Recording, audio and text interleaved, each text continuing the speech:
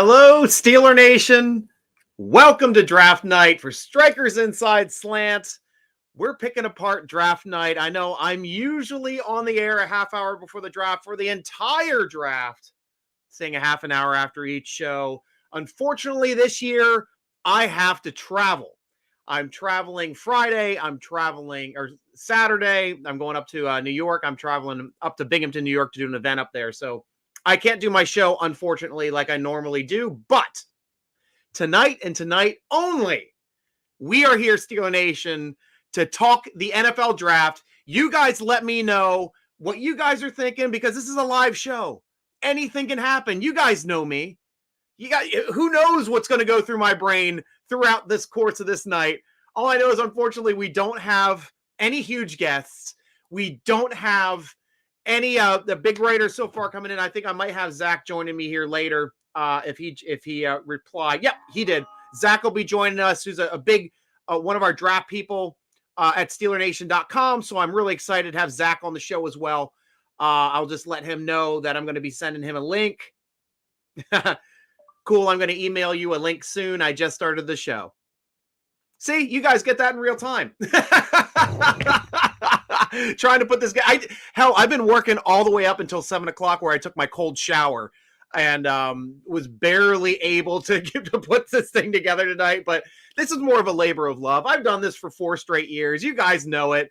Heck, Robert C. Cooley Man definitely knows it. I'm glad to see Steeler Nation from Steeler Nation Football Forum over at SteelerNation.com. Cooley Man's one of the coolest moderators over there from Houston, Texas. Thank you so much for joining the show. Great to hear back from you. You obviously or should be letting me know about your Houston prospects this year. I know we were talking about it a little bit earlier in the month in March when I was doing my shows a little bit more often before we got super busy, but want to hear your Houston perspectives because I know you're always there to show us your Cougars to look out for in the draft. And Steelers might be drafting a couple today. Bob, welcome to the show. Stryker, we are here for it. Awesome to hear. Awesome to hear. Another Steeler Nation member jumping on with the Honey Project. Great music over there too, guys. Give the Honey Project a follow on YouTube. So excited as well. You let me know if you want to jump on. Give me a quick email or a group me direct. I can give you a link. You can jump on as well. Gary Shemry, welcome to the show. Let's go Steelers. And that's what this is, guys. The Steelers perspective.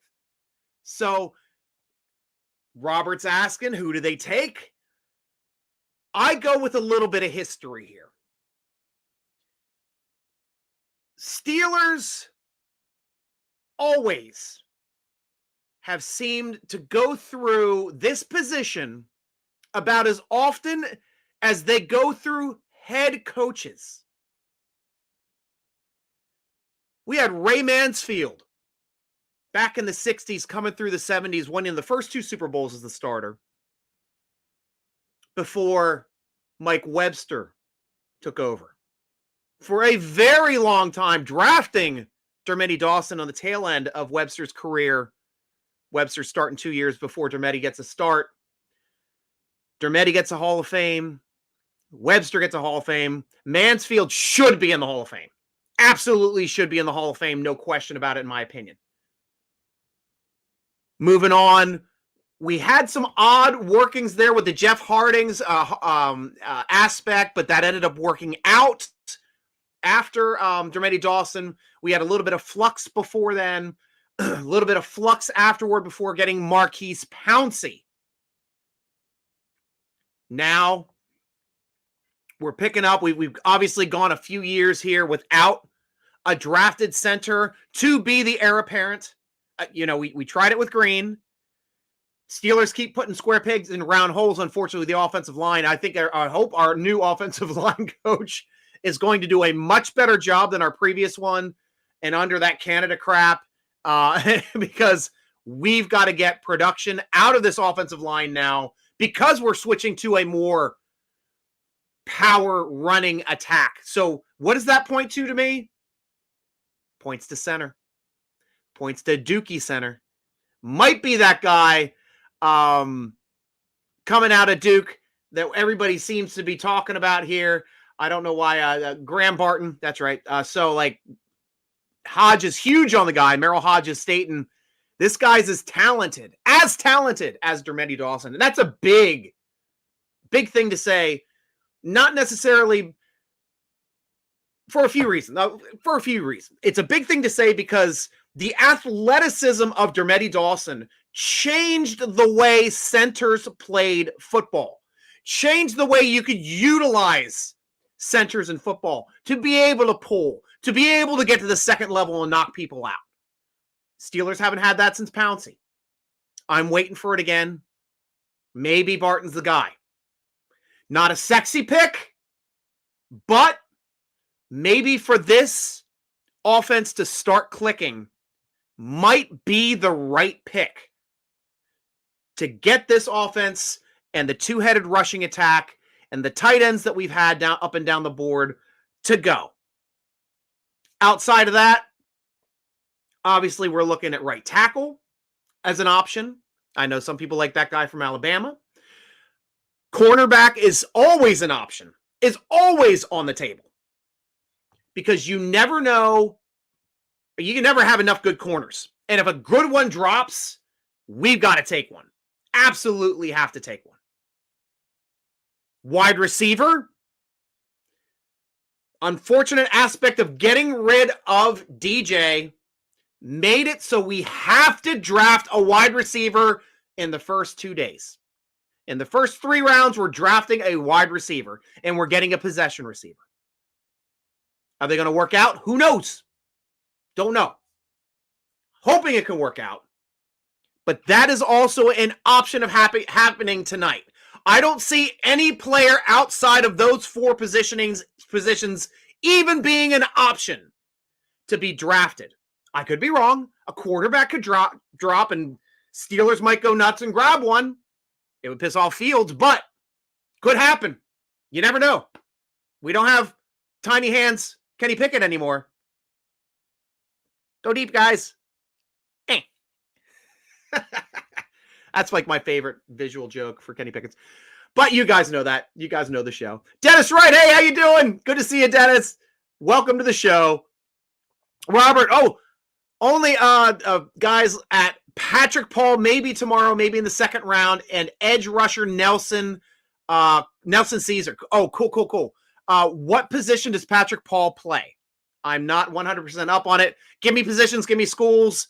Guys, I haven't done any work because I didn't think I was going to do the show at all. We're just talking. We're having a good time. You guys know me. I know you. Happy to have this show going on, obviously. This year's center is a sexy pick. See him in those Blue Devil undies. Graham Barton comps favorably to Connor Williams. I like that take there, Bob. Connor Williams being a great player as well. We'll have to see how that rolls in. There's that. Zach is so excited to be joining later. That Steeler Nation energy. And I will have Zach on here very shortly as soon as the draft starts here, popping up here at 8. Because that's what we do. I can't wait to hear Zach's take because Zach knows the draft way better than I do. He's been doing a lot more research on it. Really looking forward to hearing his takes as well, especially as we start the draft, especially as the first pick starts dropping on here on the board. But I'll have him on here in the next 5-10 minutes. Sure of that. Paul, the offensive tackle. Gotcha. And that would be a position that the Steelers could be targeting.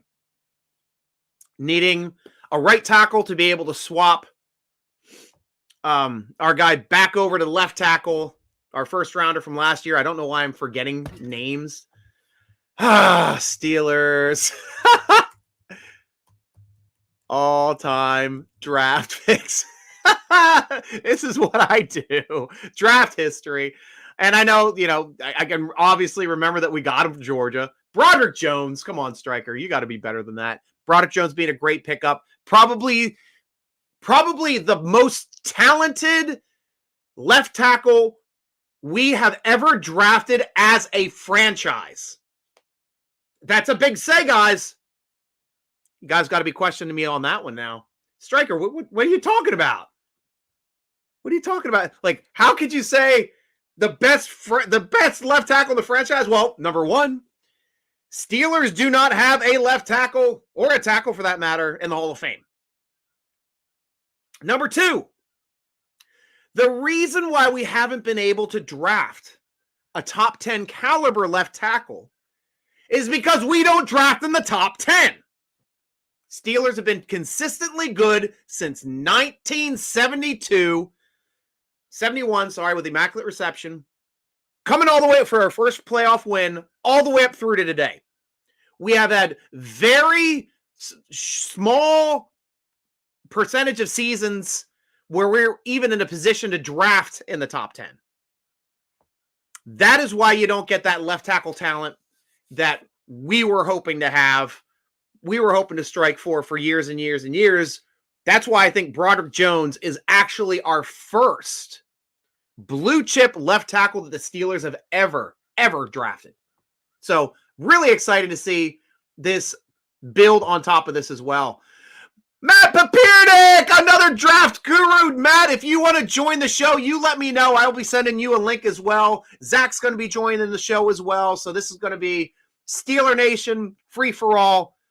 Matt's been big on the show in the past, obviously letting us know what he thinks about the draft, what he thinks about players, gives his takes, and a big part of the draft shows as well. So happy to see Matt around. And Matt, if you're available and you want to jump on, please let me know because I will happily have you. Awesome to hear. I will, my friend. See, look at that, Steeler Nation. This is how I build a show. Hanging out with you guys, drinking some iced coffee. Oh, guys, I hope you also have a drink ready because as part of Stryker tradition, every time we draft a Steeler, a new Pittsburgh Steeler, we welcome them the best way we know how with a proper Pittsburgh cheers. I am going to be drinking Guinness Zero today because I have not been drinking for over 2 weeks. I've been getting in shape. My shape is no longer as round as it's been. It's getting a little bit more triangular. Working on it, doing some CrossFit in the mornings now for an hour. I'm kind of glutton for punishment on that, and then still trying to do all my work stuff, which is essentially CrossFit as well, moving heavy things from one place to another, just the way that it goes. But getting back in shape, eating a little bit better. I'm actually upping my protein. I wasn't eating for protein for a long time, but I'm trying to build a little bit more protein mass. So that's what I've been up to. What have you been up to, Steeler Nation? What have you been excited about in the real world as well? We're not just linked strictly to talking the draft because I've got a lot of interests. You guys have a lot of interests. You guys know I love whiskey. You guys know I love beer. And actually, the Guinness Zero is in my top 2 of favorite non-alcoholic beers, and it's on there. Like, I drink this anyway. It pours, drinks, tastes exactly like Guinness Stout. They knocked it out of the park. So if you're looking for a non-alcoholic alternative and you like Guinness Zero killed it. Absolutely killed it. My second favorite too is the Samuel Adams, and I'm not a big fan of Sam Adams. I don't usually like any of their beers. I think their hop profile is too similar. Not that a different, and it gets repetitive to me. But their non-alcoholic hazy IPA is one of my favorite beers, period. Really, really like that beer. And that's another way for us to stay healthy if you're trying to cut your drinking a little bit, but that pours nicely, gets a nice head. You can sip on it, have just like you're drinking a regular IPA, and I like that as well. So there we go. I'm writing down links to the for the draft show, and just have to pull it here so I can send that to Matt and Zach. So we're all set to get going here. Where's my link? I have to always like figure out how to do this stuff again. There's my copy link. I'm not like Joe Rogan. I don't have somebody running my board behind me, being able to bring up the stuff that we're talking about. I do it all myself. And so I'll send the links here right now. See you soon. Boop. And that's out. So Zach and Matt, I'll be seeing you guys soon. you guys can join there in the green room, and I'll pop you on when we're ready to start moving on that. And Travel Buddy, welcome to the show. Glad to have you on draft day. Guten Abend, Mr. Stryker. How have you been, brother? Oh, I've been as good as I can possibly be. Gestimmt, yeah, having as good a time as I can. I enjoyed today with my daughter. It was take your daughter to work day, and we just worked on loading vehicles. She painted a bunch of Adirondack chairs for one of our events. She's 11, and we had a blast there out in the yard. I'm sure she'll make a cameo here in the show before she goes to bed. So as far as for that aspect of it, really having a good time. My wife is making dinner. So she'll be bringing down some dinner here soon. I have no idea what it's going to be. It's going to be a surprise. I'm like, I'm doing draft show. Got to go. So, but looking forward to that. But you've got coffee, beer, and chicken wings are ready to effing roll. Hell yeah, Travel Buddy. That's what I love to hear. Oh my gosh. Guten Nacht. Oh gosh. I forgot how to say friend. It's been a while since I've been in Germany. Deutschland, yeah. But happy to have you back on the show, my friend, and happy to speak a little bit of broken German with you. Robert C. Hope you were aware that you have ruined the draft this year. Now, I have to listen to the idiot talking heads this weekend. I am sorry for that. I'd love to be on the show. Don't get me wrong, because, I mean... Cooley, I think probably one of my favorite draft moments with you is when I was wrecked and you were wrecked, and we were just drinking all day on Saturday, having a great time, and then shooting back and forth too on the forum. And I was getting a little snippy, and you and we were going back and forth. I'm like, well, you can ban me then, and then you banned me. So then I just went to bed. But you just did it for a second and popped it back on. But I didn't know that because I was tired. I'd had to pass out anyway at that point. But that was a fun moment. I got banned yet again from Steeler Nation. It was the third time I've been banned from SteelerNation.com. Some reason they keep bringing me back. I just can't quit you, Stryker. I just can't quit you. And I'm sober. This is sober Stryker. So this is what we got tonight. Bringing up stories, draft day stories.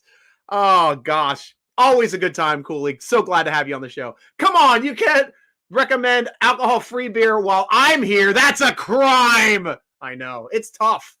I will recommend, before I stopped went on my drinking hiatus, I got a new whiskey. It's flavored whiskeys are a big thing. You got your peach whiskeys, you got your honey whiskeys, you got your red stags, you got your peanut butter whiskeys, which are really popular as well. There's a whiskey out there right now, which is chocolate mint. And I'm looking it up on my phone right now because I took a picture of it. I bought it. It was on sale at State Line Liquors in Delaware, and it was for like $17. I'm like, sure, I'll try that out. I'll see what that's like. Come on, gosh, man. I hate how I don't like to have Google back up my freaking stuff. I don't want them to have all my stuff online. So every time I jump online, they're like, hey, you want to back up your stuff? I'm like, no, I don't. Here it is, guys. See if I can bring it into a point. There we go. It's called Numbskull.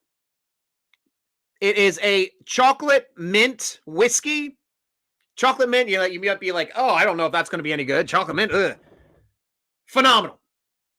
Phenomenal whiskey. It's like $17, and it has a nice minty taste, that mentholy flavor to it. So it's like a cooling whiskey. It's completely different than any other whiskey experience I've had, because as our whiskey drinkers know, and our bourbon friends know, and our Scotch drinkers know, when you're drinking a whiskey, you get heat. Numbskull, zero heat. You get cooling. It's freaking amazing. So it's always it's just this different experience that you're able to try. Highly recommend Numbskull. Give it a try. It's a new whiskey experience. Nice hat. Thank you, Booted. Appreciate that. Shortest banning ever, right? Wasn't a month long like coaches. that was another good draft day story. Oh, gosh. And I'll give this draft day story quickly. If you're on the Steeler Nation forum, we always go back and forth. We've got this poster named Coach who is always right, never wrong. And there's one year he was saying that Cooley's guy that he was pimping from the University of Houston, Ed Oliver, was going to be a top 10 player, who said it 2 years before he was drafted in the top 10. It became this big running thing. Coach is like, no way is he ever going to be top 10. Cooley's like, going to be top 10 as long as he doesn't get injured, because that was before the football season started for Houston that year. As long as he doesn't get injured, he's going to be top 10. So that was the bet, was going to be like, if he ends up in the top 10, you're gone for a month. So that was crazy. And that was the year we actually moved up to top 10 to get Devin Bush. Ed Oliver went to Buffalo at number 9. Had a great year last year as well. Love to see him still progressing, still doing well, doing Houston Cougars. They're proud. But it was such a fun moment to see someone, that was the bet. If you lose your band for a month, see ya. And they were trying to like get out of the bet and try to change it and backpedal. It was hilarious. It was a lot of fun. It's one of those things you can only have in a forum, like an 180-page Dree Archer forum that went on for days. Absolutely, absolutely odd, but still something fun. Travel buddy, almost the same word. Friend, Frund. Yeah, mine Frund. Yeah. Thank you so much on that. Wait, what is it? Geez, why am I?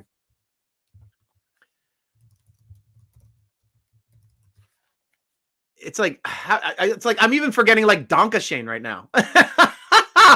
Donkashane travel buddy. Love it. Yingling ice down and some Red Breast Irish whiskey to toast the Steelers pick. Red Breast is an excellent Irish whiskey. I will recommend any Irish whiskey but Jameson. I drink a ton of Irish whiskey. That is usually my favorites and less expensive than scotches. And usually they taste more like a Highland Scotch anyway. Very sweet, very mild, very caramely. Cannot go wrong with an Irish whiskey, except for Jameson, which is all wood. It is so heavy in wood tannins and it's bitter. And I don't like Jameson at all. Not a Jameson fan. Bob! Friendly reminder, please hit the like button. Please like, share, let everybody know this show's going on. You got some Steeler friends that you want to let them know that we got a fun show going on. We got Zach here about ready to jump on with us here too. He's got all of his information. I can't wait for him to jump on your show. But guys, remember, this is how we stay here. Like, share, let people know. And thank you so much for being here on the show, being the part of the show, because this show is us. This is the conversation. Everybody going on, talking, and what we're doing. Thank God I went to bed at 8 p.m. and slept until 11:20 p.m., so I'm prepared. But even then, it's going to be a long night. True. Do you currently live in Deutschland right now? If so, yeah, you're way ahead of us. At 6 hours, I think. 8, 9, 10, 11, 12, 1, 2. 2 in the morning? If that is the case, let me know. Let me know where in the world you are right now, travel buddy. I think that's really interesting. Sounds cool. Have to see if I can get it here. True. Ian! What's up, Stryker? Let's do this! Great to have Ian on the show. Ian has always been a big contributor on our draft day shows. It's one of the reasons why we love having Ian here, and his wealth of knowledge all the way back through the 60s to today, playing all the greatest hits of the 60s, 70s, 80s, aughts, and today. Ian White, back on the show. So great to have you back here, Ian. And looking forward to hearing your comments too. I think, guys, now it's time to invite Zach onto the show, our partner in crime. He knows what's going on.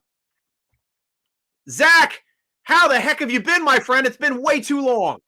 It has. There was actually a reason for that. I'm about a year healthy now, or a year removed from when I think the day after we stopped the live stream, I found 13 ulcers throughout me.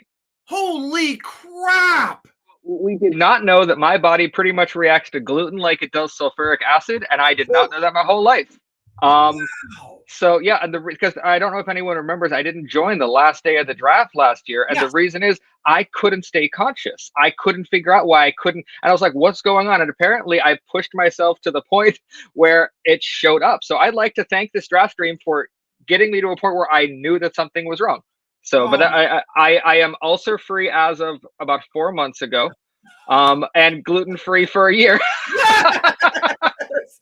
So I won't be recommending any beers to you unless it's a gluten-free beer, obviously. So, No. yeah, I do not drink, so good. So that helps. That helps keep everything up and going. Then, so obviously draft day today. I know you're a big writer for SteelerNation.com. Give us some insight on your feelings about just today first. What kind of direction do you see the Steelers going to? And if the Steelers number one option isn't there, what are some other options that you think the Steelers might be going toward today? Well, the best thing about today, and the last article I wrote actually talks about it. There's almost no downside today. And the downside we felt that way going into last year, but I was always worried, and I said it so many times last year about the Canada of it all. And everyone thought I was over exaggerating. I wasn't. So this year, I really don't see a downside. I was so high on center about a month ago. I wanted Jackson Powers Johnson or bust. I felt it was a great fit. And as we approach the draft, he is less and less high for me, and center in general, weirdly enough, is less and less a first round priority for me. I think when we get there, we're going to find a tackle we didn't expect there. We're going to find a cornerback we didn't expect there. We might find one of the top two wide receivers took a tumble, and we did something that is better than a smaller than average, but kind of feisty center that we can get. We can get Zach Frazier in the second round. I'm very confident of that. We can get Cedric Van Pan in the third round if we have to. Awesome. Center will take care of itself. So I'm not too worried about what we'll pick. Worry isn't the right word. There's no concern. I'm intrigued because we could see anything. We could see us make a trade for Brandon Ayuk. We could see us make a trade for Justin Jefferson. We could see us trade back. And it would all be great because I don't know if you feel better about Justin Fields and Russell Wilson and Kenny Pickett, but I certainly do. So yes, I do feel better with having Russell Wilson and Justin Fields over Kenny Pickett, just from what I've seen. Though the one thing I loved about Kenny Pickett, he was a winner. The guy won. Like, no question about it. He knew how to manage a game to the point where he could win it at the end. He was very Tim Tebow in that way. I've always been comparing him to Tim Tebow. I'll stop doing it when he starts throwing more multiple touchdown games, where Tim Tebow could at least throw multiple touchdown games and ran for a lot of touchdowns. But that's just the long and short of it. It was a magical season with Tebow that year.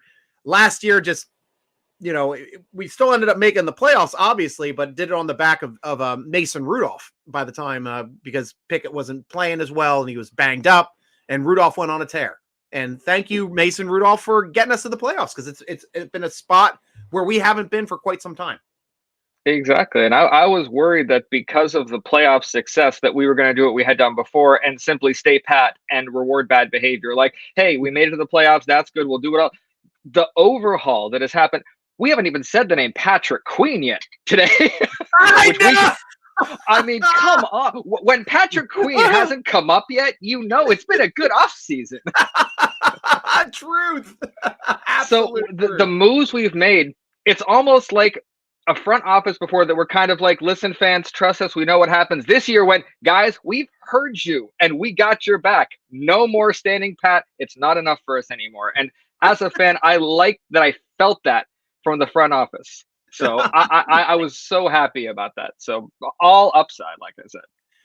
Yeah, because obviously we were going to go into this draft knowing that inside linebacker is probably going to be a position of need, like it usually is. But I will say last year, Omar Khan did something that our previous general manager could not.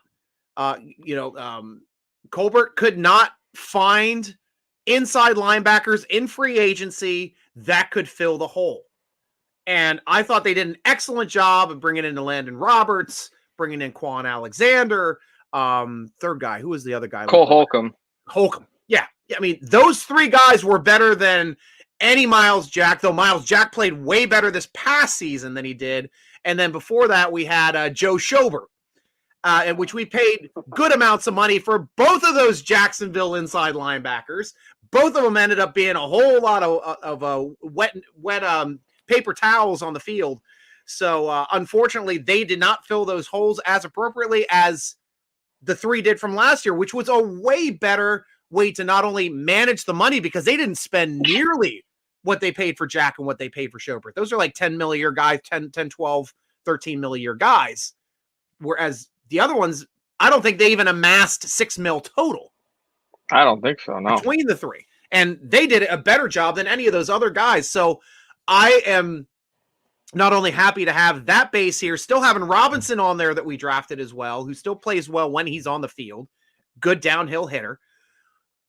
And then you bring in a guy like Queen, who is like, I mean, yes, he had his best year playing next to arguably one of the best inside linebackers in the entire league since they picked up dude from Chicago. What's his name again, Zach? Roquan Smith. Roquan Smith. Thank you very much. I'm not in full mode. I've still been in work mode, and I appreciate you guys filling in the blanks for me. But yeah, which a lot of my Ravens friends will tell me that, he didn't have as good of a year. Well, actually, let me get into my Baltimore accent, not as opposed to my dog's accent. You know, Horn. Yeah, Patrick Queen. Yeah, he didn't do anything till we got Roquan Smith over there playing next to him. He was just a bum. He wasn't doing much there in Baltimore. So, he's gone. That's okay. No skin off of us. And I'm like, he only charged us 13 mil a season. And he was productive as nuts for you last year next to Roquan. Yeah. It is dumb that you didn't spend 13 mil just to keep that production on the field. Like, sure, you're paying Roquan 25, but that production is insane. That's what we're doing with our outside guys. We got Watts paid 25. We got a Highsmith over there, 13 to 15. You keep those playmakers when you've got them. Yeah, I remember when even though Bud Dupree didn't do as great when he left, I didn't feel right about that. I'm like, we're not just going to be okay after Bud Dupree. It took us a little bit to get the Alex Highsmith of it all in there.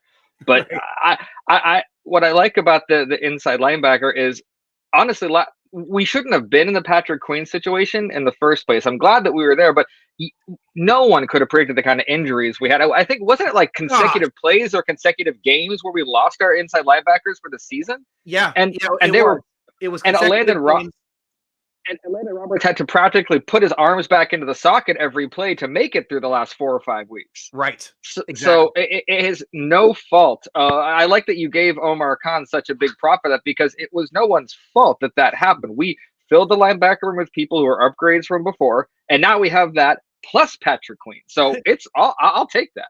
And it was deep. That was a deep linebacker room. Like he not only built the linebacker room, but stocked it, because we went into that offseason. I think like Robinson was the only linebacker we had on the roster. Yeah, going into it. We jumped everybody. And they completely rebuilt that room, except the problem is like injuries will not derail your team when you're deep unless you have all the injuries at one position. And we had all of them at inside linebackers. We lost 4 of them. 4 starting caliber inside, all 3 of our rotational ones. Yeah, and we still made it to the playoffs. Right. We still were a playoff team. So thanks to Miles Jack coming through. Like Miles Jack playing better than he ever did when he was making more money with us. Like he came off the couch and he had a great turnaround for us. Weirdly enough, that's a big reason I'm excited about Patrick Queen. I think that's going to translate. I like a guy who's heard, he's not as good as everyone thinks he is. He wants to prove, I am on standalone. I am good enough to be here on my own without Roquan there. He is hungry and and this is a great place for him. So, yep, it's 2 a.m. I'm going through some of the comments here. Ian, I think this round we go center, either Jackson Powers Johnson or Van Pran. Obviously saying we could probably get them deeper, but could be an option. True, good point. Timbro, welcome to the show. Robert, good to hear from you, my friend. Here we go. Steelers is not the phrase we're going to enjoy hearing Russell say to end his news conference after losses, guys. Okay, you're not a Russell fan. Tell me why you're not a Russell fan. Remind me again there, Robert. I remember you think you brought this up before, but we have Fields as well. We'll have to see how it shakes up, but I don't mind Russell Wilson. He knows how to take a team to a Super Bowl multiple times. Travel buddy, congrats, Zach, for being healthy. That's more important than anything else, even this draft. Exactly. Could not say it better. Deutschland coming in for you. Oh, there's a cattail even throwing up there on your side. Looks like you got a Bengals fan cat as well. Mine is sitting here in the doorway. She will be obviously jumping up here soon to let us know when the Bengals draft, to let us know that that's the player that we wanted. What I'm excited about is I want to know who's going to be the Nick Herbig of this draft. Who's going to be that guy who not only do we really not see coming at all, but when he does, we're just so excited. I want to see. We're not going to know that until like halfway through training camp, but I'm excited to see who peaks that this season. I will tell you, I have a theory, and not a theory, but I like to watch preseason, and in the preseason, there are certain times where you see certain players that just jump off the page on how good they are out of the box. Joey Porter, I remember his first 2 years in the preseason when he wasn't starting yet. I think Gilbert was still ahead of him at the time. And he was just making play after play after play, splash plays, interceptions, forced fumbles, sacks, all over the place in preseason for 2 years before he became a starter. And I'm like, this guy's going to be great. Same thing with Harrison when he got back on the team and he started behind Joey Porter. And when we got to the point where we were getting ready Joey Porter, I was like, guys, I'm not worried at all. We don't have to go out and get anybody else. Harrison is ready to step in as a day one starter. Tomlin saw that. He made him a day one starter. Did the same thing with Ike Taylor because Ike Taylor was in Cowher's doghouse. Turned both of those careers around for both of those players and at least gave them both the opportunity to be starters and play to their strengths, which they did. So I will say Nick Herbig is one of those guys, when I watch him on the field, even in regular season, guy's unblockable. Guy plays like TJ Watt. Yes, and that's not an exaggeration. It's not. And last year was the best third and fourth backup offensive tackles, outside linebackers, sorry, not offensive tackles. Our best third and fourth outside linebackers that we have had on this team since I've been watching them. Since like Harrison was probably the best third when we had Hardings and Porter ahead of him. Nick Herbig is there. Nick Herbig, I'm not saying he's going to be Hall of Fame level like Porter is, but he's jumping off the page. And even when he got on the field regular season, he was still getting sacks. He was getting pressures. He was. It says something when we were going into Buffalo last year for the playoff game that even though I was worried because of the TJ thing, in my head, I'm like, maybe Herbig's got it. And there's no reason you should feel like that of a rookie stepping in for someone like TJ Watt. But something in my head went like, it's not too much for the kid. So even though we didn't win the game, those things aren't too much for him. So moving forward, and from what I've heard, he's coachable. He's a genuinely good guy with a good support system, and that translates into longevity for a player that can stay healthy. So here's what my opinion is for Nick Herbig. How long is it going to take for the Steelers to realize this guy has to be on the field as a starter? I was in the situation where, like, we have to up this guy's snaps because if he's being productive with 5 snaps a game, next game, he should be having 8 snaps. Next game, he should be having 10 snaps. Next game, he should be having 15 snaps. Get that guy in, get that guy rotating, get that guy up to speed with the league. So now if he start in the short amount of snaps that he has with the pressure that he gets per snap, it's better than anybody we have. He's like up there with Watt numbers with how he pressures absolutely per snap. So My take, and what I've been saying, I've said this on the show a couple times, is would the Steelers look to move Highsmith for draft picks to make Nick Herbig a starter? We might see something like that in the draft today. See that? I don't know if I could see it happening today, but because the interesting thing is if it doesn't happen today, and just say for the sake of it doesn't happen next year, all of a sudden now you're getting into that danger zone where TJ's about 32, almost 33 years old, and you look at Highsmith and you're like, I don't know if I want to give that up. I want to carry on the TJ thing, get him out, and then just move Highsmith and have a revolving door. So in my head, I'm hoping that the staff functions like this. I would talk to Herbig. I'm saying, you know who you are. You know what you can do on the field, but you also know what team you're on. Yeah. You know what you could accomplish if we have that revolving door, and you could be the next great duo if you serve your time. So money is going to play a big thing, and I wish it wouldn't.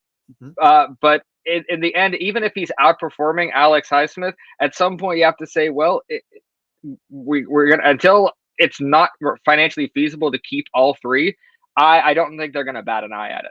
Well, here's my problem with the just the assessment that you had. I just have a small disagreement with part of it, and it's not from what you said. It's strictly that TJ Watt's under contract for another 4 years, 3 years, 4 years, I think. Highsmith is under contract for another 3 years. Because they both, I think, because I think Watt was a 5-year contract and Highsmith was a 4-year contract. Both of their contracts cover the entire time Herbig's on his rookie contract.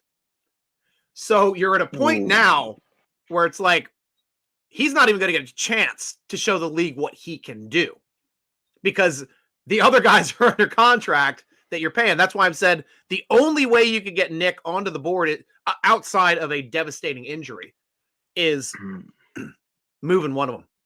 And I don't think the Steelers, just from the way they do business, they never move franchise players. And TJ Watt is a franchise player. TJ Watt, we get multiple first rounds for. Oh, absolutely. No two ways about it. See, I'm wondering, because what you said is true, that we don't move franchise players, but we also don't fire coaches midseason. So what I'm saying is, first time, you're right. So I'm looking. We did it. We did it once because the owner was the coach and he fired himself. I love that fact. When we're like, by the way, it barely counts that we did it once before. So everyone, but I don't. As great as TJ is, I don't want another Ben situation where we're hoping that maybe Ben will be his old self while we are hemorrhaging money. I mean, Ben's team-friendly contracts. And I don't want to say this because I'm not Ben. I don't know his financials, but at some point I'm sitting there. I'm like, do you want to win Super Bowls or do you want to make a bunch more money? Because we're not now. You can't do both with how much we're paying you, Ben. And then people wonder, well, why did Ben walk off sad and injured at the end? I'm like, because he should have been gone probably 3 years earlier in a blaze of glory with a bunch more money for the Steelers. But for Ben's ego, we kept him on. Number one, I don't see Watt. I can't see a Watt or TJ in general doing that to a team. From what I've seen from that family, it means more to them. Yeah. So I don't know if it would be a Steelers or nothing kind of thing, but if it got to a point where they were like, listen, TJ, you deserve more of your career, but we can't make that happen here. He would say, okay, well, and they would work out something that was best for both teams. I can't see them just saying, he's a franchise player, guys. We don't do this. We can't. So I agree that we normally wouldn't, and Ben handcuffed us, but I'm hoping because of what I've seen the last year and a half, 2 years, we're starting to learn from mistakes we didn't learn from before. Yeah. And that gives me hope for that. Good call. Great point, Zach. And let's go. Guys, we got to go to the comment list. I got to catch up here a little bit. Bears are on the clock. The draft has officially started. I'm sure Goodell's being a D-bag somewhere and everybody's booing him, I hope. Dennis Wright, only 1-year contracts on Wilson and Fields front. That sucks. I completely agree. And honestly, like Russell Wilson is only a Steeler for 1 year because I don't think the Steelers are going to pay him 30 to 40 mil moving forward. But Fields is not going to get the 5th-year option also from the Pittsburgh Steelers because the Steelers don't want to lock in 30 mil on Justin Fields yet, but they may make him a contract offer and a multi-year deal, maybe in the 20 range, before the season starts. Pay him, give him guaranteed money, make him happy, at least in that respect, even though he might not be starting this year. Hang him out there, say, hey, look, you're our guy next year. You're our guy if there's an injury to Wilson. Wilson's old, so it's nice to have that backup, that young, youthful backup as well. And it would also be great if they use him in package situation like they used to with Slash, as a guy that can be mobile in short yardage situations, which is a dual-edged sword. A, Fields is awesome in short yardage situations. B, it helps your older Russell Wilson not get hurt when he's out there on the field as well in those short yardage situations. So best of both worlds, maybe at goal line, maybe some options there. We'll have to see if the Steelers pick up that Slash option again. Tim Burrow, that was a hey guys at the end. Sup? We're hanging out, man, having a good time. Getting Queen was a steal of this offseason. Absolutely. Absolutely. Got here. One of Thomas' problems the last couple decades has been him prioritizing position flexibility over allowing offensive lines to gel, and that'll be super true if he gets Graham Barton. Because Graham Barton, is he position flexible as well? He is. He's a guard, but he played a lot. So that's one of those guys. He's not a true center. He's not. We would get him for his flexibility, and that's the. I'm not as high as Barton is on a lot of people. I won't be Kenny Pickett mad if we end up picking him. Yeah. But it is my new thing now because my wife still remembers I screamed out loud when I was so angry when that happened. Who did you want at that point in the draft? Who were you? Because I know the corner was on the board. I wanted who was it? Malik. I wanted Malik Willis, or was it Desmond Ritter? Was it those two that year over Kenny Pickett? If we were going to take a quarterback, I didn't want a quarterback in the first place. I wanted another big guy to block for Najee. I wanted Broderick a year before we drafted Broderick. Yeah. So that's what I wanted. We should have waited for the last pick of that draft to get the best quarterback anyway, Brock Purdy. So that's the thing that really burned you. Brock Purdy ended up being the best quarterback in that draft, the last person taken in that draft. Robert, hopefully Omar and Andy have Mike sit in the back seat so they can plug in players, and he can't screw up the lack of good positional coaching. That's the idea. The GM guys are supposed to take the front seat on draft day. Graham Barton was a tackle in college, and his NFL team have to teach him to be sent. He's not the right player for the Steelers, who aren't good at coaching. I will agree with you with one respect here, Robert. Steelers have really screwed up at the position flexibility. Players putting them in the wrong positions. Happened with Dotson. Caleb Williams is a Bear. Caleb, we knew. Yeah. So Caleb Williams is officially a Bear, and I've got a peanut partially lodged in my throat. Fortunately, I'm not allergic to peanuts, but we'll agree with that position flexibility aspect. They put Dotson on the wrong side. They kept putting him at left guard when he was a right guard his whole time. You see, he goes over and plays for the Rams at right guard. He's an all-pro. Dumb. And it's not just on offense. We have Dre Archer was a great thing. No clue what to do with Dre Archer. We're like, well, he doesn't have a position, so we'll just throw him on the field and hope it works. No, we're bad at that. Right. Which is the only thing that makes me feel not as hopeful for the Slash situation as what you said, Stryker. If it was a different era, a different team, maybe, but not. Well, that's a side thing, but I'll hope for that. Ian saying, congrats to Zach for getting healthy. Thank you, Ian. I like being healthy. Right? Robert C., depending on how it plays out, I would be happy with cornerback, offensive tackle, or center tonight. Me too. Dark horse being a wide receiver. If Steelers can get one, like, don't get me wrong. If we got Marvin Harrison Jr., I'd be the happiest guy on the planet.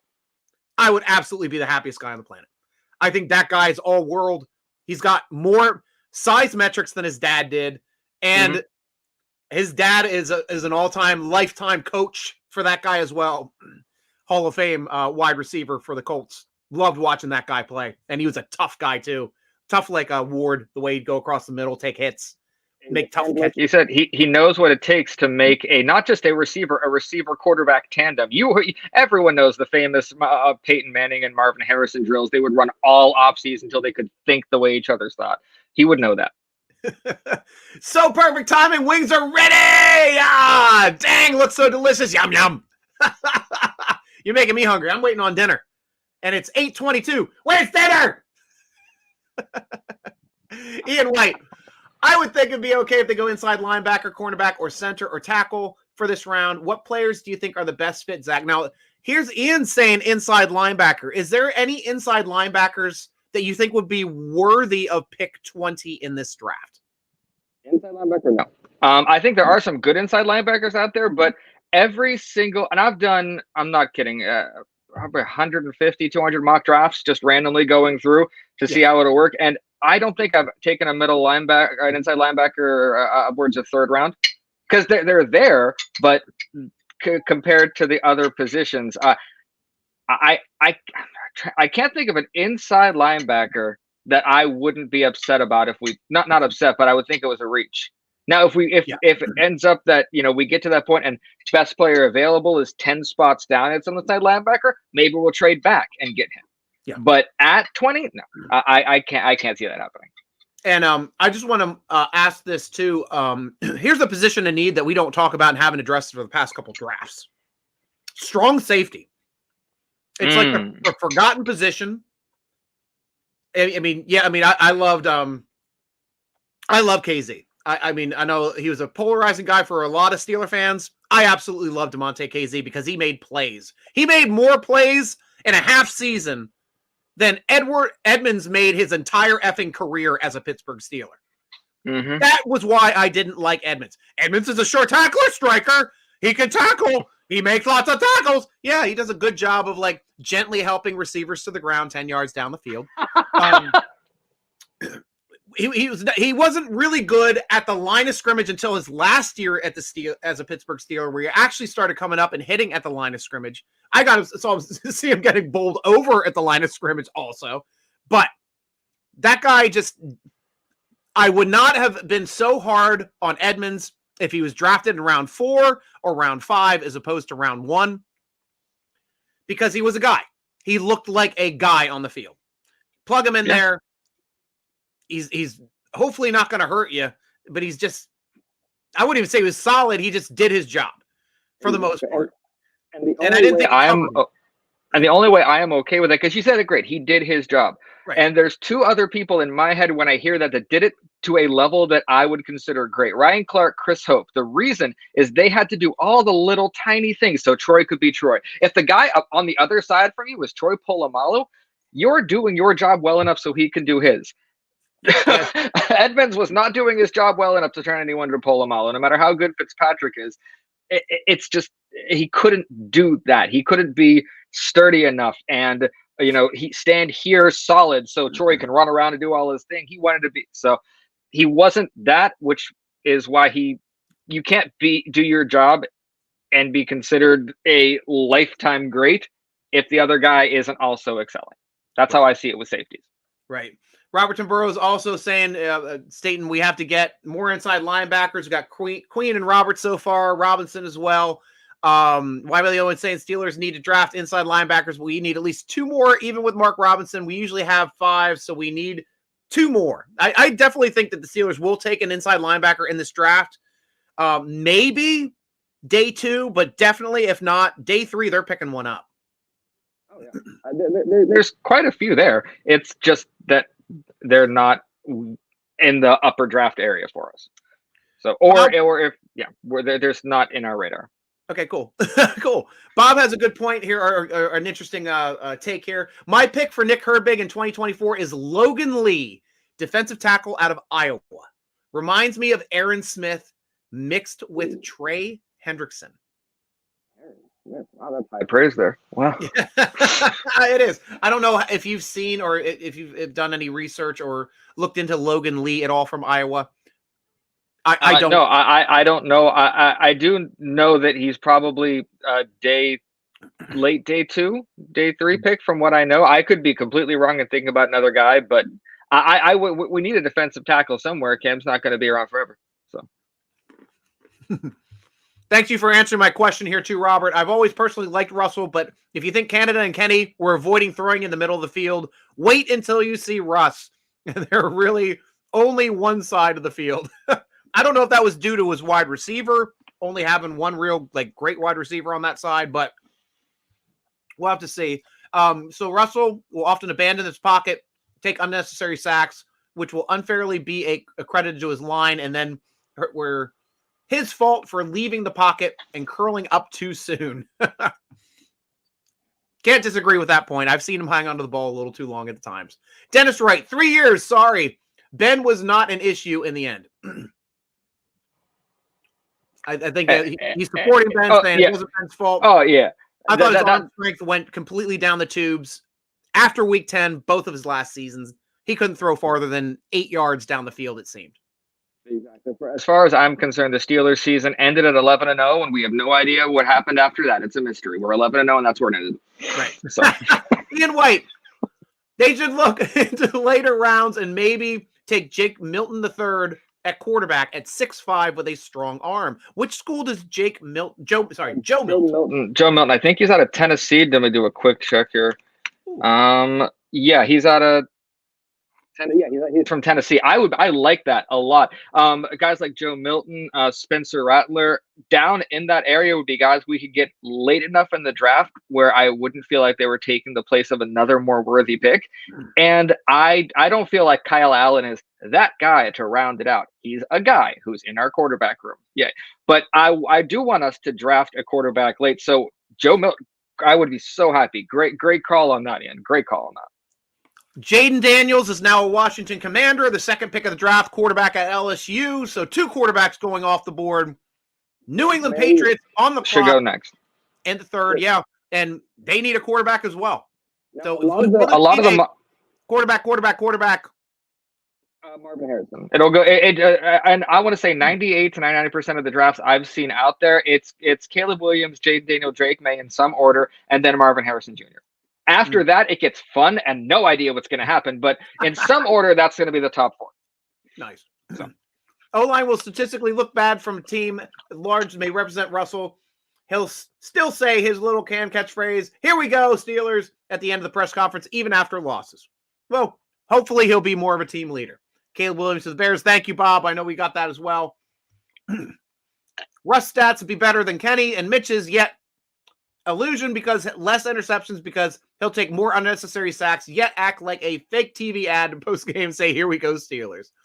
So obviously, go ahead, I agree with you on that, except for Kenny Pickett had 13 touchdowns in 2 seasons. Russell Wilson had 26 touchdowns last season. If that's the down we have to expect, I am fine with that down. Like if 26 touchdowns and 8 picks is your I'm worried about this quarterback level, we're going to be fine. Yeah. Bob here too as another bringing up another player. Peyton Wilson, inside linebacker out of North Carolina, is a great prospect. He has had an injury history, but his talent is off the charts. The Steelers won't take him in the first, of course. Yeah, we won't get him in the first. I know he's a day 2 talent, and we could get him, but the problem is, from the drafts I've done, he's gone well before I'm turning to inside linebacker. So I wish him nothing but the best, but I can't see him being a Steeler. But if he does become it, then I'll remember Bob and we'll be happy. So I don't not like Russell, as you said, Stryker, but instead I understand him better than you guys. And the real people, Pittsburgh fans, may be rubbed the wrong way. Not rubbed the wrong way. I'm fine with your opinions, man. Everybody's allowed to have them, and that's why I'm open to all opinions. So thank you at least for letting me know your perspective on Russ. What's up, Robert? We had to live through Pickett the last 2 years, so Russell might be down for you, but John had to step up for us. So one man treasure. 3 of 5 Steelers offensive line starters will be first-time NFL starters at that position. For this year, is that what you're predicting, that 3 of the 5 offensive linemen will be different starters than we had in previous years? If they're saying that, like I'm trying to understand what there's, because if we draft 2 rookies and we have Broderick Jones at right instead of left, then everyone then we would have 3 people in. If they mean that, then I might be okay with that, because Broderick isn't really the new guy, but I wouldn't be too. It depends on who the other 2 guys are, really. Carlos Daniel Goncalves, Lidos, welcome to the show, man. One of our great friends over at Steeler Nation Football Forum. He does deep dives into this as well. Oh, awesome. Lidos, I haven't even talked to you this year. Did you even do a depth chart or a big board or a strength of schedule board? If you did, I will link to it and find it. Hey, sweetie, I got some dinner. Dinner. It is shrimp and linguine tonight. I had no idea what it was. Thank you, sweetie. Virtual Viola coming in the clutch with some very garlicky shrimp and linguine and some, it looks like asparagus, so my pea is going to smell delicious. But great to see you back here on the show, Litos. Let me know if you have any stuff up. Link to it here so everybody can see your links if you do have one, because I'd like to pop that up and follow along as well. Travel Buddy, dang, 2 picks within my wings are already gone. That's how good they were. 2 picks, but my wings are already gone. That's how good. Oh, okay, I'm glad you're enjoying your. I thought you were talking about the picks as opposed to your wings. I got it now. I know what you're saying. Your wings are delicious. Awesome to hear. Pick is in for the New England Patriots. Yeah, Drake May is a New England Patriot. Not a bit. He's a quarterback out of North Carolina. So I wish quarterback. And now it should be, unless they trade out of it. But like I said, this is pretty much the lock. Caleb Williams and Marvin Harrison Jr. were the 2 that everyone pretty much knew. Yeah, we know where they're going to. Mm-hmm. So that's no surprises whatsoever. I was kind of surprised that a lot of people thought Minnesota was going to try and trade up to the number 3 pick with New England because they needed a quarterback too. But that did not happen. So Minnesota's going to stay pat at 11 right now. So that's what we got. But Marvin, I would love Marvin Harrison Jr., but unless we see a Steeler emblem up on there, pick 4, we are not getting Marvin Harrison Jr. Yeah, he has to fall quite a bit more spots for the Steelers to have a chance at Marvin Harrison. Now, for anyone who before may have thought I was bashing Jackson Powers Johnson, not at all. I would be very happy if we picked him. I'm just not as high as he was before. I saw just in the back of my head, I'm like, I hope no one thinks I'm going to be upset about that. No, I'm fine with that. So awesome. Drake made of the Pats. Yep, thank you, Ian. I appreciate you posting those as well, guys. Keep letting us know what's going on in the draft in case we get into conversations or stories. Always love to be able to knock back down. I'm following it on the draft tracker here on NFL.com. So trying to get up here as quickly as I can, but it seems like the TV coverage is a little bit quicker than what is coming through on this, but it's about the same time. So Drake May, he feels like another Mac Jones. I see this kind of just elongating the Patriots suffering, which is wonderful. That's great for me. Keep it going. So we got to see if Marvin gets picked here. Robert. Oh, this is delicious. Even if the Steelers do what I want and get the 2 O-line positions in the 1st and 2nd round, Rose will unnecessarily abandon pocket. Russ will abandon pocket. So 3 new starters at NFL position. It's going to be rough sailing on O-line. Well, I hope at least with the O-line that we start getting into a more direct as opposed to finesse blocking, which we started doing toward the end of the year last year.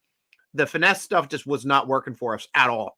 So it's much easier for new players out of college to be directly knock the crap out of the guy in front of you. That's how they do well. And that's how you get road graders killing it for you, coming straight out of college.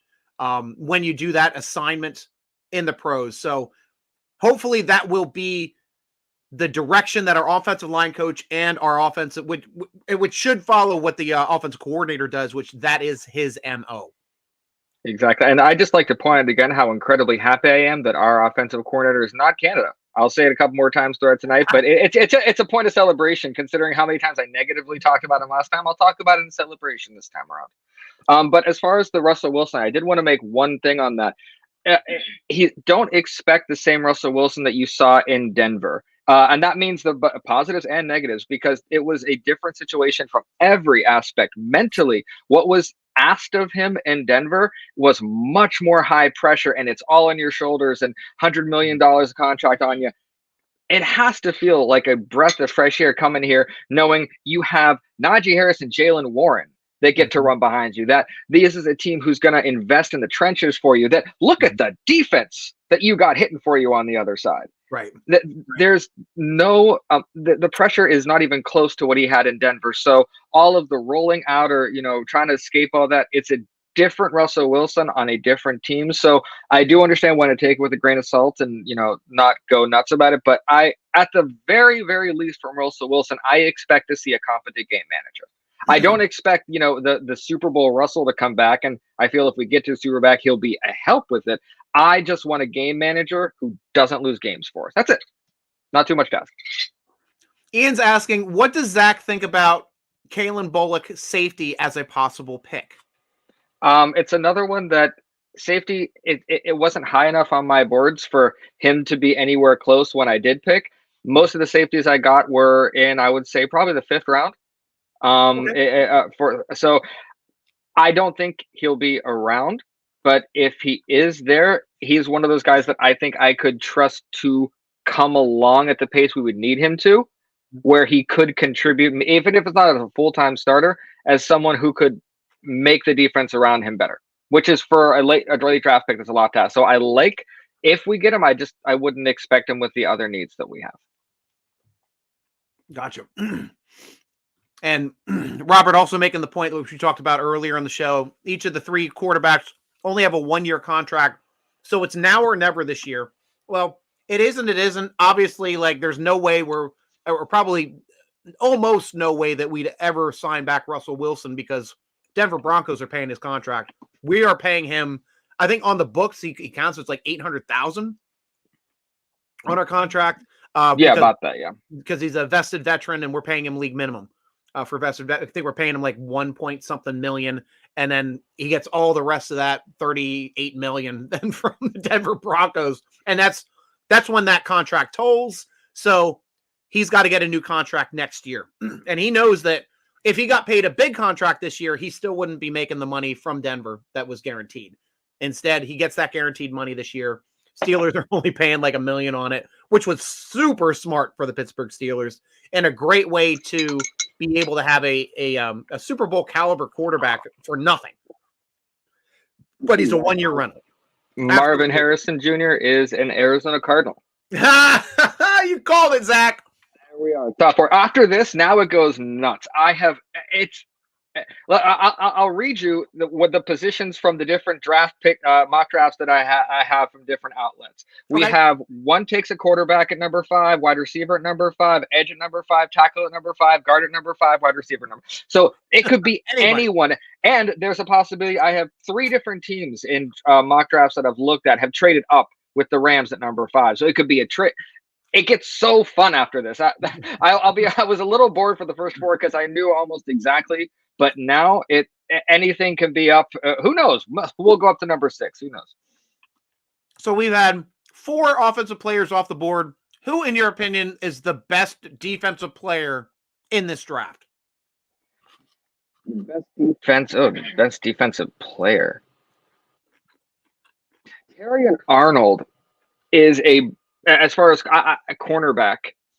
I think is one of those guys who I know we were impressed by Joey Porter, but I think Terrion Arnold, if for some reason we ended up getting, would be one of those guys where that's what an elite immediate shutdown corner looks like. Like one of those guys where he comes in and it's just a presence felt.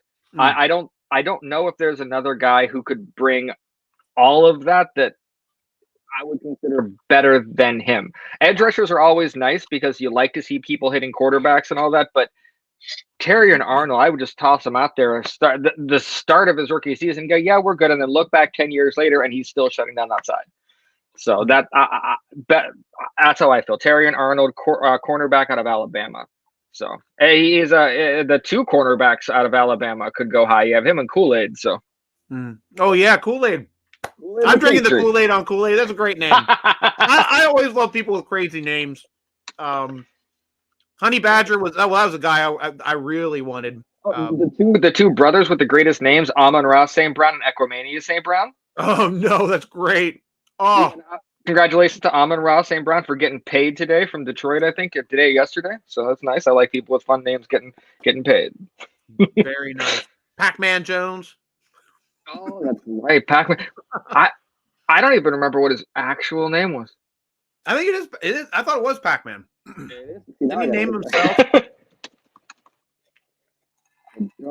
Adam.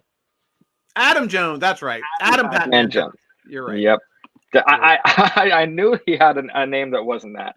So the thing is, I want to see where the run at the positions are going to be. Are we going to see a big one at wide receiver now? Is it going to be tackles? And how's that going to set the Steelers up? So the next 3 to 4 picks will possibly define where we're going to be at 20. So this is a fun place to pay attention to. There's always a pro and con, Robert, and a 1-year deal is a low risk, high reward. And it takes us, if it works out, we have a quarterback. If not, we can look for a new one without paying $20 million in dead cap or more. Exactly. And there's talk too, we're not going to be 50-year optioning Justin Fields as well. Correct. Which means that's another 28 to 30 mil that will guaranteed that we would have had to pay him for next year, or not next year, but the following year. Yep. Steelers are nope, let's just do a new contract. They're considering signing him to a long-term contract, and that may happen with Fields over anybody else on this roster being hey, we want you on this roster for years to come. Let's come up with a number. Probably, honestly, I was talking earlier with Zach about this. We think it's going to be in the 20 to 25 range. I think anything less than 20 would be an absolute steal. Oh, yeah, absolutely. At least he's going to be getting paid in some way, shape, or form moving forward to potentially become the next franchise quarterback for the Pittsburgh Steelers.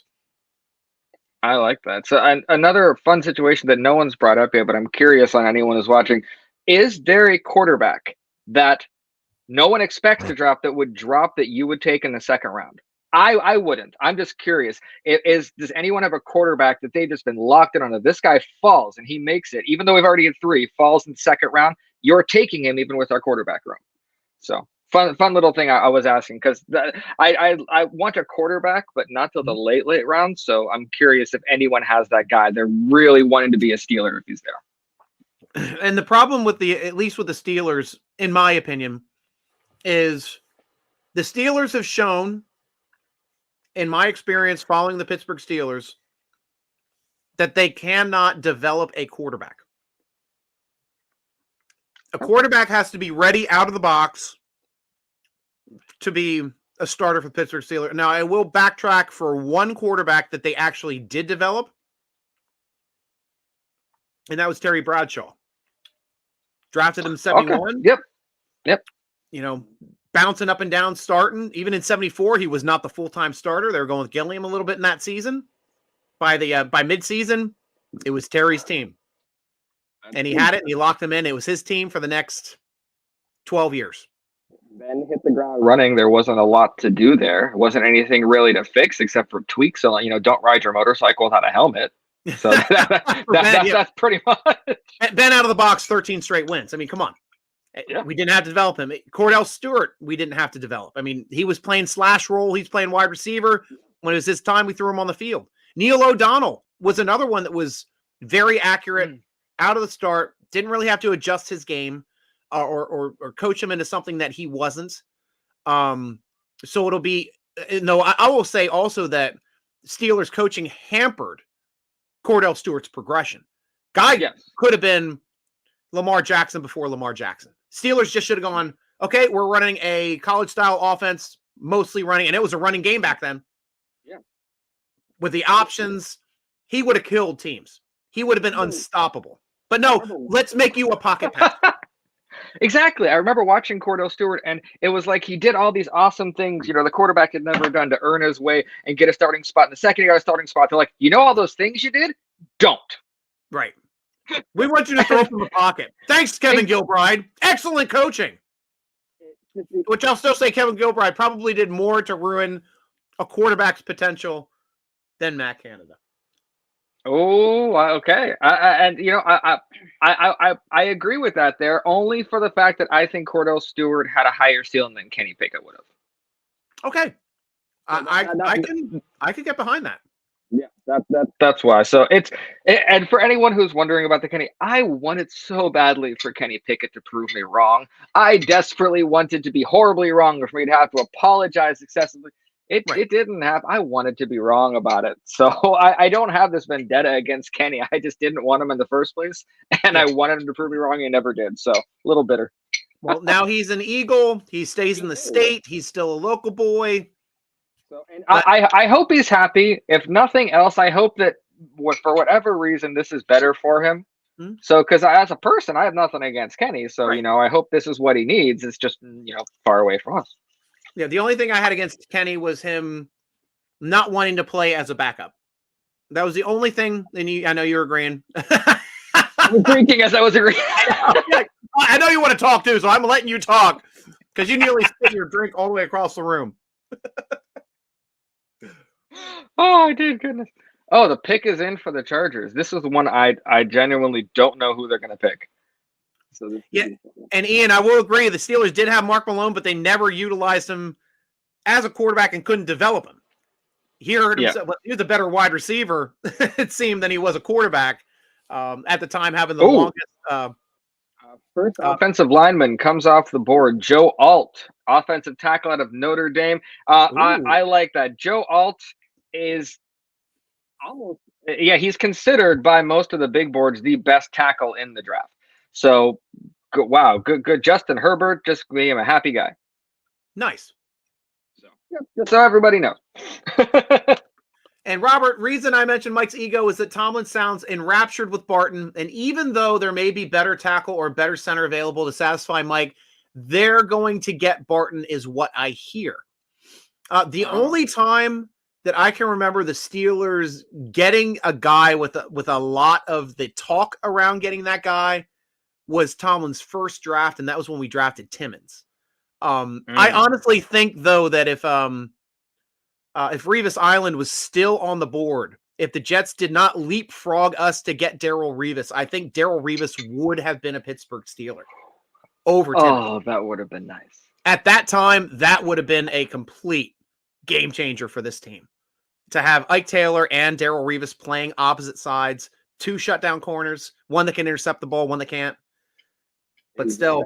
The Mike's ego comment, Robert, I don't know if you watched Mike Tomlin and Omar Khan's press conference a couple days ago, the pre-draft one, where Mike Tomlin said that he loves messing with reporters, that he'll go up and talk to prospects he's not interested in if he knows he's being watched. Oh, that's good. I'm glad he finally learned that. Yeah. So just so everyone, the smoke screens are 9 levels deep in Pittsburgh, and no one except for who's supposed to know what's going on knows. So if you hear anyone say, "I absolutely know what's going on," that person's lying to you. That's how I see it, at least. So, and we got the Giants on the board now. So, see what happens. So we're not. Oh, finish your thought. Oh, I was just going to say we're not anywhere close to where I think the Steelers might leapfrog up, so my nerves are still good. Good. So the just a little bit. We've been talking about Russell Wilson. I know Robert just mentioned his contract and what they're paying. Just so you know, Russell Wilson on the Denver Broncos salary cap is the #1 cap hit on their salary cap. He's costing them on the cap $53 million this season. Goodness. $85 million in dead cap, $39 million in cash for this season. So that was the difference. Steelers are paying $1 million on his $40 million contract. Broncos are hung for the other $39 million. Absolutely insane that they pulled the ripcord on him so quickly, because usually quarterbacks that are under that type of contract are generally linked to their team for a few years before they can get rid of that player. That's why I love the frickin' Cleveland Browns, because they're linked to him for 5 years. Mm-hmm. It was a 100% guaranteed contract, which is the only one we've ever seen in NFL history. Couldn't happen to a better franchise. Couldn't happen to a better quarterback with so many freaking issues off the field. You think Ben with his 2 problems is nothing compared to Deshaun and his 24 problems, and the bitch is all of them. And the boots on the ground, the Browns fans that are like, the day-to-day in and out, live and die with them, like my stepdad, were not happy about the Watson thing. No. I mean, so if anyone thinks the Cleveland Brown fans are like, oh, and then afterwards they got, no, right off the bat, they weren't happy about that. So, yeah. Giants Dennis pick is Wright. in, don't know. Oh, Why not have an open competition in our quarterback room? Then if Wilson will not be here next year, we're thinking of extending Fields. That's a good point too. I hope that it is more of an open competition. I know right now they're saying it's Russell's team. We got Russell on the team first before acquiring Fields. Mhm. Getting Fields for essentially nothing. Was it fifth rounder or sixth rounder 2 years from now? I think is it a fourth that could turn into I'm going to double check. It's a sixth that could turn to a fourth or something. It's something ridiculous. Yeah, it can move up, but I think it's 2 years from now. I don't think it's even then. Like, I know it wasn't in this year's draft. I don't think it's next year's draft. It's a conditional 6th-round pick that could become a fourth. So, in which draft? I'm double checking right now. I think it's in the 2026 draft. If not 2025, but still not this year. But I thought it was 2026 for some reason.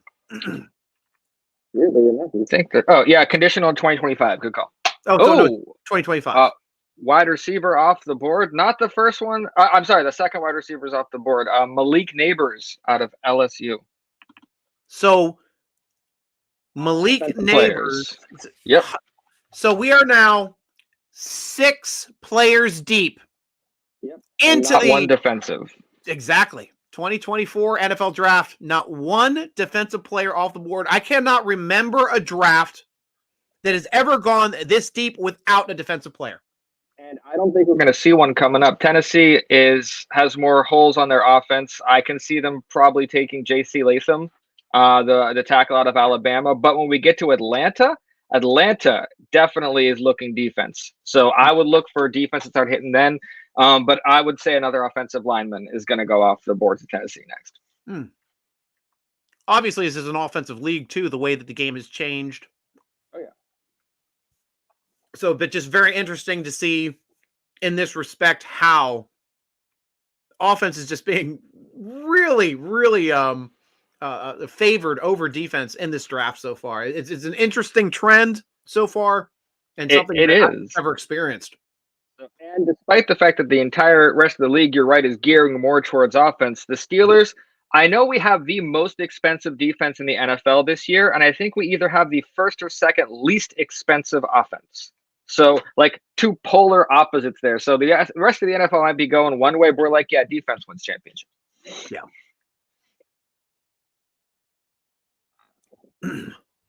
Here we go here. Malik Neighbors, I didn't know a lot about him. Oh, what's up, Robert?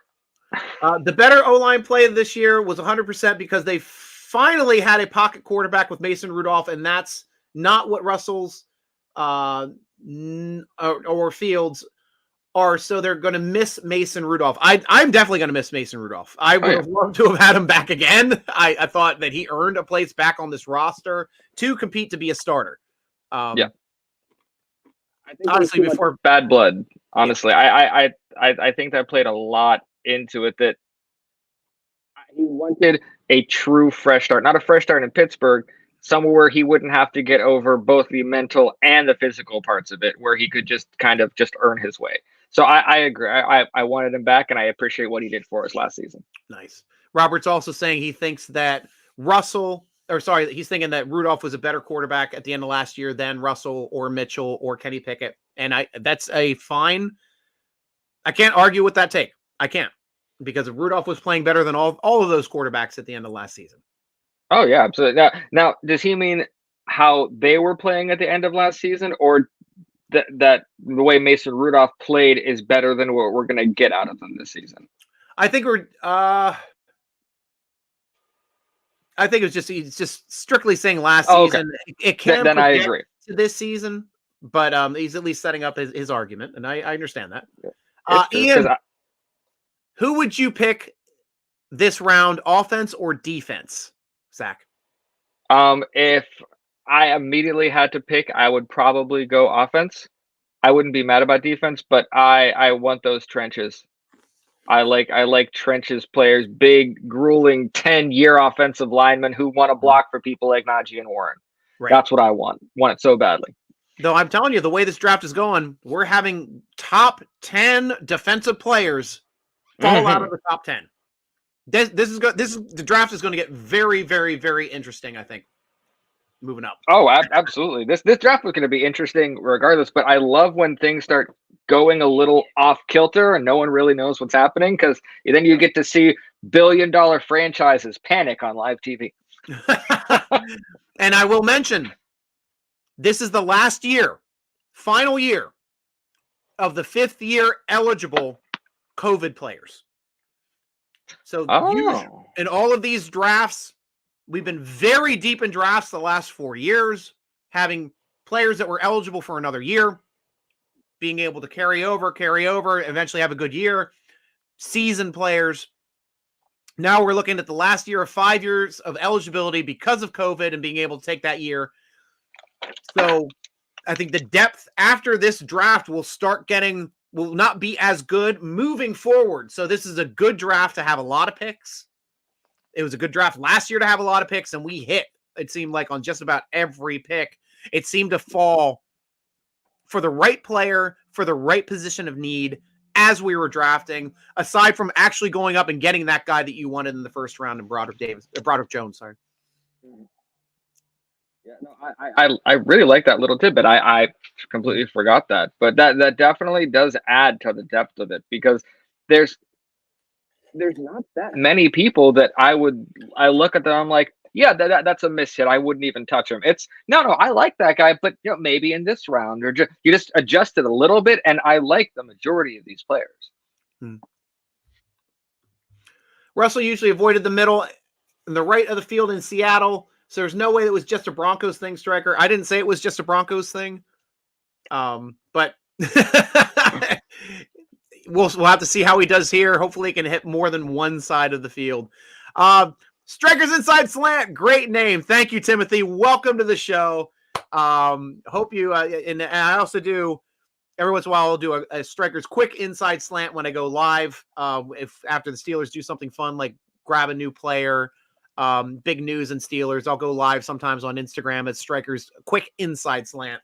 And that is an homage to my good friend Dustin Fisher, who was a sports writer, and he had a show called The Quick Inside Slant, and that he'd write, and it was very Greg Easterbrook-esque. If anybody used to read Tuesday Morning Quarterback, used to be the best read. It take about 40 minutes. He'd cover anything from science fiction to politics to because he was a DC guy, but not like going into heavy politics, just the way politics work, not taking one side over another.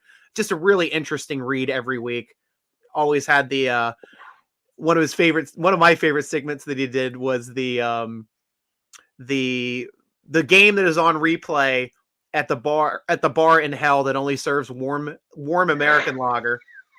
And it's always the game that you have to be forced to watch in the nation. That was just the worst matchup of that week, and just list what that game was every week. It's just like, feel sorry for the people that had to watch that game. I haven't thought about the Tuesday Morning Quarterback in a long time. I like that. Thank you. He was really ahead of the curve. Like, this is a guy that was always about like always go for it on fourth down, never punt. Because why would you ever give the ball back to the other team? Like, even if you're in fourth and long situation. So really just interesting ideas, which people are starting to take. Always go for two was another one they did. Mike Tomlin was the only coach that did that after the enactment. I think that was the year, like, we went for two like 11 times, and the rest of the league, I think total was like 18. Goodness. And I wish we'd still go for it more, because it is still a higher percentage to go for it from the 2-yard line to gain 2 points than it is to kick from where they're kicking now for 1 point, because now it's not automatic anymore. And the numbers were still there when the kicking was from the 2-yard line. So that's true. I didn't realize there was a trigger there for me, but you said that, and I realized there was a moment, I don't remember when it was during the Tomlin Ben era, where all of a sudden we went into an empty set at the goal line more often than anything. And I remember the years where we got into that 5 yard range, we handed it off to Bettis, and we knew we were going to score, and all of a sudden it's an end. So I don't have a lot of confidence with the Steelers offense when they're in the red zone. I don't think I've had it for about a decade. So it's one of those things where long throws, all that's great. But it's almost like when we get to the red zone or like the goal line, Tomlin wants to challenge himself a little extra. And I don't see the need. Well, I think it was more with the offensive coordinators. He was allowing them to call their own plays. Even with Cowher did not call offensive plays. Even with Noel did not call offensive plays. Terry Bradshaw called the offensive plays. So, there may be situations where the head coach can say, okay, we need to run at this play, or we need to do a play action this play, or I saw this, but they're not calling the plays. I read Cowher's book too. Phenomenal read. And he stated the game where he benched Gilbride from being able to call plays. He called plays that whole game and could not manage the game, could not do anything else, end up missing aspects of the game, missing calls they should have made. And he's like, I'm never doing that again. And that's how difficult it is to call plays in the NFL, unless you're like a brainiac like Andy Reid that knows what he's doing situationally, understands how he's scripting the plays, usually has his first 20 down anyway. It just becomes almost impossible to be able to, utilize it in that respect. Guys, I want to welcome to the show one of our draft gurus, Matt frickin' Papiernik. A man that I have not had the pleasure of having on my show for a calendar year. So happy to have you, my friend. Matt, how the hell are you, man? I'm doing great. Glad to finally be back with you guys. Is your baby sleeping through the night? She is not. She is actually sitting to my right in my wife's arms. She's only 3 weeks or 4 weeks old. 4 weeks old. Yeah, give her some credit. She does make it 3 to 4 hours at a time, so gives us some sleep. But I'm going to try not to scream too loud when people pick players I don't like. Well, you got to thank your lovely wife for inducing 3 weeks before the draft, so you're able to enjoy it. Yeah, except you did it during March Madness, and I had to skip a Vegas trip. Right. But that's the way. So now that I have you on the show, Matt, I know at least you do a lot of articles on the draft. That's one of your main focuses. It's one of your main loves. So I want to get your perspective right now on your top 3 players and positions that you think the Steelers should target here in the first round, and then let us know, obviously, which one's going to be your absolute favorite. Go in backwards order if you want. 3, 2, 1. It's so hard because this year I don't know who's going to be there.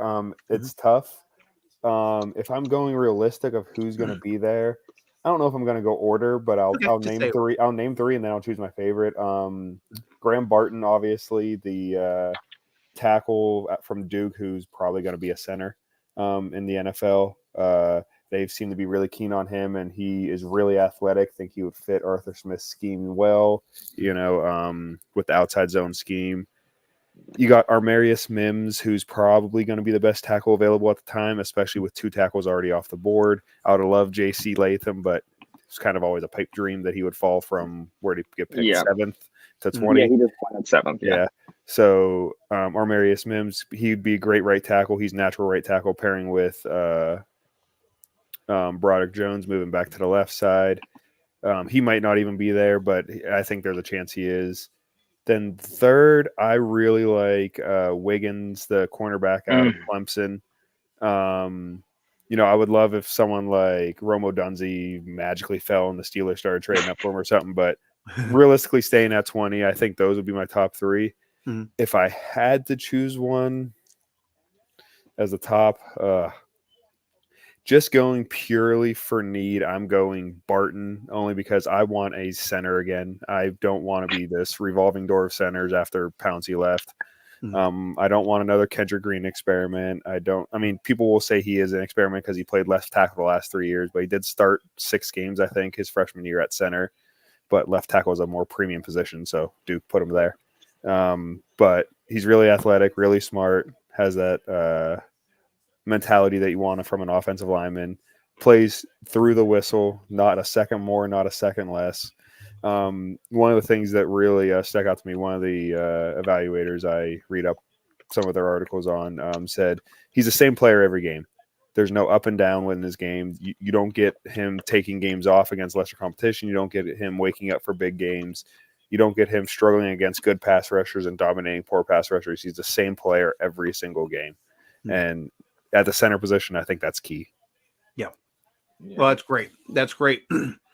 So one interesting aspect, too, of this draft that I want to get your opinion on, something that we both noticed, we're 7 players deep right now. Atlanta's picking. No defensive players off the board. Who'd be your top defensive player to take? Well, hold on. Why did the Falcons take Penix? Falcons seriously? took Penix? Yeah, you just signed Kirk Cousins to this huge deal, and then with the 8th overall pick, you take a quarterback. I love how stupid team. Why? Why would you do that? I mean, I'm fine with it. It pushes more guys down to us, but now 8 deep. No defensive players off the board. Michael Penix Jr., quarterback from Washington, 4th quarterback off the board. Half of the picks of the first 8 picks of the 2023 NFL draft. What year is it? 2024 now? 2024 NFL draft. I don't understand this.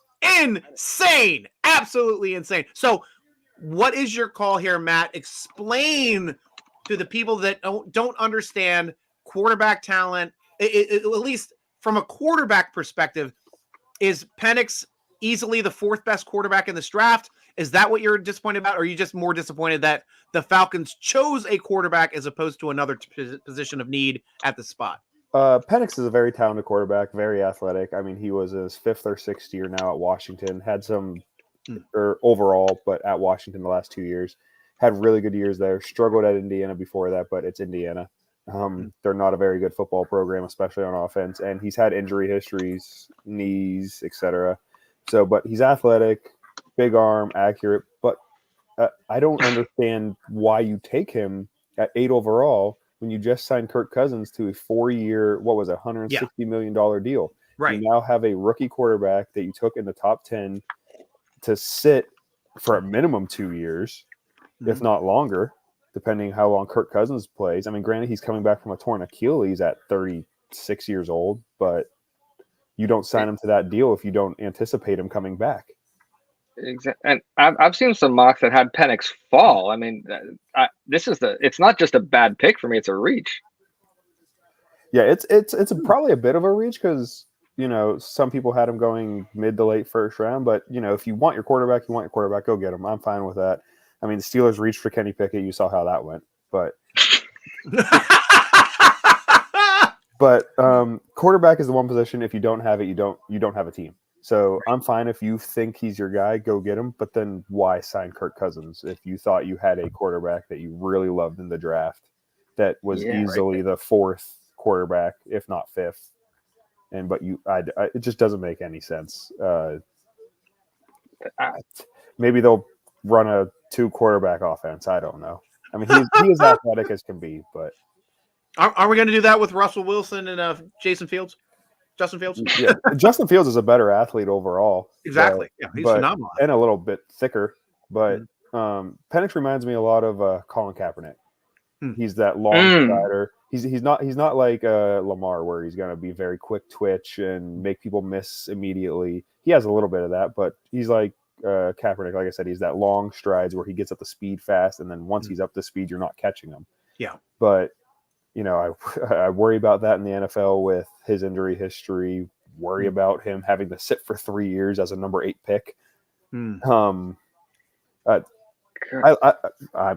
You're essentially saying their front office is creating a quarterback controversy immediately as he was drafted, and I completely understand that perspective because this is going to not only create problems within the front office, but it's going to create division within the fan base. Because if there's any instance where Kirk Cousins falters, they're going to be wanting to have Penix come in and play.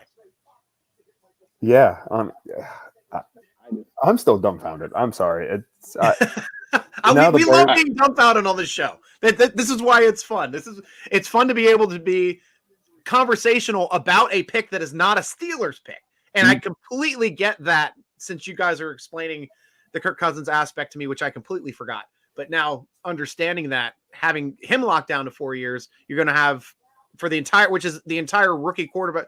Though you technically get 5 years out of a first rounder, but you'd be paying him that 5th year salary if you're going to pop that on at the end of his 4th year, or going into his 4th year. Sorry, going into his 4th year, you have to slap down, and he may not be even had a single game started at that point. Yeah, to be able to throw down that money to be for the 5th year option. Did you guys care about ruining, like, spoiling picks? I don't. Okay, the Bears took Romo Dunze, which good pick. Paired DJ Moore, Keenan Allen, Dunze, whatever. That's a great pick. Great Caleb weapons. And now the Jets traded up 1 pick with Minnesota. So Minnesota traded back from 11-10 to, or vice versa. No, Minnesota went up from 11 to 10. Okay. One spot. Still number 9 in the draft. Not a single defensive player taken yet. And I don't think there will be one at 10. Wow. Oh, no, I can't. Well, I know there was talk about Minnesota wanting to trade up, like I was telling him earlier, for a quarterback in the first few picks. So if they see that Michael Penix is there, they might get scared that a quarterback run might happen that would take anyone off the board for them. So that might be what this is. Yeah, I mean, J.J. McCarthy would make sense. They need a quarterback bad. Mm-hmm. I mean, Sam Darnold's not the savior. No. So, but still, well, I'd be happy. I'd win my bet. I bet over 4.5 quarterbacks in the first round, and they're going to be 5 in the first 10 picks. Wow. So I'm going to win that. Well, there you go. Yay! I'm going to win that bet a third of the way through the first round. Wish I would put more money on it, but wish I put my mortgage on it. Right? I don't know if I could afford to do that with a second child now, but yeah, right. Someone might divorce me if I put our mortgage on a NFL draft bet. You wouldn't like this look I just got. I can't. Oh, goodness gracious! I keep just looking at that Michael Penix. I don't understand. I'm like put myself in their position, and what don't we know that they know that makes that an okay pick? Like I said, he's talented, athletic, but good arm, decently accurate. I don't get it. And especially, like, it's not like he's going to play the same as Kirk. He's an athletic quarterback that can get on the move. Kirk is a statue back there, especially coming off a torn Achilles. He's not gonna get more athletic. 37 and new Achilles. I mean, Kobe tried it, didn't go well. Exactly. And if they were worried about the durability of Cousins, they wouldn't have given him the kind of contract that. There's so much confusion. Yeah, whatever. Well, that's one more person that the Steelers then get to choose from, because someone else is now falling. Because I wouldn't have put said Penix was taken before the Steelers. Oh no, I agree. I like when strange things happen already. Yeah, I wouldn't have bet. Ian White has a comment here for Steeler wise. Personally, I don't understand why Kenny chose to be traded, then take on the competition and prove his worth. Obviously, I thought that was going to be the case. I also thought the Steelers were going to try to keep Rudolph on the team to have an open competition between Kenny and Rudolph until Russell Wilson was signed. I mean, we knew Russell Wilson was a 1-year deal. That was it. Like, Kenny, even if you lose out, you're only behind him for 1 year.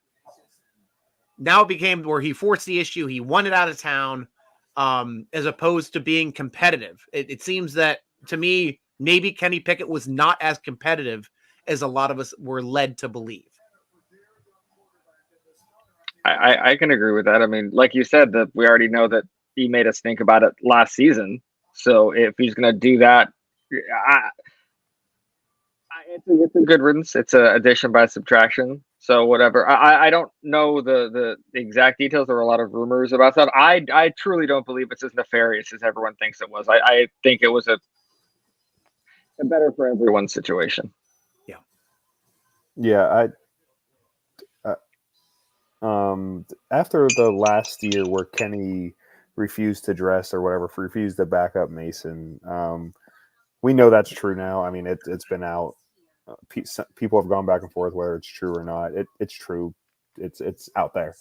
After that, it doesn't surprise me that he did this move. And quite frankly, good riddance at that point. Like, I know it sucks to lose a starting spot due to injury, but I'm sorry, you had a year and a half or slightly more to prove your worth. And I get it, only like a week or two without Matt Canada, but it still wasn't looking nearly as good as what Rudolph did in those 3-4 weeks. Rudolph made the offense look competent again and actually gave us all hope, which is something we probably didn't deserve, because the Steelers offense was still a little dysfunctional, because Rudolph better than Kenny Pickett in those weeks, not a franchise quarterback by any stretch of imagination at this point. So he gave us hope that we didn't deserve, but I was happy to be waking up on a wild card weekend and feeling like I had a chance. Yeah. Kenny Pickett was never a local boy. He's always been a New Jersey boy. And like half my relatives in New Jersey, they're Eagles fans, said to him, it's like going home. Pitt Panthers have always attracted a lot of New Jersey players for the same reason, but then call them Pittsburgh guys. It just incorrect. And that's why Kenny's always been a Philadelphia Eagles fan. We saw him in the jersey there as a kid, obviously. And he's happy to be wearing that jersey now. Stryker, we opened up an old room with me, and Tomlin's drafting by not moving up a little bit to get Revis, also not moving up a lot big to get Aaron Donald, though they did move up to get Broderick Jones last year. I don't think we were dropping into the top 10 to get Aaron Donald. That would have been a big, big move that year. But yeah, it sucks to lose out one position from Darrelle Revis when you pick up another good player in Timmons, but Darrelle Revis is Hall of Famer. And we just didn't know it at the time, but we all knew, being Pitt fans, that Darrelle Revis was a special player. Oh, that's true. Hey, Matt, I'm curious about something here. Who do you think's the first defensive player off the board? Because I thought one would come off at least by now. I honestly think it'll probably be what's his name? Deep tackle from Texas, Byron Murphy. Okay. Right, that's his name. And what position is he again? Defensive tackle. Defensive tackle. I think it will be him. He's versatile up front, can play multiple positions, gets after the quarterback. There are some. I guess there's always Terran Arnold could go corner. I guess I don't know the Jets Denver's needs quite as much, because they are prime candidates and maybe take someone on the defensive side too. So I guess I would have to look at that, but those would be my top two guys. I know. Who's the one edge rusher? Jared Verse. Yeah. So there's other options. I know edge rushers come at a premium, but more and more, you saw it the last couple off seasons. Defensive tackles are getting paid that can rush the passer up the middle. So I think Byron Murphy is who I would bet on. There's also Dallas Turner, maybe Latu, or however you say his name. There's some players, but Byron Murphy's who I'm putting my money on. Unless someone really needs a corner. I don't know their needs just as much off the top of my head right now. Yeah, it's I don't know why. I just see when that first cornerback comes off the board, I can see a run happening pretty soon after with cornerbacks. And that's what I don't want anyone taking corners yet. I would like an option of a cornerback or maybe someone else at our pick. So I wouldn't mind another shutdown across from Joey. Hey, that's something Robert mentioned here too. If the best cornerback available for Steelers pick, should they throw all plans out the door and get the corner? I'd say so. I don't think it would be throwing out all their plans. I think a cornerback was on their radar. It just depends on who was going to be left around, because I think a couple. I thought maybe one or two would be gone at some point or in the next couple picks too. So if we don't see a run on cornerbacks in the next bid, there could be some like premium guys sitting around at 20 that we didn't think were going to be there. Yeah, if Terran Arnold's there, you run up there. He's the top corner in my opinion. You got Quinion Mitchell too, so I guess either one. But I personally like Terran Arnold more, a little more battle tested. I always get a little weary about top corners from non-Power 5 schools not being battle tested as much, even though Mitchell did very great in all the offseason stuff that he went against some good competition there. I know Mike Tomlin even talked to him to make sure he went up against some of the top talent. But if Terrion Arnold or Quinion Mitchell, you draft them both. I mean, obviously, unless say one of the tackles is there you really want. Okay, fine. But if both of them are there or one of them are there, likely all the tackles are gone. I will state. Hold that thought. I'm just going to state one thing from a Pittsburgh Steeler perspective. With J.J. McCarthy just coming off the board too, another quarterback, all 5 quarterbacks off the board. You won your bet already in the top 10. Half of the picks this year being quarterbacks. This one being from Michigan. I'm going to state though, just strictly from a Steeler perspective, with 3 wide receivers already off the board, I think that pretty much takes the Steelers out of the running for drafting a wide receiver in the first round this year. I don't know. Some people were high on Brian Thomas Jr. I wasn't as high on him. He reminds me a lot of Martavius Bryant. My draft profile, that's actually how I compared him. A little more talented than Martavis was coming out. But both those athletic, long striders, big play receivers. I mean, Brian Thomas led the NCAA in touchdowns, and that's with Malik Neighbors on his team. So he was pretty damn good. But still, I agree. I wouldn't take one, but I wouldn't 100% rule out Brian Thomas Jr. if the rest of the board is looking ugly. And just another point to make here, we are halfway to the Pittsburgh Steelers' first-round draft pick. If we do not move up or back, 10 is off the board. Steelers coming in at 20. The next 10 here will be an interesting 10, especially since not a single defensive player was taken in the top 10 of this draft. Absolutely crazy. I've got to start going back through drafts to see the last time a defensive player was taken late, but I don't think I can think of a draft where there was no defensive player taken in the top 10. Well, this is so quarterback heavy. I know that it tends to be at the top of drafts anyway, but this is just slanted much more than I thought this was going to be. But that's the fun of the draft. So we're not there, having to freak out with the teams and all that. So I'm okay with that. Another tackle just went off the board. So, I'm not even going to try and say the dude's name. It's a tackle from Penn State. Oh, the Olamoyua Fashanu? Sure. Him. Well, I know a lot of people, his nickname's Alu. So Alu Fashanu. So, yeah, okay. I made a joke. I was on a podcast with some of our other SN writers, Leanne and Bob and them, and we were talking about the tackles, and I said, yeah, it's one of the Fs. Fuaga, Fashanu, who's the other one? Fuaga? Yeah. I was like, guys, can you help me out with these names here on these offensive tackles? It was rough. Yeah, I think it's just because of how many times I typed their names while I was going through the mock drafts of the last bit. I was like, I'll guess on these pronunciations, I guess. And I'm looking back here, 2021. Number 8 was the first defensive player taken in J.C. Horn to Carolina. Patrick Surtain following to Denver. The next pick in number 9. Only 2 defensive players taken in that draft in 2021. So that would have been later than I would have thought. I would have thought of any drafts outside of the top 6 missing on a defensive player. Most of them being either 1 to the 3 range that I'm looking at right now. Sure, I would be really surprised if we did see a defensive player go in the next 3 picks. Like, if a defensive player doesn't go off the board in the next 3 picks, we're going to have a treasure trove when it comes to us. Right. I hope Bo Nix goes. I hope Bo Nix gets taken. Oh, that would be delightful. Another just not yeah, another quarterback. Get another quarterback here. Jeez. Exactly. The run on the quarterbacks happened way earlier than any of us anticipated, with 5 going in the top 10. That's something I haven't seen ever either. Like, usually you get those 3 that'll go in the top 10, and then it'll be wiggling out, make a couple in the teens and that. But this is absolutely insane. This is, and it's, at least from our perspective, it seems to be working really well for the Steelers. So they have to be really happy about that. like last year's draft worked out for the Steelers.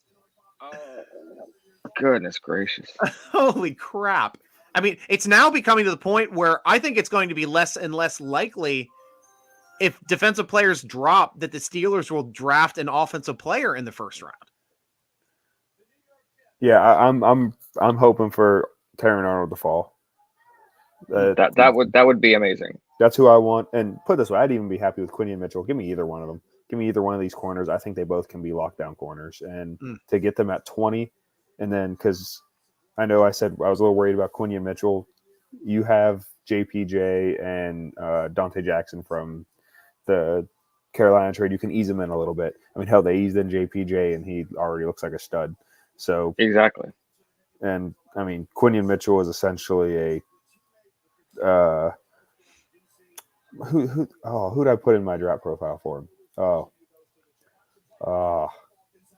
Crap.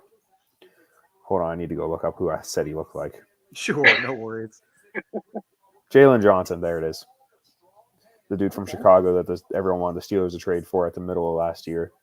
And then he ended up signing a big extension with Chicago. But he's very quick and twitchy like that. So I really like that. A little different than JPJ, that's the big and physical and long. So you get guys that can match up with multiple people in that way. I like that. Broncos pick it says it's in, but I never know how long that means until they're actually going to say it. Right. I never know how long it is until our Twitter tweets it out. It depends on the commercial break. Oh, you're talking about Steeler Nation Twitter? Steeler Nation Twitter gets it faster than just about everything. Yes, I get it. They post it before like Ian Rappaport and Adam Schefter and everyone. Right. I'm like, all right, cool. Goodness. Yeah, Bo Nix here. Come on, Bo.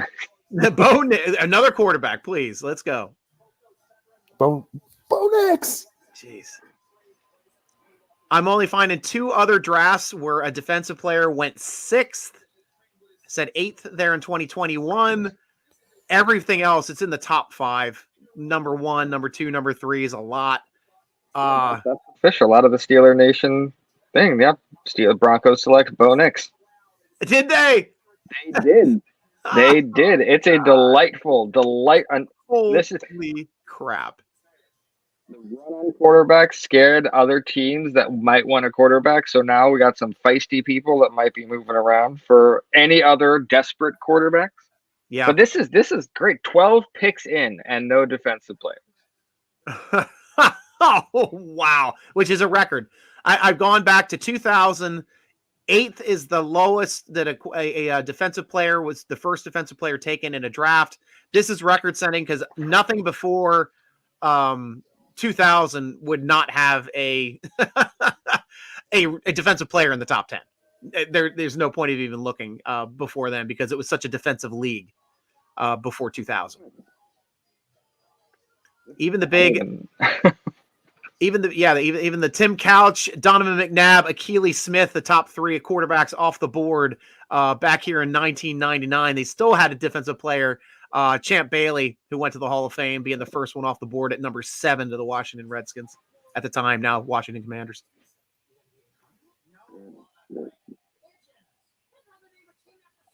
It's amazing. A lot of these older drafts, the top picks, defensive picks, are Hall of Famers. It's like maybe we should take a Hall of Famer. Yeah, maybe we should. But it's not every year. Speaking of Steeler Nation, just to give a shout out, some Steeler Nation merch here. Incredibly soft hoodie. Oh, they are really soft. I should tell my wife to put one on. I would have featured her. Okay, so we got Las Vegas coming up next, and the thing is, Las Vegas go either way. It's pretty much been split down the middle from what I've seen as far as what their needs are, offense or defense. So we could see the first defensive player off the board, but I could see, what was it? The Troy Fatuano out of Washington could go here. We could see another tackle off the board. Mims is still floating around if teams think the tackles are going to start running off the board. Yeah. So. And I'll go back here to Robert. Mason Rudolph played better preseason practice in the last 2 years not just the last 1 year. And Tomlin did its best to ignore him. Would have made Tomlin look bad to bring back Rudolph this year. I agree with you from the fact, Robert. I thought that Mason Rudolph did outplay other quarterbacks in the previous 2 preseasons and was not given an opportunity, especially with Trubisky and with Kenny Pickett, the previous year, which I thought he should have definitely had a chance to be able to move up the depth chart and was not given the opportunity to move up that depth chart. Instead, Kenny Pickett was the one that moved up that depth chart. Though, to tell you the truth, all three of them did play well in those preseasons, but I thought that Rudolph did play a little bit better than those other players. See, when you go back and like 2 years to Kenny's rookie year, I'll agree, but I'm gun shy of getting excited all about preseason just because of what last year's preseason looked like. That got me so hyped. I was so excited. It was like Kenny looked perfect. But Kenny looked like a guy who just grabbed that starter spot and was like, this was mine in preseason. Right. So Mason did play well, but I don't think any of us could have seen the downfall coming after what we saw from that preseason. Yeah. And actually, it's not this year, but next year, the very last year, the extra guys, because some sat out because of COVID. And I know you're excited about next year. You're saying it's one of the deepest. I disagree, though, unless they were redshirted.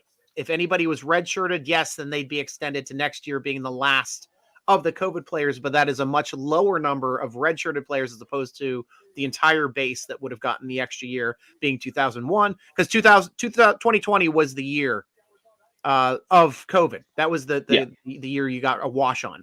So 2021, 2022, 2023, 2024. So, this, which would be this year. So 2024 is the last year. Yes. So you are right about that. Great. So now we got the math down exactly right. So yes, we agree. Next year is going to be another deep draft. And after that will be the end of the COVID players. Awesome. Thank you for helping to correct me on that. And they agree with your point on that too, Matt, from a while ago. Thanks Steeler Nation Twitter for being 5. They just announced it on the TV, and Steeler Nation had it 5 minutes ago. Right. So I like that. There we go. Look at that.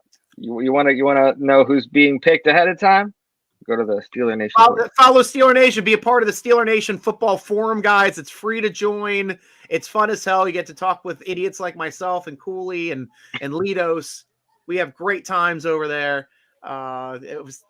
Please jump over to hit that button at SteelerNation.com for the football forum and join the fun conversation. We talk everything over there too.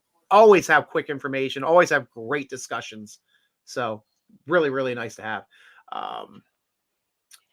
Yeah.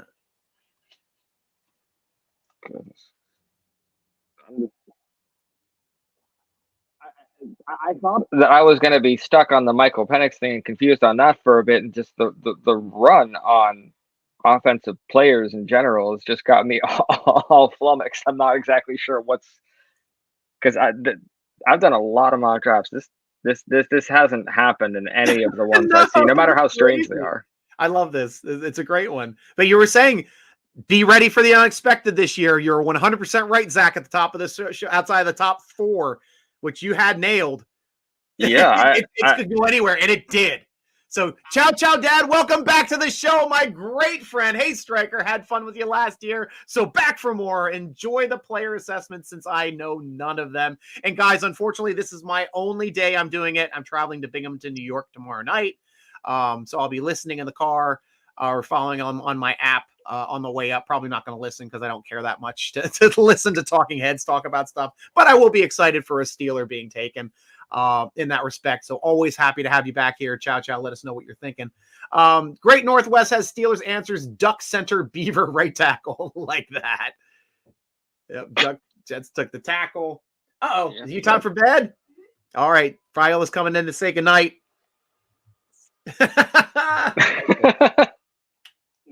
Love you. See you in the morning.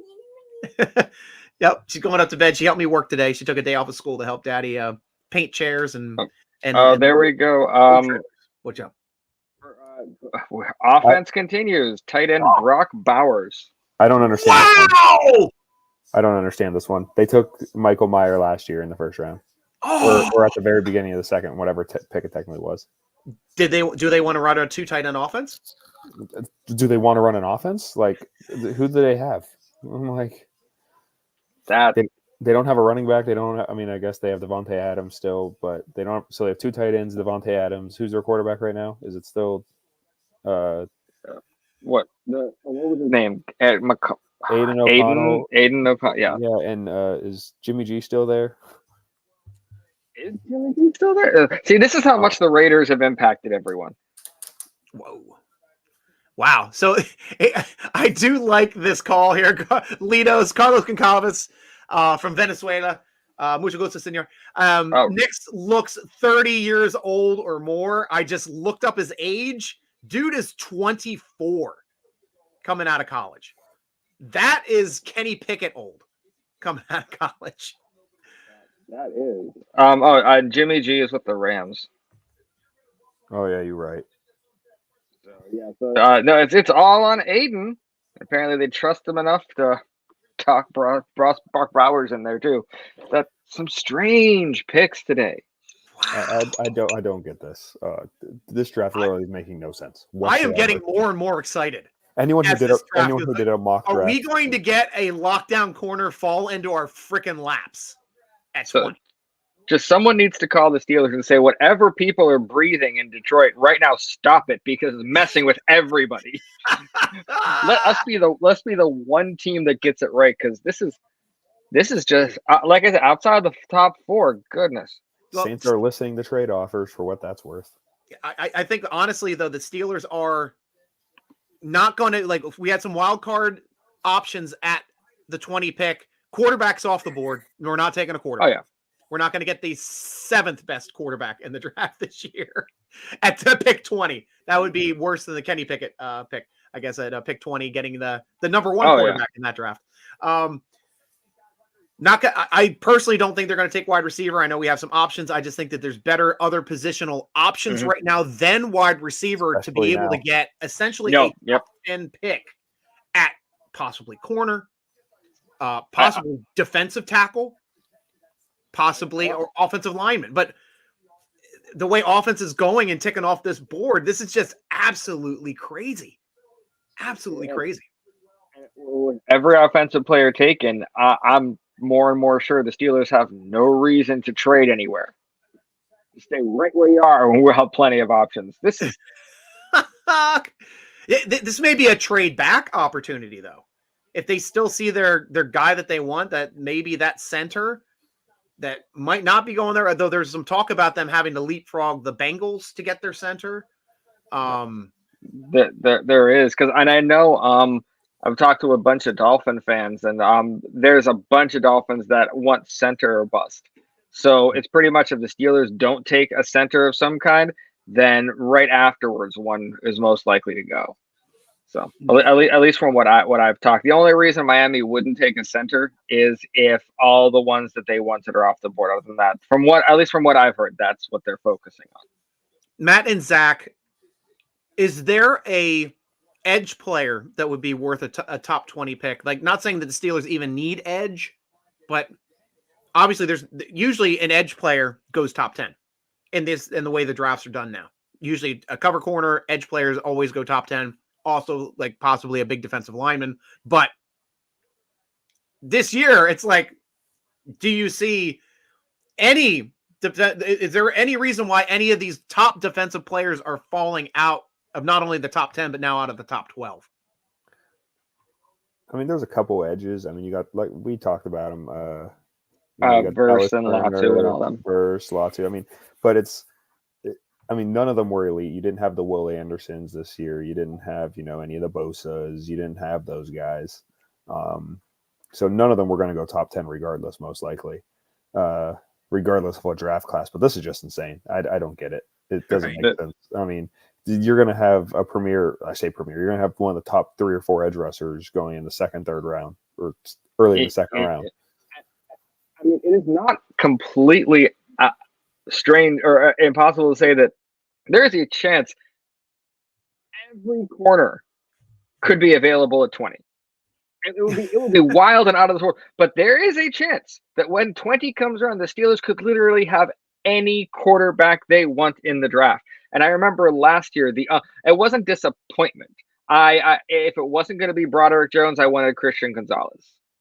That's how I felt when we traded up. Those are the two that I was going back and forth. So if they can make it up to me this year by having their pick, I'm keeping updating the Twitter thing from Steeler Nation, hoping that I see another offensive name there. Timothy with the big pick. Jets take DeBrickashaw Ferguson. That's a blast from the past.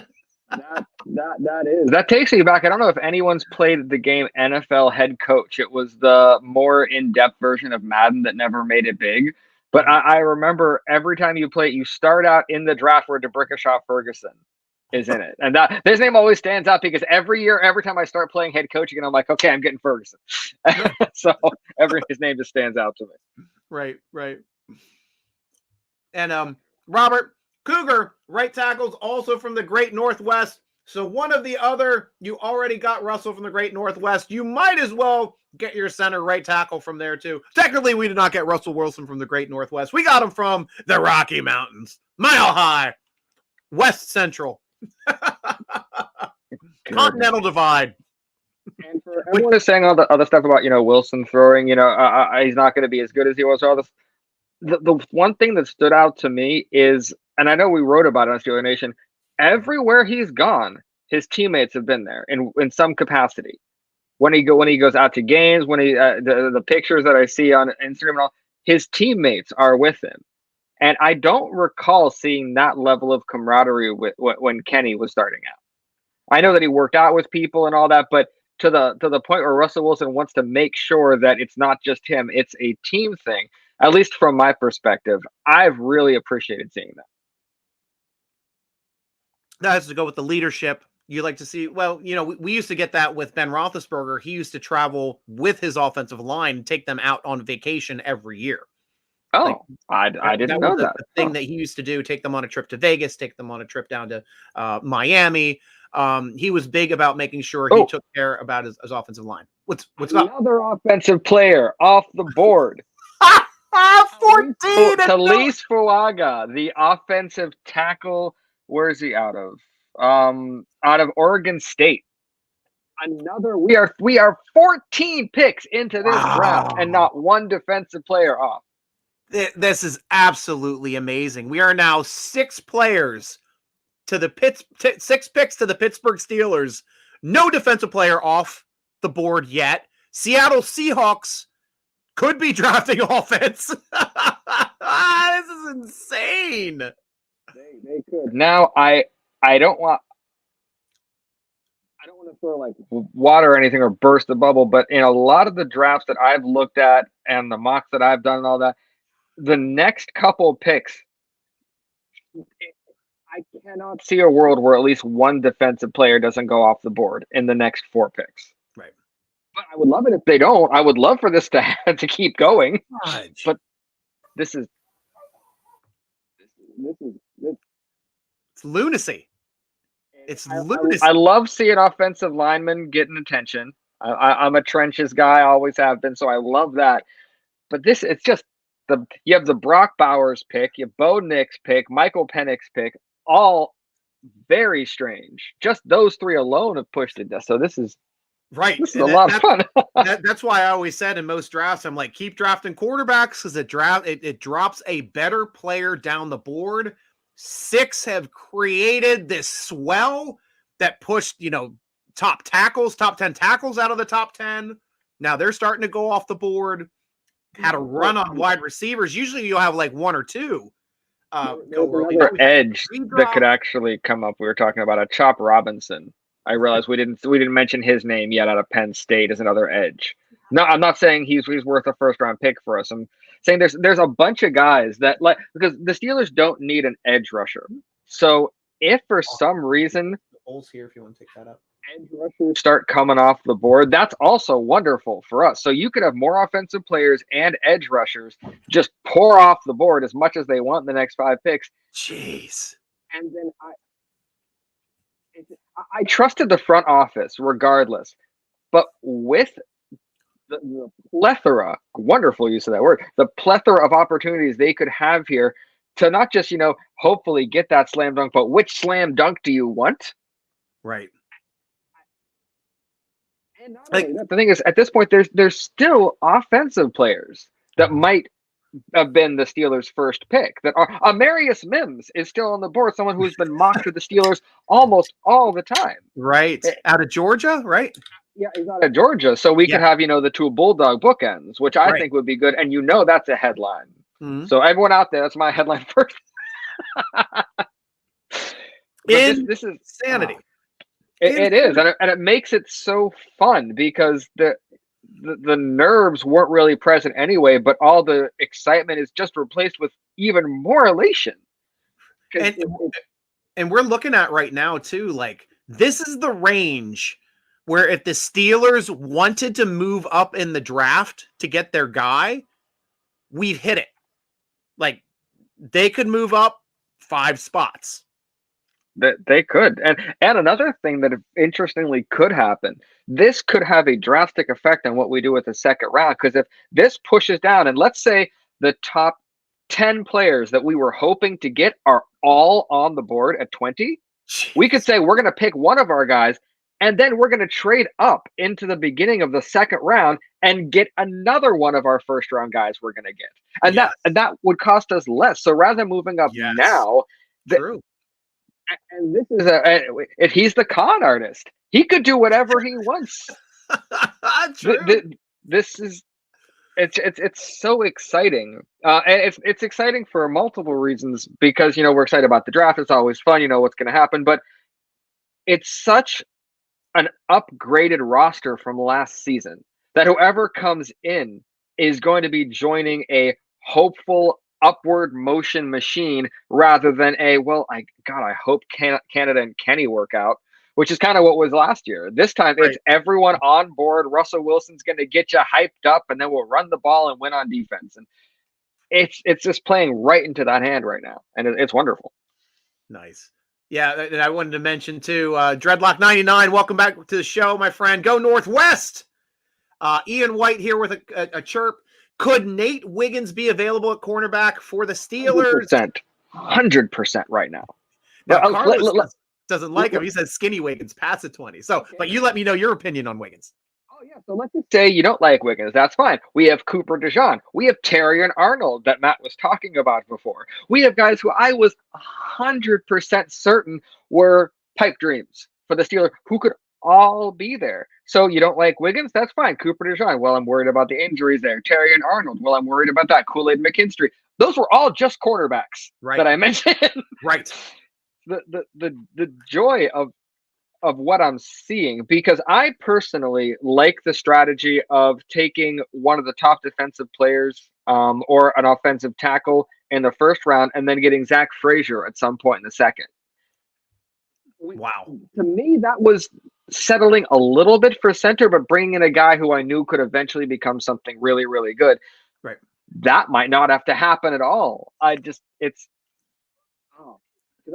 have no idea what Indy's going to do. Because if I was Indianapolis, I would look around and I would say that too many offensive tackles have gone off the board, and I need to protect Anthony Richardson, who got hurt way too early last season.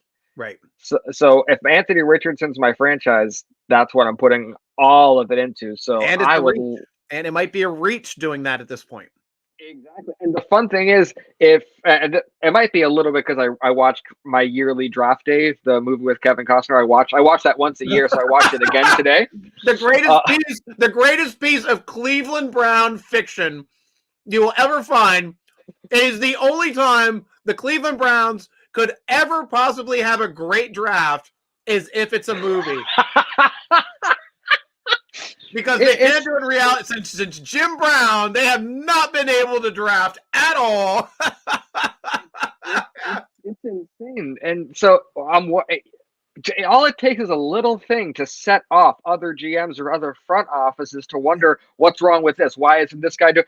If I was in any of these front offices that had crucial picks before us, I'd be freaking out. None. No CB. Not even that, Robert. No defensive players. This is crazy. Absolutely crazy. By the way, if anyone out there actually knows how long it's been since or has a stat about the last time a defensive player wasn't taken in the first round, throw that out, because I don't know that, but I'm sure we're closing in on like what I know. You went back to the early 2000s, right, Stryker, to check? I went all the way back to 98. There's no point in going past 98. The farthest they went was in 2021, 8 picks for a defensive player. And then there were 2 other years when I was going back where they came off the board at 6. Everything else is 1 through 5. Everything else. And I'm about to have the 15th going back in the 90s because there's no way there was not a defensive player in the top 10 in a defensive league, which was up through its creation through the 90s. And the Colts pick is in it. It hasn't got to the podium yet, but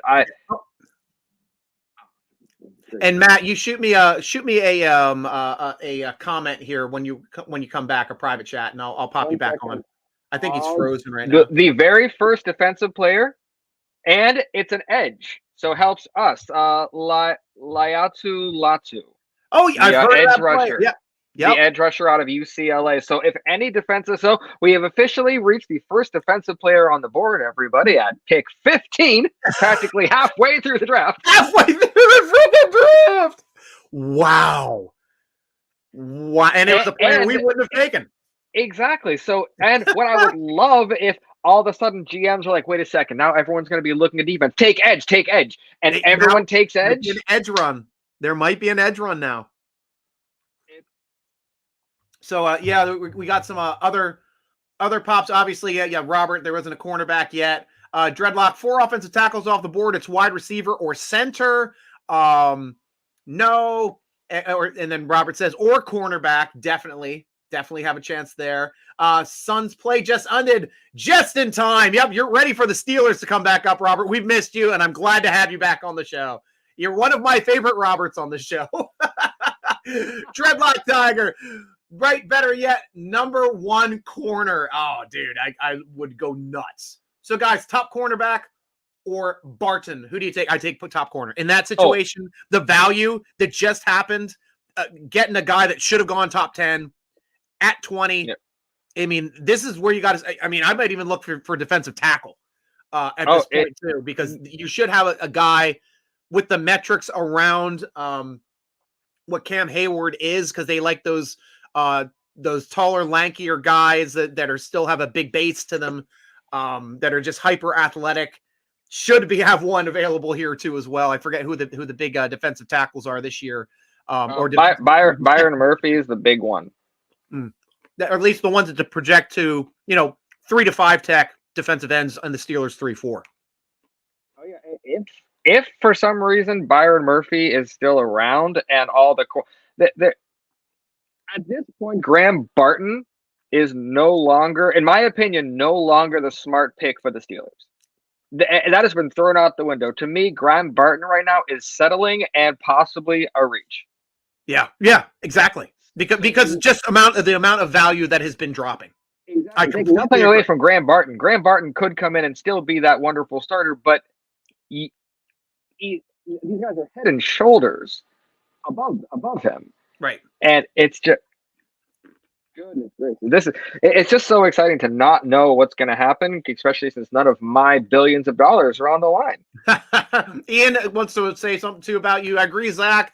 That situation with Joey Porter, first round talent we got in the second round, which honestly normally would be a first round pick, being number 32 in that draft, which we know about that. That would have been a first round pick. That's the only way the Steelers can get 2 first round draft picks or 2 picks in the top 32 is to be able to get Miami losing a pick. So we get the 32nd pick with the first pick of the second round. Thank you very much, Chicago. Thank you very much, Houston, for winning the last week of the season to make sure that we could get that pick. That was the most insane aspect of that entire Claypool trade. I was following it very closely. I was rooting against the Bears to try to get the highest pick possible in the second round. It essentially ended up being what normally is a first round draft pick at pick 32. That's true. And to summarize for how the next few picks could go, I've been darting my eyes around because I have all these mock drafts open in front of me. Here's how it could work out, and it would be wonderful for every team picking. We could have Byron Murphy go next, then Jerzon Newton go after that, both defensive linemen. Then you could have Jaron Verse, who is an edge. Now we are one pick away from us. Still no cornerbacks would have been off the board. Wow. And you're talking about two of the best defensive linemen and one of the best edge rushers in the draft going consecutively wouldn't hurt us at all. Wow. So I'm just looking. I can't see. And then I'm not. We have Brian Thomas Jr. and Adonai Mitchell, who are both wide receivers who could go if everyone worries that. So, jeez, yeah, right. Right. At some point, you just become speechless because it's overwhelming that the options and the joy all coinciding. So, nothing out of Steeler Nation yet. Shout out to them for being on top of this. Tiger still wants Barton. That's cool. Wouldn't be happy, but I think the value just isn't there now. The way this is going, Murphy is not a 3-4 defensive tackle. I'm more interested in a 3-4 defensive end, to tell you the truth. So we'll have to see what that is. Stryker talk plenty of Native Americans in live, and Oregon has more different Native American tribes than anywhere. I can assure you they are good with you saying Redskins. I understand what you're saying, but I don't get political on that type of things. It was their team name. It has changed. I don't care about your politics, and I don't go politics on my show. Ian White, yeah, it's unusual to see defensive players going this late. It really is. I mean, I think we passed unusual about 5 picks ago. Right. This is just straight up out of. We're not even on the baseball field anymore. Left field is 4 miles is east. It's right. And what normally when something like this happens, it always happens at the detriment of the Steelers. I feel like in the past, it's the big runs or I didn't know this was going to happen. I've always taken someone off the board that I wanted, or for this to all be dominoing towards giving us such a wonderful pick. I want every team to pick immediately, so I know these next couple picks are going to take forever. But I agree with I forget who said the Byron Murphy thing. I'm not as big as Byron Murphy being on the steer. Sorry, my cats are attacking each other. Yeah. Oh, my cat's Byron Murphy. I don't want. If he was on the Steelers, that'd be great. I think he would eventually work out. But I want Byron Murphy to match up wonderfully with one of the next few teams. I don't want him as a Steeler. I would like him to feel really comfortable in Seattle or Cincinnati or with LA. So and with the Cincinnati Bengals, the pick is in for Seattle Seahawks. Jacksonville Jaguars are on the clock, and with the Cincinnati Bengals being in the hole, my cat has joined me. My giant cat. Oh, it's a big old kitty. Oh, she's enormous. She is the size of both of your cats combined. Oh, goodness. How old is she? She is 12. She's a year older than my daughter. We got her the year before my daughter was born.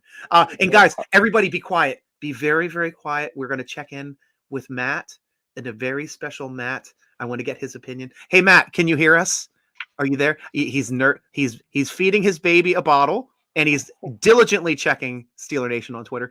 I don't think he can currently hear me right now, so we'll pull back off for a couple minutes until he's done feeding the babe, but can't wait to hear exactly what we wanted. Byron Murphy, the defensive tackle. The defensive tackle will enjoy his life in Seattle. Wow. So that's wonderful. Byron Murphy is a wonderful prospect. I think he's going to fit really well. And every single cornerback.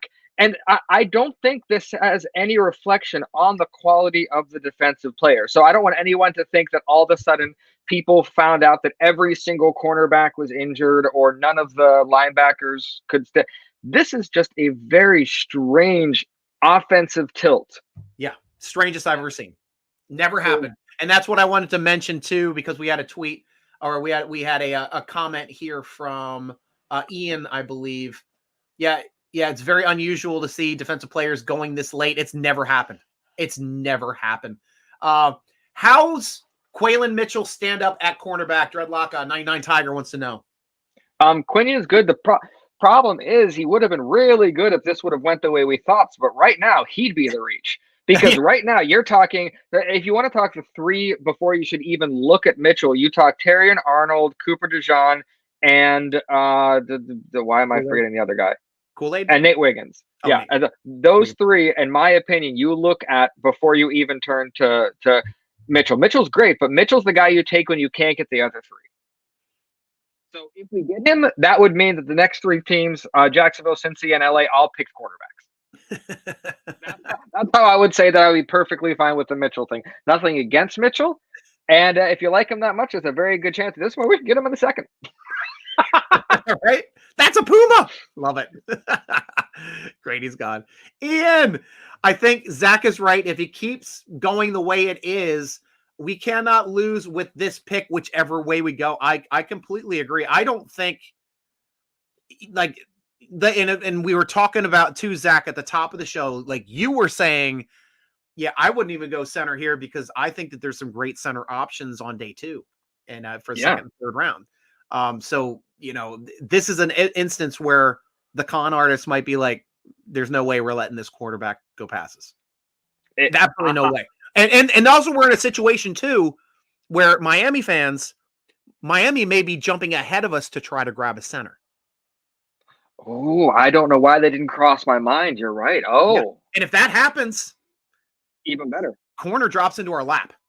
Exactly. Because Miami would probably take a center I didn't expect to get in the first place, which would be great. And it would push more towards us. You know what? I hope you just manifested something. Hope that happens. Hope that happens. Oh, I hope that happens. I am attempting to manifest the best player possible to the Pittsburgh Steelers. And if it would be the top cornerback off the board, like I can't think of them. Last time they moved up for a corner was Rod Woodson. I think in the 88 draft. Oh, wow. And that ended up working out pretty well because he was a Hall of Famer. Exactly. The only, well, I don't want to say it's enough to make me forget the trauma of the Devin Bush thing, but last year went a long way to not making me wince every time I thought about the Steelers trading up. So it's been a nice trust rebuild between me and the Steelers over the last couple of years. Like, you hurt me a bit with some of these decisions, but we'll get there. And Robert's asking thoughts on trading back if the offer comes in. I mean, to me, it would be on the table. If you're Omar Khan, it's like, how far back are you trading back? What kind of value are you getting for trading back? But if the top corner is sitting there at 20, for you to get the best cornerback in a draft, where usually every draft, top cornerback goes top 10, top 3 cornerbacks usually go top 15. I mean, this is insane how it's kind of dropped like this. It is. And I am not in front offices. I'm not in back rooms anywhere. But if it gets to us and it stays like this and no centers or cornerbacks have been taken, if I have Pittsburgh, I'm on the phone to Miami saying, hey, I know you really want a center. You never know what we're going to take. You want to trade with us? Yeah. And then just make Miami even with just one, and then we can get just a couple more. Yeah. And just that could work just because of the way it tilted. That's a good call too. That is a good call too. It could happen. Any of these could be manifested. So if football gods are listening, feel free to have your say, because this is just insane. Nothing out of the Steeler Nation Twitter just yet. They just announced Byron Murphy II. Okay. Jaguars have traded with Minnesota. Oh. So Minnesota is on the board. Minnesota could take a corner. That is a possibility because Minnesota already got their quarterback. Right. That's what they really wanted. Now, it could be that they could be worried about a run on anything, because having a position not taken from a fan's perspective has to feel good. But from a GM, that run could happen at any time. And all it would take is one person to break that dam. And if it's a center, then these guys freak out and they're like, we have to get a center now before Pittsburgh and Miami get there, because what if they take centers? Right. Because I wish that I could. I will tell you, though, at least runs on centers never happen. Like, you never see a center run. You'll see it on tackles. You don't see it on guards. You don't see it on centers specifically, because I don't think the center is valued as much in a draft as some of those other positions. Okay. Like, I was going to ask runs will why happen there on wide wouldn't be a receivers, run on those. quarterbacks, edge players. It just seems like the left tackles, corners, like those types of positions will get runs to me. That's true. Although if there ever was a year for there to suddenly be a run on centers, it's this year. I can't disagree, because there's a lot of teams that need centers. I cannot disagree. Yeah. This is going against all everything that has happened in drafts up to now. Yeah. So everyone's going to be talking about the weirdness that was the 2024 draft. The pick is in. Yeah. So, ABC is confused. They have Minnesota in one part and Jacksonville on the other. I don't think they've decided who has the pick yet, but it's Minnesota. It's Minnesota picking, for anyone who's wondering. According to this, the Vikings' top needs are actually defensive tackle and corner or guard. Cornerback is third on their priority list, according to ABC ESPN. Yeah. He says trying to get a sponsorship. And Zach, do you have where's your microphone positioned?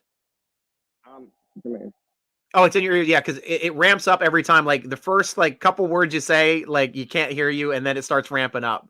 So I didn't know if you had like a. Well, actually, I can actually switch out to a much better thing. Perfect. Give me 1 second.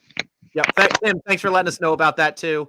I haven't been saying much because it hasn't been cutting out usually while you're talking, but recently it has been cutting out while you're talking. So I just want you to be aware of that. And if you get it to go, then we're golden. Oh, they're saying Carlos is saying another edge is gone. If they jumped up for edge, that would be fantastic.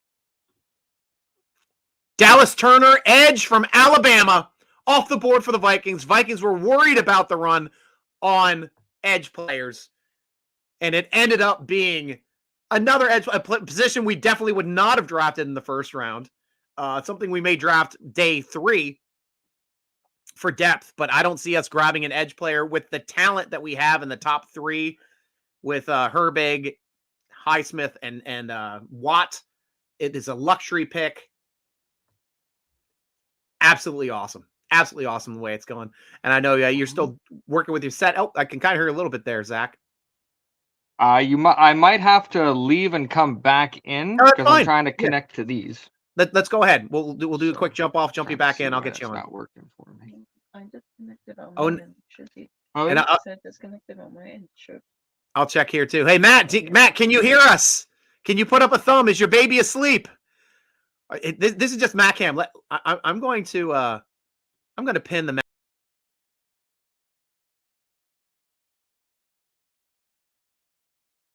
Hi, Matt. I didn't know if you can hear us. Can you hear us? I know that's. We were doing baby cam. So it's all good. Because I know we're good. He slowly getting the earpiece back up to his ears if he can reach from his computer. Give me like 2 minutes, I'll hop back on. Sure, I know, because we're getting close to the pick. I should be good. Could we hear me? Good. Yeah, can hear you fine. Thank you so much, everybody. Whenever I got on, these are my headset. Shout out to my nephew Timmy for getting me my Bose headset. But they were dead when I jumped on the call, so I had to charge them. So we're good now. And that's it. Yep, I was right about that. It's starting to be a run on. If any defensive position gets runs early, it's usually edge. So now the edge run is starting. Or else try to get Caesar, as an edge on day 3. Yes. If we can get the University of Houston player on day 3, that would be fantastic. We have another offensive tackle. The Bengals have selected Marius Mims, offensive tackle out of Georgia.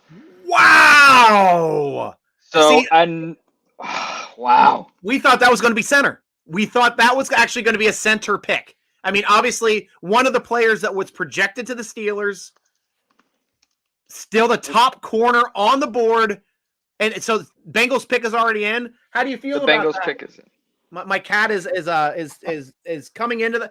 Oh, we were going to take Mims because we knew you wanted him. Just like This- it's like when you had to take David DeCastro after we took that other guard with the Z last name before you picked. Yeah, you guys suck. This is My cat always weighing in. Always a Bengals fan. so there's you have one. We have one pick before us. We have the Rams. Rams, could they go corner? Even if they could, we will have at this point our choice of 2 of the top 3 cornerbacks in the draft. Wow. Like not just normally it's talking about the top guys in the area that we draft, like the top guy for the. This is the like Dreadlock was saying. Yeah. Yeah, and even now, do you remember Stryker? Because when Rod Woodson was drafted, I was 4, so I don't remember. Was he? Do you know where he was? Was he the consensus top corner in the league? Let me go see what that year. I knew he was very talented in that year. I'm dropping back to the 88 draft, I think it is. Oh gosh, I'm on the wrong draft page. Did I shut that window? I did. I got to reopen it. NFL draft history. Go back over. I love the what you call it, profootballreference.com. Excellent place to get all your information, guys. If you Shout ever out to them. Yeah, they fantastic stuff. I mean, first go to the Steeler Nation site, and then while you have that tab open, then you can go to PFF and the other one.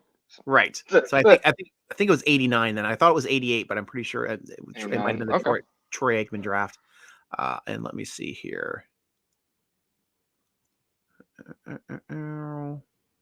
Oh no, that was the one we swung and missed out of all the Hall of Famers in that year. That had to be 80. It had 86. I can't believe it was that early. 87 or 86. Then we drafted. Wow. Rod Woodson. Yep. Top. He was the 10th pick of that draft. First out of Purdue. First defensive back off the board. Okay. So that's the last time that we have gotten the top cornerback in a draft.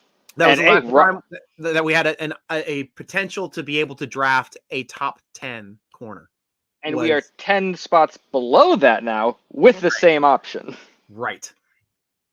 That's just I'm trying to wrap my head around the fact that Terrion Arnold could legitimately be a Pittsburgh Steeler in a matter of 10 to 15 minutes. Jeez.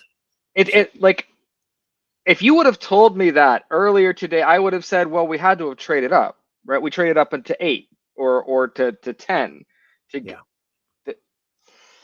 Mims comes with a couple red flags. I'm okay with him gone. What are some red flags about Mims, Zach? Have you heard any?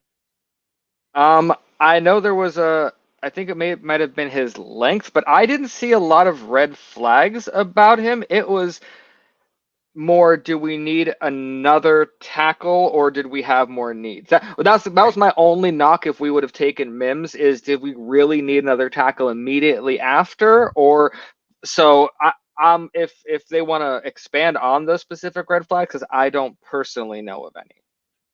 Other than like the one I said. He seemed like one of those guys who, when like a Broderick, like you get him, you plug him in, you play, you're happy. So yeah, and he was Carlos is stating only 8 starts, so he's only started 8 games. Mims. Well, I'm gonna do a quick double check on that. Yeah, I'll check Mims stats. Mims college stats. Pro Football Reference for college. I have. Oh no, this is a different Mims. That's Denzel Mims, Amarius Mims. Is this Amarius Mims? Yep. Okay. All right, it's loading. I'm not seeing game logs. Usually they have at least the starts and splits on them. 2 years. Well, he's only played for 2 years. It looks like. 2 years. It says he played 9 games in 2021. Now, are they talking about how many games he played this season? Because it said he's played 7 in 2023. Right. Yeah, I see 7 in 2023 as well, unless he played in the bowl game. Yeah. So I think, yeah, 12-2 would be a bowl game. let me check because I don't remember seeing any Oh no, injury. that would have been the Yeah, no, there was. I mean, he hurt his hamstring at the 40-yard dash at the combine, but that was more a, conditioning thing. That wasn't a Mims is, injury prone, as far right. as I know. So, but no, I mean, it's one of those things where I'm actually I see him glad. for 14 games in 2022. Oh, yeah. So I mean, he seemed. Let's see. So it was 21. He had almost 30 starts. I mean, games played in the last 3 years. So that's what you want out of a guy. Okay. So I hope that you're right and the red flags are all over the place since it's the Bengals. Yeah. Ankle injury, Staten, as well. Definitely like the options at cornerback, center, and offensive tackle will be there later. Can't disagree. Though Robert can disagree. Anyone who thinks off tackle will be there later may forget, other than this little clump of quarterbacks to start the OTS and wide receiver are the priority in the first round, and all the good ones are going to get taken early. Don't know if we even have a wide receiver we consider getting. I'm adding Matt back here to the show. Hey, Matt, hey, welcome back to the show. I'm glad you were taking care of your baby girl. You're a good dad. Well, I'm glad someone thinks so. Why did you have to look to your right after you said that, Matt? He would agree I'm a good dad. He would agree I'm a great dad. Oh, definitely. Well, welcome back to the draft where no cornerbacks have been taken, Matt. I know. I'm fingers crossed. You just jinxed that the Rams are going to take Terry and Arnold now. Oh gosh. Yeah, Robert really wants an offensive tackle. Robert, you would not be happy if they got the top corner in the draft. I think for value wise, you'd have to go corner, but and I also, wouldn't. You don't want the offensive tackles left right now at 20. Yep, no, not for 20. So we have to wait till round 2 to start looking for offensive tackles, is what you're saying. So now, I mean, obviously, we're probably not moving up. It's only one spot. We're probably going to be standing pat here. Now, now it becomes the point where the Steelers now have an option of moving back. If they really want to stick with that guard, though, I think moving back behind the Dolphins might screw them from taking that guard. I agree with what Matt said. If this next pick is not Terry and Arnold, they better be tripping over themselves to make sure they get that pick in. Right. I don't. The JPJ and him. Jeez. Like it would be. When's the last time we've had 2 shutdown corners? Like I can't remember us ever having that. There's always been one weaker side. We'd have to go back to the 70s when we had probably our best corner. Blunt? Tandem. Yeah, Blunt and Woodruff. Was it Woodruff playing the opposite side of him? I think so. Now I'm blanking on that 1 second. Yeah.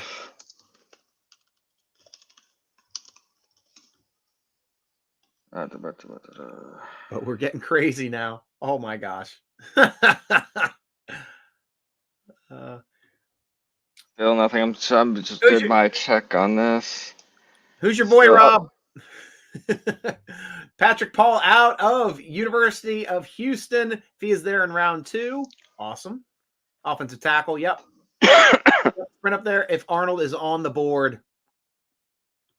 That's one thing the Steelers were always good at. Normally in the Tom Burt era, was sprinting up to the podium, not taking a second off of the clock, it seems.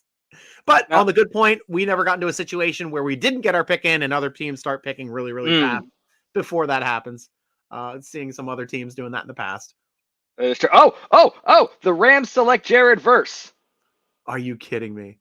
We are going to get, oh my goodness. Oh, wow. I'm so excited. We did not have to move anywhere, and a shutdown corner is on the board. I'm actually honestly surprised the Bengals didn't take a corner, because usually they always take corners and great corners if they have an opportunity to. This is just bananas. I don't know any Okay, so Matt, let's say for some reason we don't take Terry and Arnold. Is there anyone else that you would say, yeah, okay, we still did good? Um, I'd say no, just because I want Arnold so bad. But I'd be fine with Mitchell or Fotanu. Get you a right tackle, get you a different corner.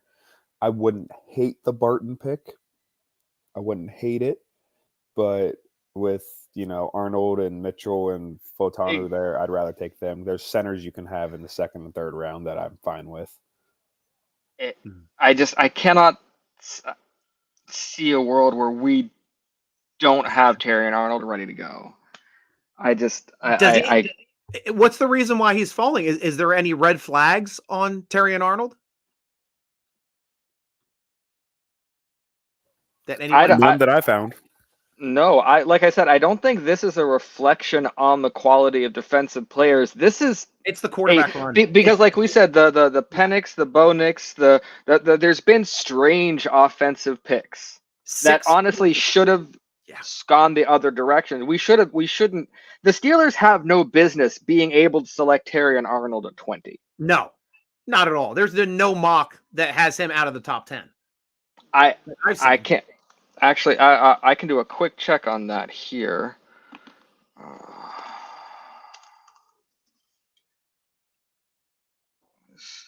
Trying to see what most people had him going. Yeah.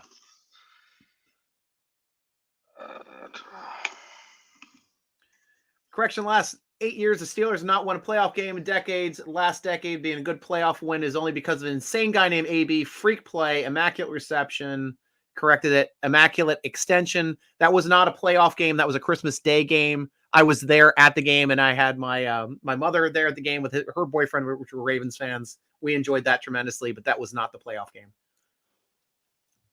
Yeah, but that was a great play. Great play. That guy gave us the division. Won us the division. Got us into the playoffs.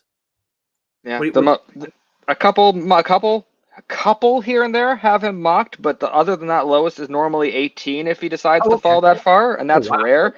As still as the top corner.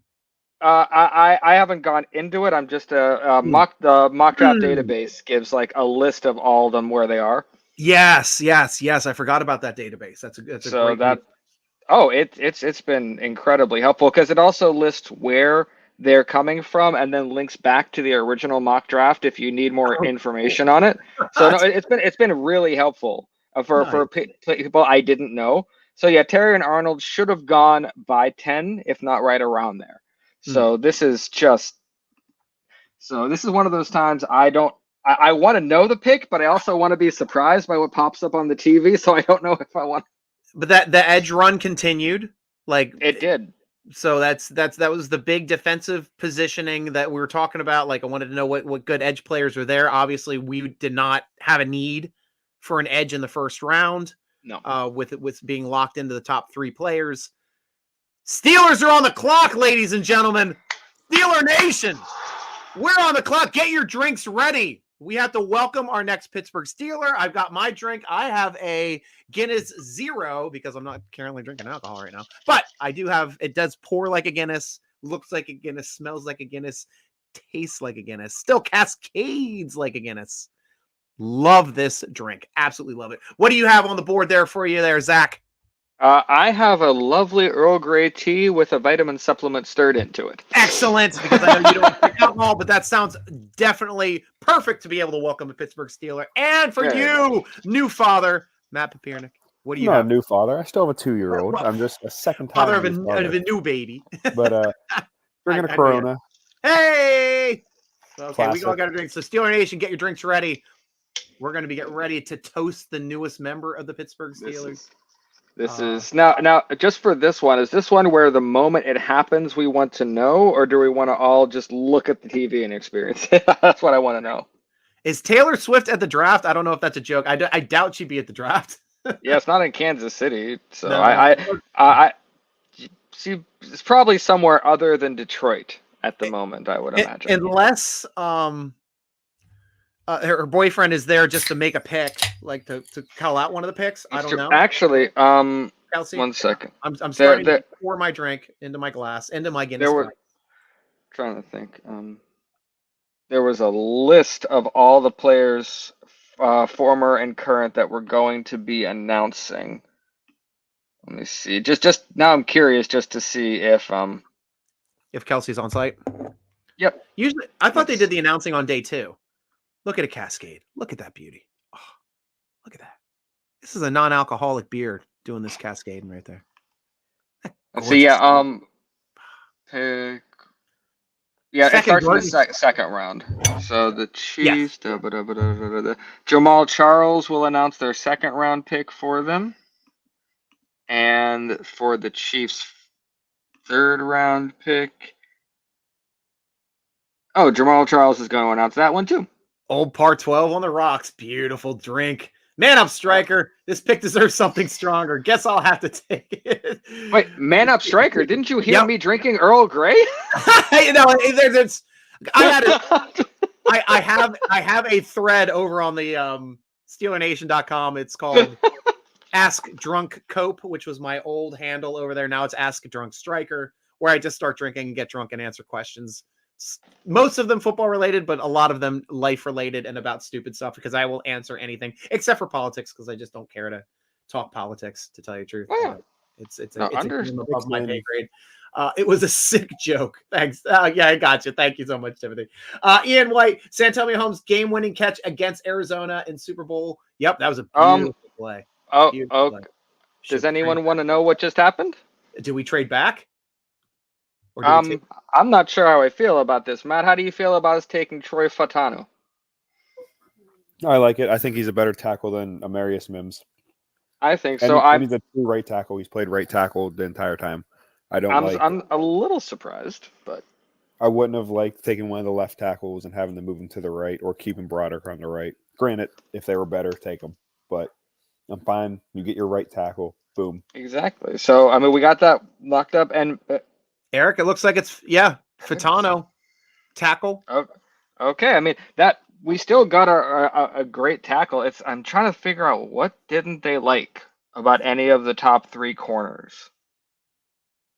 That's what I'm trying to figure out, because for me, it seemed like a slam dunk, like a sure thing. Like it might not have been Terrian, but I thought it was going to be some. That's strange.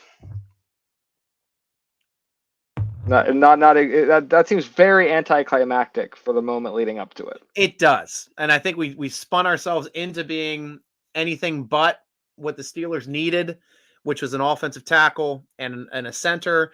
I know at least, hey, Tim Burrow, I know you're happy about that. Steelers did get their tackle. We're thinking it's a good tackle. He is a. I mean, it's one of those things where we may not have gotten Terry Hart, but we still got a guy who's going to be a bookend with Broderick for a while. Right. And what school is Fatano out of? Washington. Great Northwest. Yep. That would have been a lot of calls. Great Northwest there, Steeler Nation. And it's weird. I remember last season I had the same feeling when we didn't take Gonzalez and we took Jones, and Jones worked out very, very, very well. Yeah. How did Gonzalez do last year for the Patriots? I know he was hurt a little bit. Okay. Let me just double check here. He did okay. And now he was just okay. That wasn't as much as like Hamilton when he went right before the Steelers picked Kenny Pickett. That Hamilton was the guy I wanted in that draft. That's right. So badly, and the Ravens ended up grabbing Hamilton. Kyle Hamilton would have made a hell of a Steeler. Shit, yeah. Yeah, it didn't do much. Picked off a pass. He played in every game, but didn't tackle a lot. Didn't seem to do much. Cooley, thank you. Take a third shot. Northwest, baby! Way to go, Tiger. There we go. You called it, Tiger. And we have, is that Cam? Is that Cam? I think it's Cam Hayward announcing the pick for the Steelers. Oh, is it Cam coming up? I'm pretty, yeah, it's Cam Hayward standing next to Goodell right now to announce. Oh, wow. And Cam's in a green suit looking happy. So, no, that's fine, because with how everything felt, we're still going to have such a great selection of defensive players that we can either trade up for in the second round. Like you were saying, yeah, and with much less a draft capital to be able to trade up to get a great player in the second. Exactly. And there's still like 12 picks left in this. You never know. We could bounce back up into the first somehow. Who knows? That would be fun. Usually not a Steeler move, but I won't put anything past the con artist. Especially this season. That's so... Wow. Okay, and I know for a fact I'm going to feel a lot better about this in December football when our running game is a lot bulkier and able to move defensive lines because we invested in trenches. Right. So the moment I'm still like, Tyrion. But I will be okay. Except there's a small part of me that really hopes he's a bust. Just so we didn't miss out on a great shutdown corner opposite Joey. Yeah. But the weird thing is it was a deep cornerback class anyway.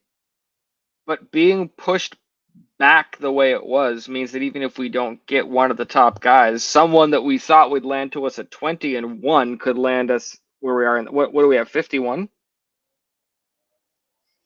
We have 51 of the second. 51? Yep. So I mean, if that could work. Yeah, because we have 4 picks in the top 100. Yeah, that could work a great deal. Right. Goodness gracious, it's been a strange first round. Well, Steeler Nation, grab your drinks. It is time to raise our glasses high and welcome Troy Fautanu to the Pittsburgh Steelers. Sounds like a good old Samoan boy. And we like the way Samoans work on our team. Like Ma'afalo. Fuamatu Ma'afala? Yep. Or Pulamalu. Love Kameato. Samoalo.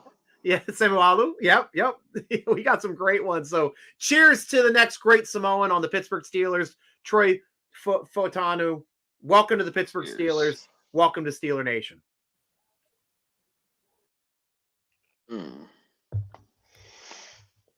Well, guys, with that, I'm a sign off. Great pick, but I got a baby to take care of and a wife to leave. Hey, Matt, thank you so much, too, for lending your thoughts, letting us know what was going on, even while taking care of your baby like a great dad does during a draft show. Exactly. We love it. Thank you so much. Thank your family so much, too, for letting you spend some time with us on the show. And enjoy the rest of your evening with your beautiful family, man. Cheers, guys. Cheers. Cheers, bud. Thank you. See you, bro. Awesome. Goodness gracious. And I'll go to Robert Stryker. Your show tracked me years ago when I saw you getting buzzed on the draft show, so that you might not remember, but you're the one who entered the Redskins in conversation by using the term. Of course I did, because at the time they were called the Redskins. Now they are called the Commanders after being called football team. That was a great season. The football team season was a great season. Because I loved it, because it was Washington football team, so it was WFT. And it was so close. There were so many, but they ended up making fan shirts that said WTF in the same fonts, in the same colors. And those were my absolute all-time favorite shirts. Absolutely. Goodness. Yeah. Yeah, I have. This is such a weird draft. Dreadlock's very, very happy with this pick. You were calling it too, Dreadlock, saying we're going to go offensive line. You are on the right end of it. I was hoping corner, but it's because I thought the value was higher. But for need, we got a great guy, right tackle. Poop gets there, takes my fourth with y'all. Sorry, Robert. Yeah, it looks like we're not going Cougs for that right tackle. No, but yeah, right. Congrats, Troy Fautanu. Welcome to Steeler Nation. Love seeing that, guys. Absolutely. Sorry, and I didn't mean to cut you off. What was your thought here, too, Zach? Legitimately have no idea what I was going to say, which normally means that it wasn't supposed to occur at that moment. No worries. Then we'll come back to it. Carlos Gagavas, we will draft a nickel corner with our second, third rounder. Bet on it, Zach. We have been needing a nickel corner ever since we lost Hilton. Hilton, who was a very attainable free agent at that time, only costing $5 million a year. You never get rid of a playmaker if they're only costing you $5 million a year. That was a bad move by the Pittsburgh Steelers. I said it when it happened. I said that, and we're still looking to replace Hilton. Still have not replaced Hilton. So, guy could do everything. Could tackle, rush the quarterback, defend the pass, intercept the ball. Love the guy.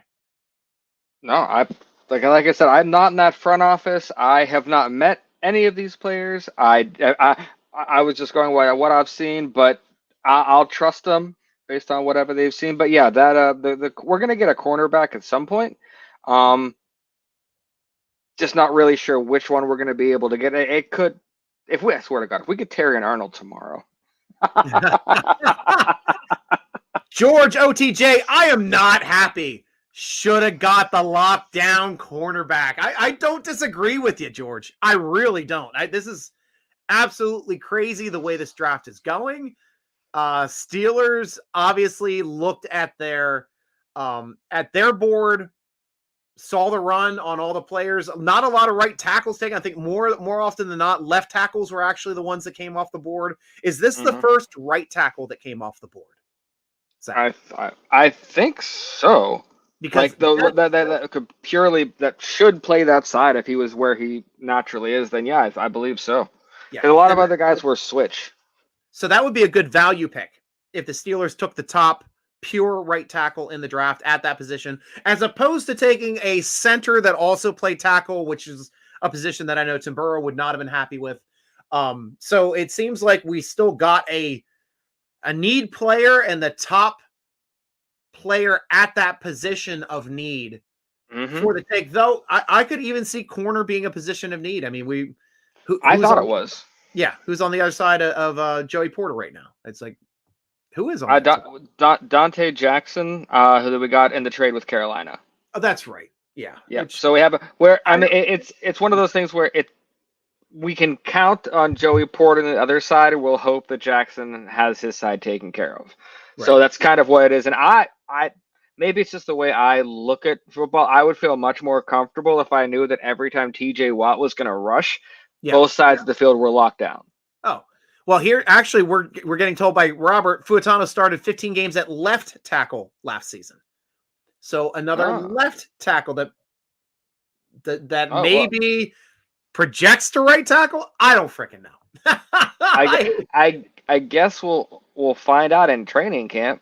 They must have a plan, because this wasn't just a random thing for them to say, oh, let's try out this guy. So they must have taken Broderick into consideration, taken the type of quarterbacks they have, and all of that. But let's see. My sister's boyfriend Justin is wanted a center and wants Jackson Powers Johnson to be a Miami Dolphin. So let's see if that is what's going to happen. No, Chop Robinson, the edge rusher out of Penn State. Edge rusher still running off the board. Wow. Now Carlos is disagreeing and say Funga was the top right tackle. Con Magic. So I'm keeping the faith now. Thanks, George. I know it's a way we all kind of think. It's kind of the way we felt last year too, even when we had Trey Essex and D. Gray on the show, both being former Pittsburgh Steelers offensive linemen. We all thought it was going to go Gonzalez at that point. They didn't like that pick either, did they? They didn't like that player specifically. We were talking actually during, in the right around when the 10th player was taken in the draft, and we were talking about tackles being possible Pittsburgh Steelers. Trey Essex did not like him at all. Didn't see him as projecting as being a good starter in the NFL. Didn't like his effort, I think was what he said. D. Gray also agreed with him. And then, of course, when we drafted him, I got their takes on the positive things that they said about them. Of course, I never hearkened back to it. Didn't pull those up. Which one? I know, was it D or was it Trey Essex who, like a couple picks before us, said specifically we better not take Broderick ahead of time. They said we better. It was Essex. It was Trey. It was definitely Trey that said it at the time. Oh goodness! For anyone who doesn't remember, these little juice boxes, if you grab them at the wrong angle, you'll get covered in juice. So be careful about juice boxes. So now we get to see Zach on a sugar high. He's doing great. That's why I've been trying to like lightly, daintily clean up around me without looking too strange. So this, like I said, the Chop Robinson feeds right into the pro Pittsburgh kind of thing of the draft.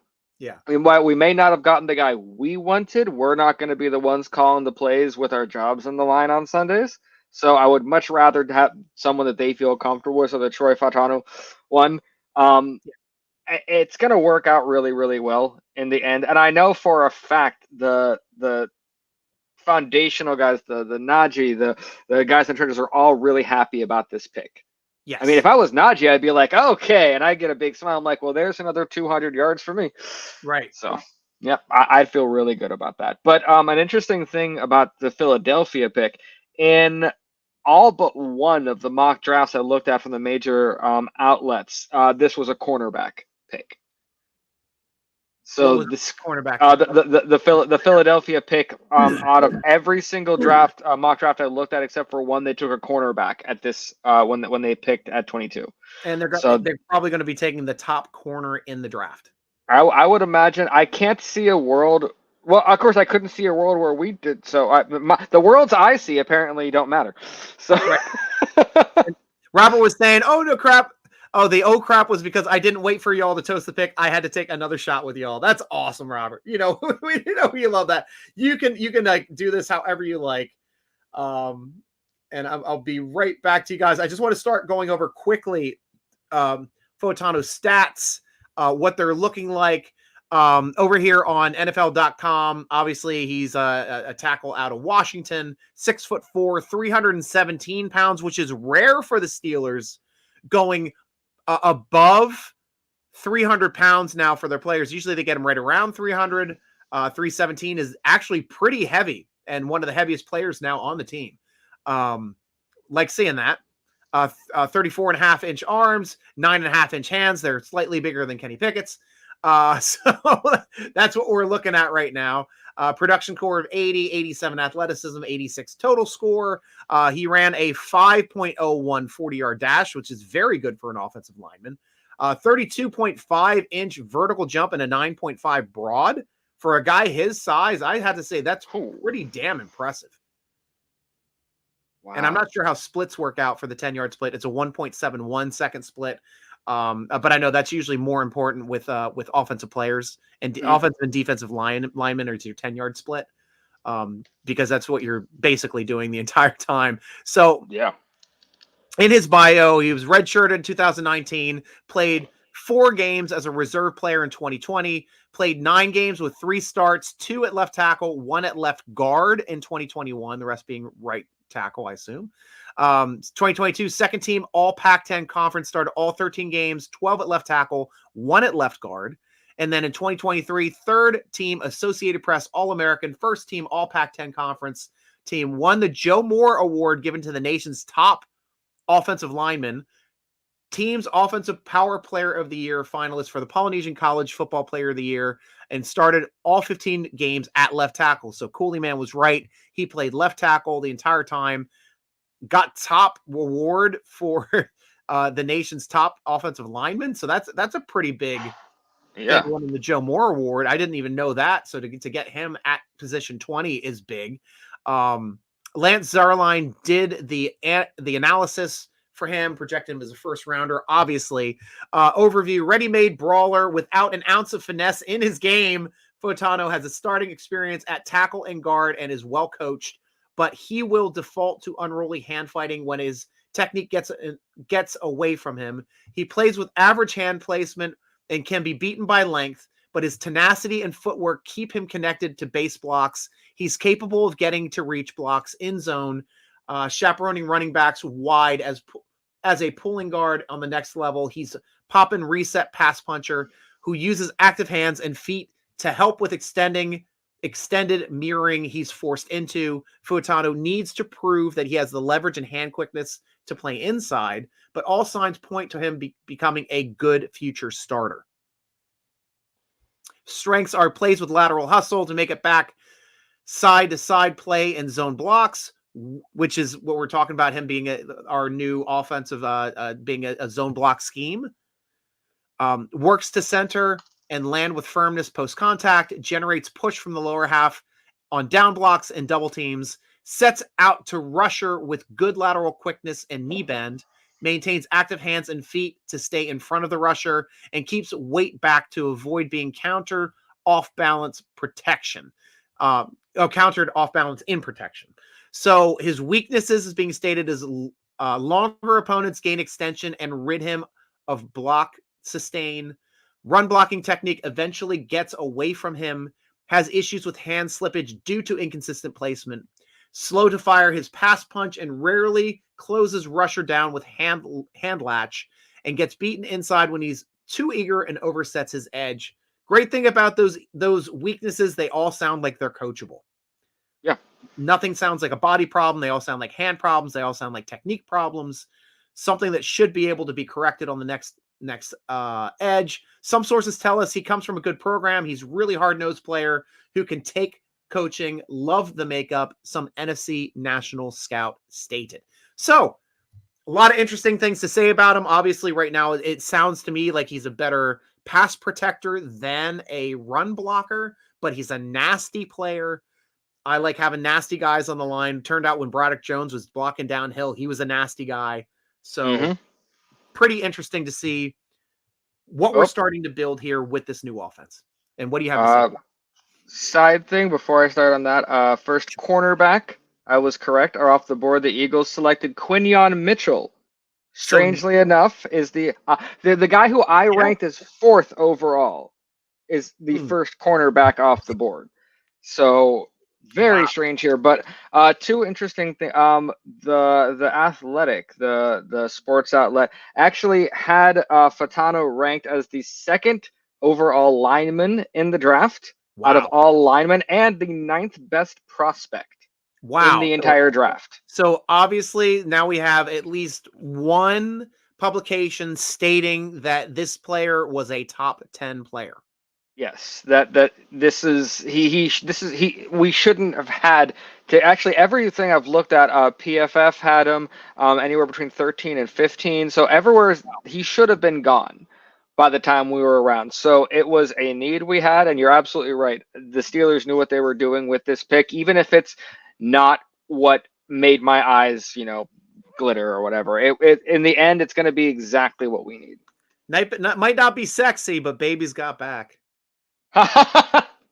Exactly. It's one of those things. And like I said, maybe someone does know something about these cornerbacks that none of us knew, because Terrion Arnold, Nate Wiggins, Cooper DeJean, all, not only are they not off the board yet, they're not the first cornerback taken. Right. So something must be up, because before I just thought it was the rush on offensive players that was weirdly slanted in the first half. Yeah. Now there's no excuse. I legitimately don't know why. Right. Something is up. Something is up that we are not privy to, that the other teams knew about. It could have been people falling over themselves for some reason, and if the whole position gets overblown, then the Alabama thing is a big thing a lot of people look at when the defenders. Alabama automatically gets a little bit of a boost. Right. But Terrion Arnold was Terrion Arnold. I mean, the tape matched up. It's a strange world but the more that you said about Troy Fatano, the more I read about him and looked, the more I realized, we not only did we get a good player, we got a steal.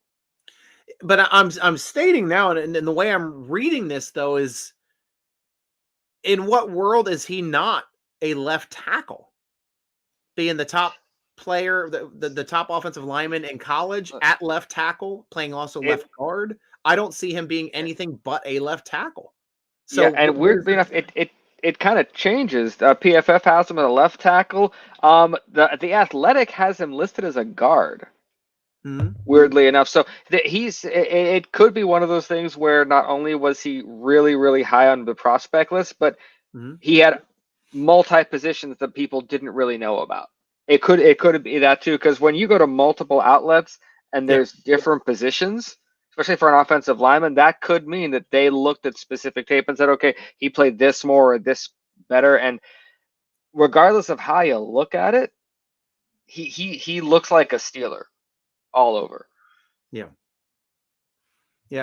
Robert here too. The best right tackle not there at 20, a trade down thing to do because the Steelers need more than just 4 of the top 100 picks and should be able to pick up a third rounder by trading down 5 to top 100. I don't know if there was ever a situation too where we were able to trade back because you have to have a partner to dance with. But Steelers obviously did like that guy. And liked him more than the other than the corners we were talking about.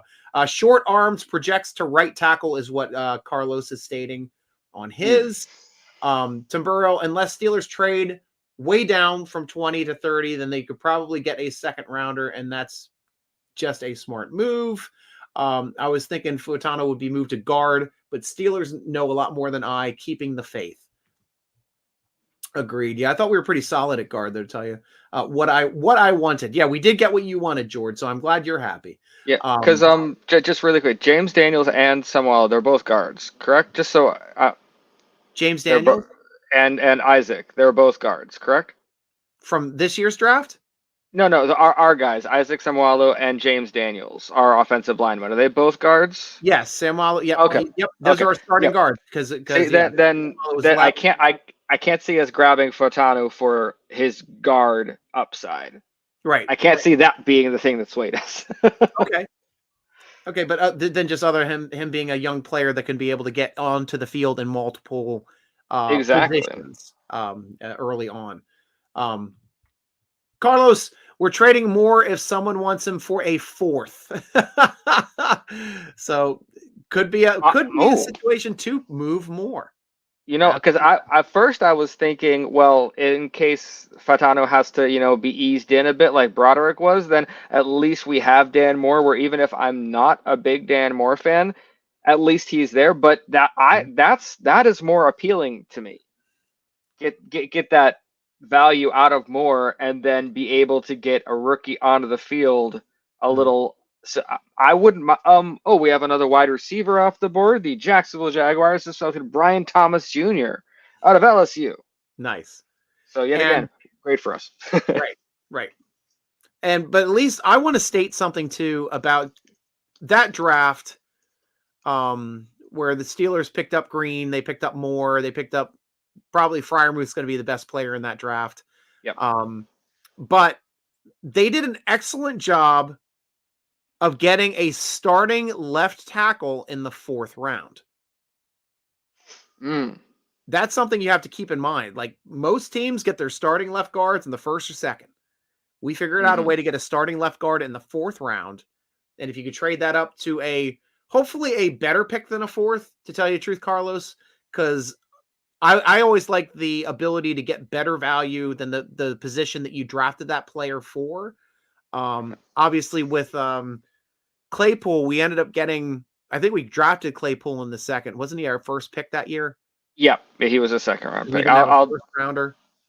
And but we ended up getting a higher value in the 2nd than we did for him because we were picking mid to low 2nd, and ended up getting the top pick of the 2nd round, which normally is a 1st rounder at pick 32. So that is a huge bonus in a draft value there. But here with Moore, I would like to get a 3rd for Moore if we end up trading more. But we'll have to see what he's worth because he's done nothing but start in the NFL as a rookie 4th rounder. Like that is crazy, and he's been doing a solid job. Exactly. I can say what I want to that I'm not a Dan Moore fan, but he has been consistent, and he has started for a team that doesn't start rookies unless they're ready. So as far as I see it, that's a plus for him. Doesn't make me wish he starts over somebody. I think he's a guy who can start until Fatano can take over for him. But I agree. I want a 3rd if we do. I wonder if we're a big depth team, especially with the injuries we went through last year. So I can't see us, unless Dan Moore suddenly gets really upset that we drafted Furtado and pulls a Kenny Pickett. Right. I can't see us giving up that kind of value. The starting thing that you said about him, he is consistent. He might irritate me at certain times with some moves that I consider a little boneheaded. He gets beat a little more than I would like in some speed, but dude started, and he started consistently at a professional level, so I'm okay with that. Yeah.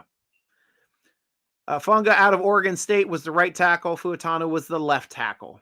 Thank you very much, Robert. Still Appreciate that. satisfied with the offensive tackle pick at 20. Awesome. Yeah. Tamburo, don't trade below 32. You still get a 5th-year option on a first pick. Instead of reaching for a guy you would have got at 32, trade down from 20 without reaching. According to the metrics that we've seen on The Athletic, there was no way he was hitting 32 or even 30. He was probably coming off the board pretty quickly. At least that. I believe Rod Woodson was the top-rated cornerback, but when he switched the tag on clothing and had legal problem, that could have dropped him. Well, he was a top 10 pick. So yeah, he went 10th in 87. Yep, we talked about that. Eagles take Quentin Mitchell at cornerback. Yep, we talked about that. Yep, they did. I think Rod Woodson was arrested for switching the price tags on clothing after Steelers drafted him, not before, so that shouldn't have affected his draft status. Okay. Yeah, I don't even recall that article at all, or that news. I did a quick Google search, and all I came up with was a bunch of Rod Woodson jerseys. So apparently, it's not big news. So Robert C with a good point here. Stryker likes big butts, and he cannot lie. It's all about that base, no corners. It's all about that base, no corners. Yeah, not only that, no corners, no centers. Even white boys got to shout. Baby's got that. I mean, it works out so well for the Steelers. Hey, Miles is confused. Miles. We love Miles. You've been quiet tonight, Miles. Jacksonville takes Bron James, wide receiver. Barton will slip. It would be an overreach to take him at 20. Trade down. I agree with that. Barton, yeah, which is good. Trade down, get the right tackle. If you want to trade up the second, that would be okay. Center, if you want, is there. And I think what we've been talking about, it looks like second round. Oh yeah, wide receiver, corner, or center. That's going to be all three of them, because Ricky Pearsall is who. Yeah, go ahead. Ricky Pearsall, the wide receiver out of Florida, I've had my eye on for a little bit. The hope was that he didn't go like late in the first. So if he's still around in the second, then I want there to be like 4 or 5 options that I would just be ecstatic about when we get to 51. And right now it's looking like that's a very, very good chance, because we could get our corner of the future that I thought was going to be in the first and the second. So, right. But Dallas has been talking about a center for a while, but their offseason was terrible, so they might not know what they're doing. But this could be the first. Didn't they like not sign a single free agent? I think Dallas didn't sign a single free agent. They kept losing out. I remember they kept losing out to the players that they thought were going to come to them, because I remember all the reports, and like they go sign with somebody else. Exactly. So a lot of stuff that I've heard that this should be another offensive lineman off the board. I'd be very surprised if Dallas tried to fill with anybody else here. No, Jerry Jones, goodness, just let go, sir. I love that, because you gotta give it to him and blame him at the same time for, an owner being the GM, but he's brought a lot of talent to that team. Oh yeah, and there's money there. The stadium he built has to pull in a ridiculous amount, because that thing's always open. If not football, it's something else. Right. So, and for what I've never been there, but from what I've heard, it's a very nice stadium. I was there for a Super Bowl that we happened to play in. Was it nice? Was it pretty? It was gorgeous. It's gorgeous. We were in the end zone, about 18 rows back. Oh, center end zone. So it was gorgeous seats. The only problem was the outcome of the game didn't end the way we wanted, but it was a lot of fun to be there, and I was glad to go to at least to one Super Bowl. But I don't think I can afford to go to many of those. Yeah, I'd imagine that set you back just a little bit. Yeah, it did. But it was a fun time. Exactly. Robert, yeah. Robert C., we may have fought in the past, but I thank you for the solid. I'm such an airhead. I'm not following the draft other than listening to live, and I guess I'm behind. It's all good, man. You remind me of a poster over at at our football forum at SteerNation.com that doesn't watch games but has a lot of opinions too. But it's all good. Daniels will be gone next year, so at least Fuatano can replace him if he falls out of right tackle. So kind of smart. Could be. My man! There you go, Dreads. Robert. Okay, we got a Cougar. All these Northwest teams seem to made up like cartoon name beavers and ducks and cougars, but we got a Cougar. It's we got solid. a Husky. Didn't we just get a Husky? Oh, the Washington Huskies. Yep. Washington would be Huskies, yeah. Yeah, Yep. they have funny cartoony names. When I I was still- 21, I got a Cougar over twice my age, but that's not quite the same thing. At 21, it's easier to get a Cougar because anybody older than you is kind of a Cougar. That's true. They need running backs. Who does? Oh, We probably, do. I'm probably talking about the who was drafting because we're right around this time. Oh, the Cowboy. Oh no, yeah, I agree. The Cowboys do need running backs. Yeah, that could So, be a pick. No running I'll backs off agree the with board you. yet. Actually, neither. There you go. The Lions have made a trade with the Cowboys to select Terrion Arnold. There we go. Terrion Arnold is who off traded- the board. who- Detroit Lions traded up with the Cowboys, and Detroit has selected Terrion Arnold. Okay, Cowboys might be still getting that running back because running And backs are that's not valued. So Just drop back. another hell of a player going to Dan Campbell's team. Right. I like the Lions a lot. I like what Dan Campbell has built there. What the style of it, the energy, all that. Terrion Yeah. Arnold's going to fit in real. If he had to go somewhere that wasn't Pittsburgh, I'll take that. And what position does he play again? Terry, that was the top cornerback that I thought was going to go. Oh, okay. Yep. Gotcha. Jeez. So here could be one of the runs we were talking about on corner. Right. So. Yeah. Because we're- corner runs always happen in a draft. Always. Yep.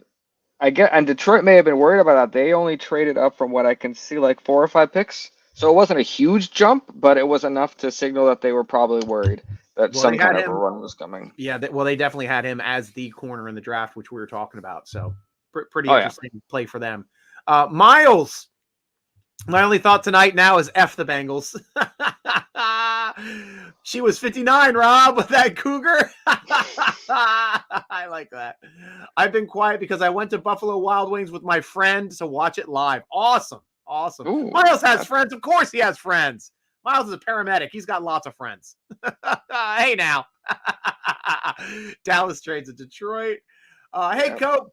At least that guy watches highlights. Good inside joke there. If you want to get these inside jokes, be a member of the Steeler Nation Football Forum, free to join. You can have guys like Robert C. who posts as Coolie Man. You can have me, Stryker, who posts as Stryker. Pretty easy to find me. Miles, tomorrow the Steelers need to target a wide receiver. I hope they get Xavier Legette, big body build like DK, and a center. Do you have any thoughts on Xavier? I like Xavier. I didn't think he was going to be a second-round player that'd be available. A lot of people, including myself, had him going near the end of the first. So if he's still around in the second, that's great value. I feel like he would be a smarter, stronger Deontay Johnson. That's how I would see him. He seemed to be more aware of himself around the field than DJ would. The running backwards. So, Yeah. But I'd be fine with that. Gotcha.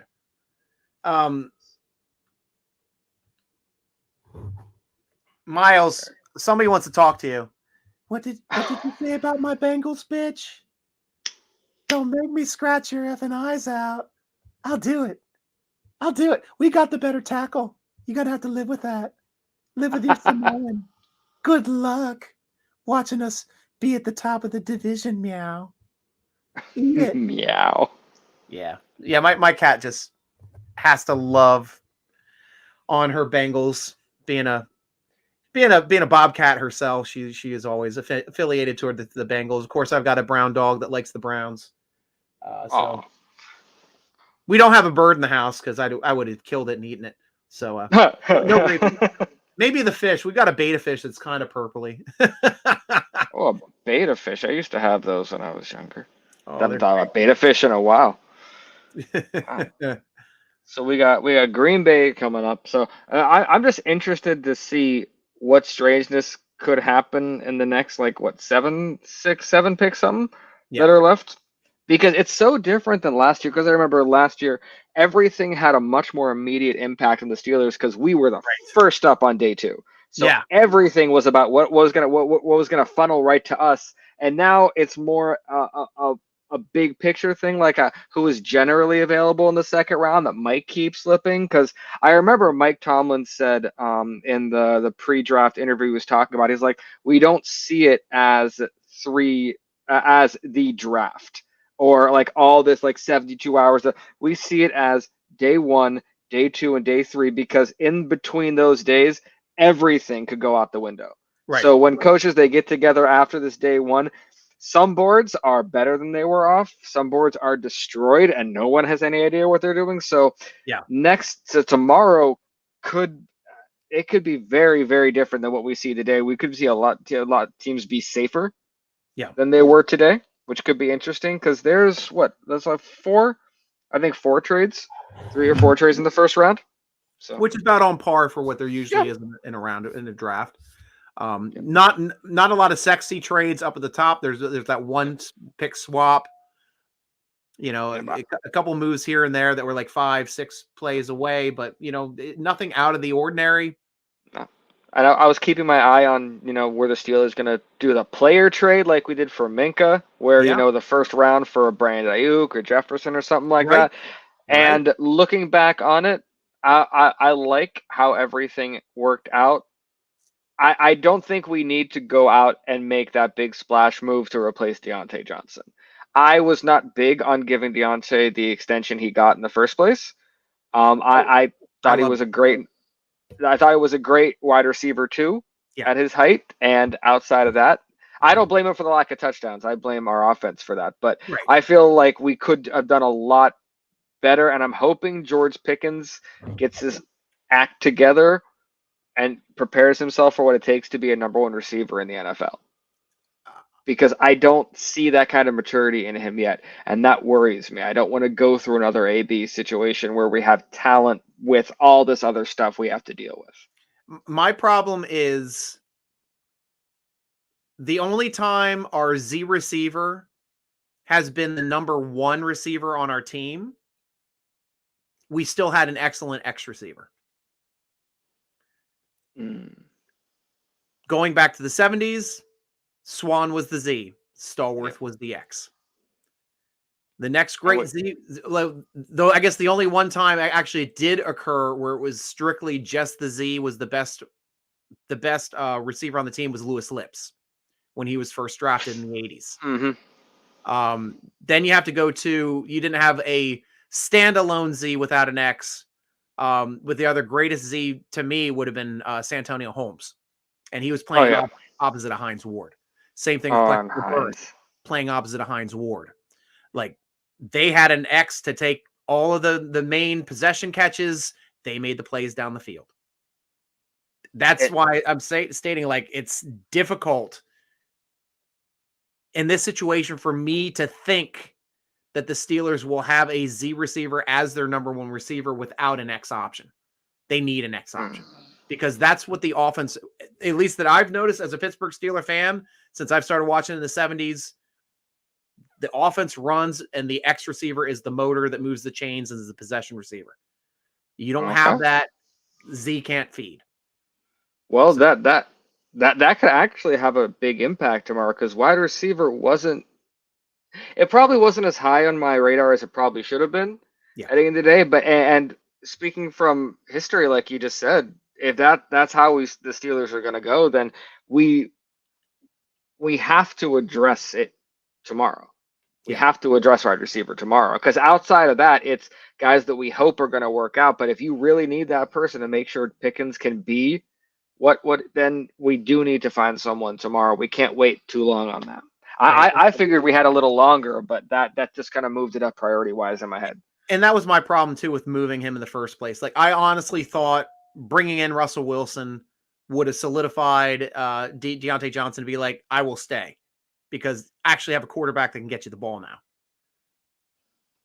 At least a Pro Bowl caliber quarterback, a quarterback that's made to multiple Super Bowls. That's what you got to think about your legacy as opposed to going where do you end up going to Carolina. Yeah. Carolina doesn't have a quarterback. Carolina. So Yep. good luck putting up numbers in Carolina. Like, you're an excellent route runner. It still was an excellent route runner on our team, but if you don't have a quarterback that can get you the ball, you're not going to look very good. So I don't see the upgrade that I guess Johnson saw from that move. Yeah, he must have seen something. Because it wasn't like an exorbitant amount of money. It wasn't like, head turning. This means everything. It was okay money for him, but it was straight offensive tackle off the board. The Packers selected Jordan Morgan. Another tackle going. And I'll state why I disagree with the contract, the second contract that he got, because all of the receivers that season started getting 20 million as their number. Like Kirk got like 23 mil a season. Kirk has never done anything. Like, our wide receiver made it to a Pro Bowl. He came up. I'm like, damn, we're going to have to spend like 22 to keep this kid. He signed for 13 mil a season. He gave us a significant home team discount on a team where all of Steeler Nation's always screaming, oh, you're going to take the home team discount. He's a free agent. He'll take the home team. Nobody takes a home team discount. Nobody. They all got paid. Watt got paid. Fitzpatrick got paid. Hayward got paid. Deontay Johnson took the home team discount. Absolutely. No question in my mind about it. Didn't want to go anywhere else. Was happy about it. But unfortunately, with the way the offense has been run for the past couple of years, I wouldn't want to be here either. That would have put a bad taste in my mouth as well. Oh, I absolutely get the frustration. Right. So I think that frustration was the only thing that allowed me to give Kenny the leeway that I gave him, up to the point where I think everyone just threw in the hat, when he refused to suit up. But up until then, I was like, well, I'd be frustrated too. I guess it would hold me back too if I had this offense, and turns out that didn't matter. But I like what you said. I didn't consider that about the hometown discount, that he actually did do that, because he easily could have made more elsewhere if he really wanted to. Well, he still had a year left in his contract too. It's not like he was going anywhere. He just chose to redo his contract with a year left and gave us a home team discount. It's significant home team discount. So it's just the way it worked out. And I want to get to some comments here quickly. Miles, I will be here all day tomorrow and Saturday. Sadly, Miles, this is the only day I will be doing the draft. I'm not doing a draft show tomorrow. I got to drive. I'm working all day at Morgan State University. Then I'm driving to Binghamton to work all day at Binghamton on Saturday. Got to strike while the money is hot. So that's what we're doing here these next 2 days. Unfortunately, the draft show is only one day this year. Thank you so much for being on the show. Let me know what you're thinking. George, I want the middle of the offensive line the most, need a center, and move Jones to left tackle. He's a proven killer there. Would love to see that. Miles, hey now, I got my own cat too. Pumbaa will go toe-to-toe with your dumping. Oh, did you hear that? Oh, that's fighting words. Lexi, you've been called out. You've been called out, Lexi. I'll kick the shit out of that tiny little Pumbaa's ass. I eat Pumbas for breakfast. They're delicious. They're like little snacks to me. I'm twice the cat of any cat you can throw at me, boy. Oh, dang. It's on. Pumbaa versus Lexi. Pumbaa versus Lexi. Toe-to-toe. You're getting it. You're getting it. Well, for anybody who wanted Graham Barton to be a Steeler, the Tampa Bay Buccaneers just selected him at 27. Okay, so still 26. Sorry, 26. So still a first-round draft pick. Did not make it to the 30 range like some of us were thinking.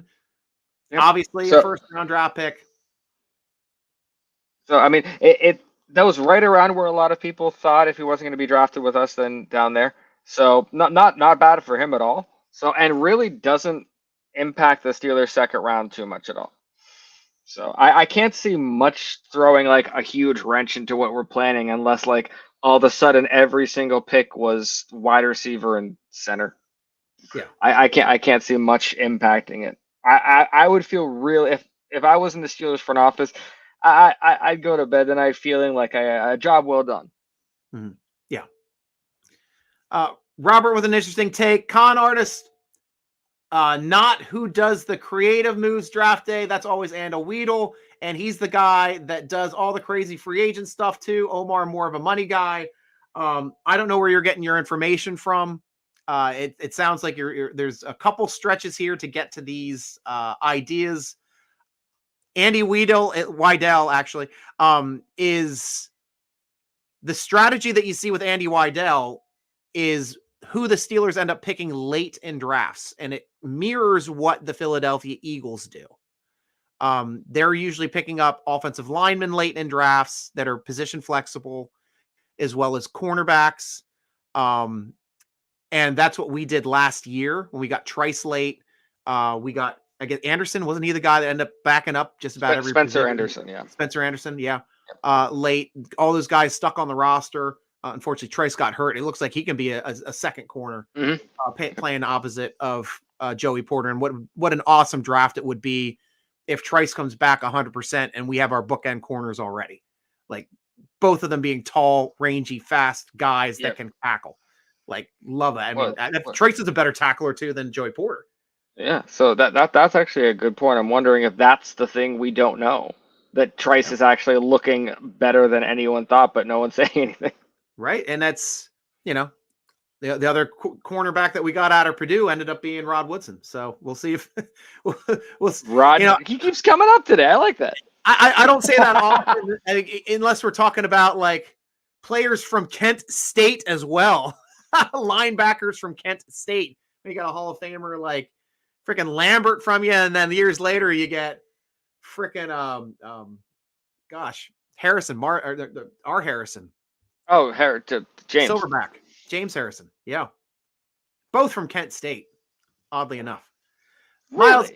At least now we can stop talking about the Steelers trading the number 1 pick for Ayuk. Well, we can start talking about now, which becomes a better value.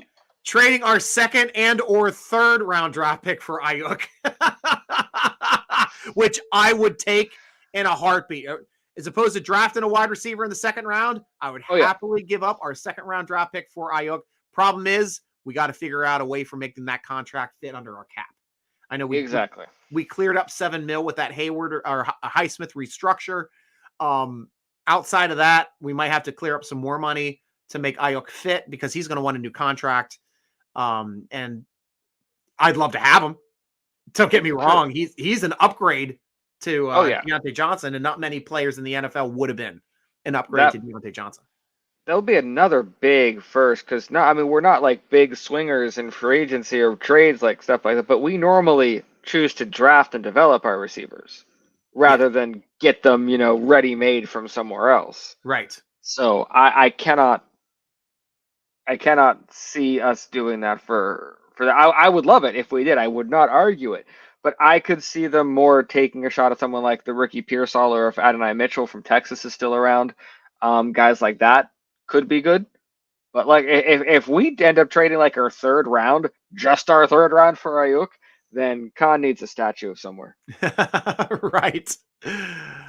Kimo von Oelhoffen might not sound Samoan, but he is one too. And he's the kind of great Steelers lineman they need to draft. Yeah, we knew that von Oelhoffen was, it sounds German, Flemish. It does. Dutch, Hollandish. But yes, was a Samoan. Absolutely was. What? My entire life is a lie. Yeah, sorry, Miles. I would be happy with Cedric Van Pran for our center. Nice. Yeah, out of Georgia, and we could get him in the 3rd round. Accurate.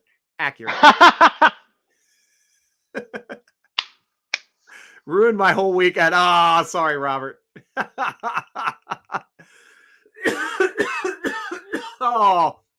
Sorry, guys. No, but great call on Cedric Van Pran because he's from Georgia too. So we bring in another Georgia Bulldog. So Georgia on my mind. You have to know it's karaoke tonight, did you? Nope. I've got all sorts of talents.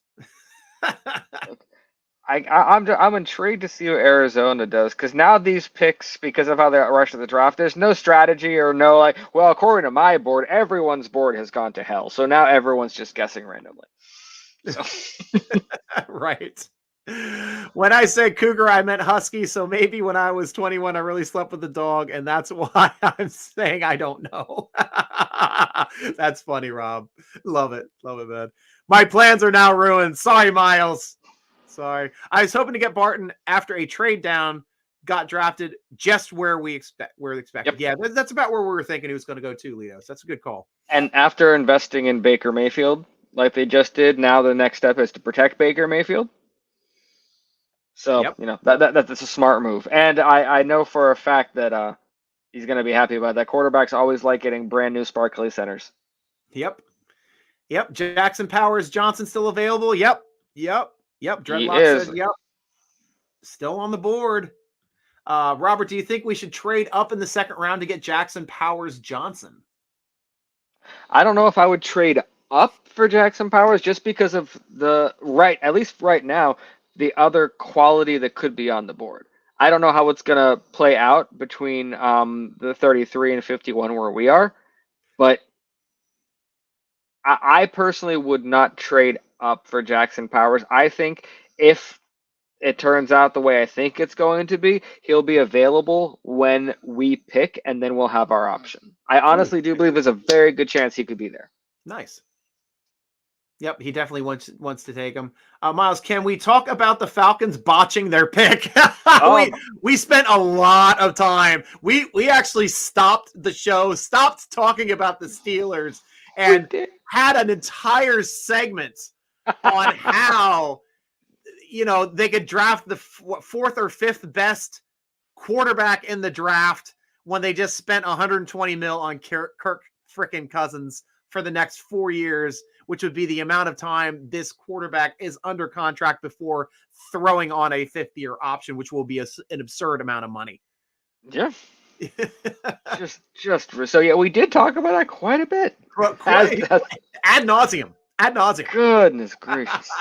It definitely threw us all for. There's always like that one pick in that like 8 to 15 area where everybody just loses their minds on that pick. And it's usually because the Raiders are reaching for a really fast wide receiver that no one heard of, or the Bills draft somebody that should have been available in the third round, or like it becomes like just such an overreach for something. But this one became like a positional reach. It's a position you had locked down. You should be going into this draft trying to get BPA at your spot in the top 10. You don't need a quarterback. You don't need one in the first round at all. Get them weapons. Get offensive linemen, wide receivers. Yeah. Or what your defense. It wasn't like there was a run either. The quarterbacks that went off the board were expected to be off the board. No surprises. Right. But then Atlanta just got spooked and saw a ghost. Like, what was that? Zach Wilson who said I'm seeing ghosts on the sideline? Yeah, right. Oh, Dreadlock Tim sent me a video of Jackson Powers Johnson. He throws combine to the side. Throws a combine. In the combine, he throws somebody's side like ragdoll without trying, and then sprints 130 pounds scarily quickly. He's perfect. Awesome. Yeah, that was a Steelers coach. He threw to the side in the video. Oh, so. Nice. Yep, one of our positional coaches. Nice. So. New meaning of power gain. 328 pounds. He's like Marquise Pouncey with a little bit more bulk. Jackson Powers Johnson, newest Pittsburgh Steeler. Rad Rob happy. Would love to see that. Arizona, that would be delightful. Yeah. Arizona takes Darius Robinson edge. Yep. At the combat, Jackson Powers threw a coach and in a drill. Yep. I got what you're saying there, Dreads. Awesome. Thanks. Yeah, we're getting down. What are we at right now for the draft? Right now, Arizona's about to pick the 27. Okay. So we have 6 total left to go, and normally the last couple go. These should go fairly quick. It's just now it's mainly commercial time on TV. Right. Which is why they take a little longer. And I'm going to spotlight you here for a second, Zach. I got to run and take a leak. Okay. So I will be right back. Bathroom's just right here to my right. So, wrong one. So spotlighting Zach. That is the Zach Show, guys. Time to ask Zach some questions. And Zach, let's hear your take too on what the Steelers should do for the second round. Okay. For the second round, I feel like it's almost like it was when we were in we were going towards our first pick. There was almost nothing we could do wrong. It sounds like an exaggeration, but I actually did write an article about it, how there was no downside coming into this. And as the draft fell, it kept proving that there was going to be almost no downside to our pick. And getting Fatano is excellent. And the way the draft seems to be going now, we could have our pick of several wonderful defensive players who should not be available in the second round. Wide receiver, me and Stryker were talking about. We still have Ricky Pearsall. Adonai Mitchell isn't off the board. There's receivers that we could get down there. We still need someone for center. A lot of you guys have been asking about Jackson Powers Johnson. I can see a world, just because of his interest petered off a little bit the closer you got to draft day. He was a consensus first round pick for a while, maybe the best offensive lineman. And then as you get closer and other people were moving up and down, he might actually be available at 51 tomorrow. So I'm also not going to rule out trading up. Because there could be a run on a position like cornerback. There's still quite a few cornerbacks available, and the Steelers still do need one opposite Joey Porter Jr. I don't think Dante Jackson is the guy for the future as far as that goes. I do think he's going to be good. Takes up space while someone else prepares in the background like a rookie. But there's so many options that are good. And I'm not used to saying that when it comes into the second round, but everything has just fallen in the best way for the Steelers. So wonderful. Hey, now speaking of that, now Stryker, you get to have a spotlight while I go. Okay, good. And I will be right back. All right, we'll see you in a second here, Zach. And what I meant to say by I have a bathroom right here in the basement is I had to go outside and I peed outside. So, but I do have a nice big open sliding glass door to get outside efficiently to use the bathroom. How are we doing, guys? I see we got some talking here. Let's see what was popped up here. There we go. I thought Stryker was peeing in a bottle. That was last year. If you could catch it. I think I peed in the bottle over the course. I never left the air the entire time last year. I was always on the air. I did pee in a bottle, and I think I peed in a bottle up to 3 or 4 times total over the 3 days I was drinking. I didn't pee at all, obviously, first night and second night, but I think on day 3, I think I peed at least 3 or 4 times and then had my wife clear the bottle. It depends, though. It depends on whether or not I want to utilize. I can't get past just peeing in my pants yet, though. I do hear from some friends that go to like concerts or that go to the ball drop in New York City for New Year's. There is no bathrooms once you get admitted into the gates for the ball drop for Times Square. You cannot leave. There is no bathroom. So, life hack in those situations, some people were depends and just go to the bathroom in their depends. So I like that is hilarious. Just take a couple extra depends in with you. have somebody change you then when you get back up. So that's the way. Cooper DeJohn is a shout. I think that means that's a player, right? Yeah, Cooper DeJohn is the. Did you mean he was drafted? Oh no, Cooper DeJohn is a shout. Shut down, maybe. Shut down. Oh, maybe. Oh, maybe I stopped reading. Oh. Poor cat getting pet after that. Right? Now she's outside now. She followed me outside, so she's just rolling around on the ground like cats do as soon as they go outside. They have to roll around and everything. They do that. That's what Kurt. But they go on walks. They have leashes. My cats, so they like to go on walks. Awesome. I'm surprised Arizona hasn't picked yet. It's been quite a while. Or is it? Did they just miss? Arizona have Darius Robinson picked defensive end from Missouri. Okay. I went to Arizona at 27. Pick is in for Kansas City, but it's been in since before I went outside. No, I was following the Steeler Nation one. I guess maybe something got held up there. So yeah, something probably got held up. now that the Steelers have picked, the Steeler Nation feed is going to be a little slower, and they're not going to care as much. Oh, there we go. Okay, Kansas. Okay. I was confused. I'm like, how did I miss an entire pick? And Cowboys are back on the clock. You knew they were not going to take, Kansas City was not going to take a running back. They've already gotten a first round running back a couple years back. Xavier Worthy, wide receiver from Texas, now ticks off the board. Okay. Run on wide receivers is going. That's interesting that Xavier Worthy came out because Adonai Mitchell was with him at Texas. Pick is already in for the Cowboys. That's got to be a running back. Oh, I would 100% think so. Yeah. Had to trade back for a back. If it's not a running back, it's a center. I would be willing to. I'll bet this granola bar on it. Good bet. That's the most I'm willing to bet on the Cowboys. That granola bar. Right. So yeah, I can. Like I was telling everyone, I keep telling myself, check yourself, make sure that you're not getting overexcited about.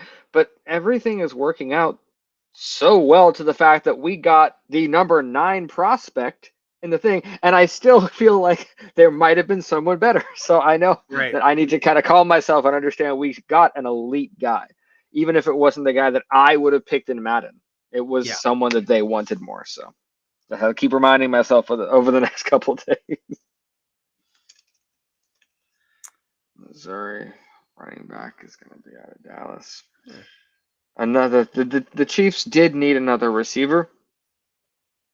So I don't like the Chiefs getting anything extra, but that's a solid pick from them.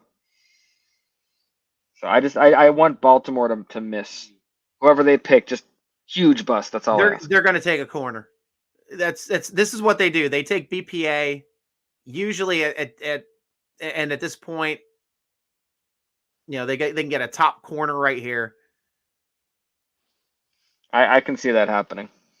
So they like taking players that I wanted in the first place, like you said, Kyle Hamilton and and the Tyler Lindenbaum. Tyler Lindenbaum. Yep, I thought he would make a good Steeler. Yeah. Remember that would hurt a little bit. So. Yeah, it was the draft with Queen and Matabuk, and like they got like everybody that year that I was like, I wanted that guy. Then they get Hamilton that year. We got Kenny Pickett, and they get they draft well. Like you cannot, they do not mess up their drafts. They just don't. Oh yeah, I remember for a little while that was the Patriots. Like somehow, no matter who they picked, all 7 picks worked out wonderfully, and they won the Super Bowl. Right. It's just when a franchise invests top to bottom, then I'm not all too surprised when they start drafting well. Their scouting department will start doing better. So it's when teams like the Raiders or the Detroit Lions from the early 90s, 2000s, just picking a wide receiver every single pick in the draft, and then it doesn't matter what your criminal record is, we're going to sign you anyway. Right. Which worked out really well for everybody. Man, I'm looking at Mims' numbers, like 6'7" and a quarter, 340, 36 and an 1/8 inch arms with 11 and a quarter inch hands. Yep. Dude, wow. Like that guy is, and he was 21, turns 22 in October. Fontenot is 6'4", 317, a dwarf compared to Mims. 34 and a half inch arms, 9.5 inch hands. 23 turns 24 in October. I didn't know he was older. Okay, I didn't actually know that either. Yeah. So that's interesting. Yeah. I'll have to do some because I don't know about his injury history either. I'm hoping that he hasn't had a lot of injury problems because an older player on the line, or maybe they're hoping that the age is going to be a more an upside rather than a downside, an experience rather than time off the clock for him. So if you're that age and you're a first round draft pick, you're going to start soon. Yeah. I cannot see it being we'll bring you along for a little bit. He has to be plug and play if we're taking him where we did. So, well, I guess we'll see, but I'm hoping he is. I'm trying to see where. Oh, Tyler, another tackle. Tyler Guyton is off the clock to the Cowboys, and the So Ravens are officially. they took a tackle instead of a running back. I find that They interesting. did, and I would have lost this granola bar because I thought it was going to be a center. Right? So now I have no idea what. Apparently that's interesting. They took a tackle. I don't fully understand that, but that's pretty much been how today's gone with most of these picks. Like I'm sure someone knew what they were doing, but I'm not exactly sure. So I want to see if you got this one right. If the Ravens are going to take a corner. I honestly think they're going to take corner. This is what they do. Well, let's see. As far as It's cornerback, we got.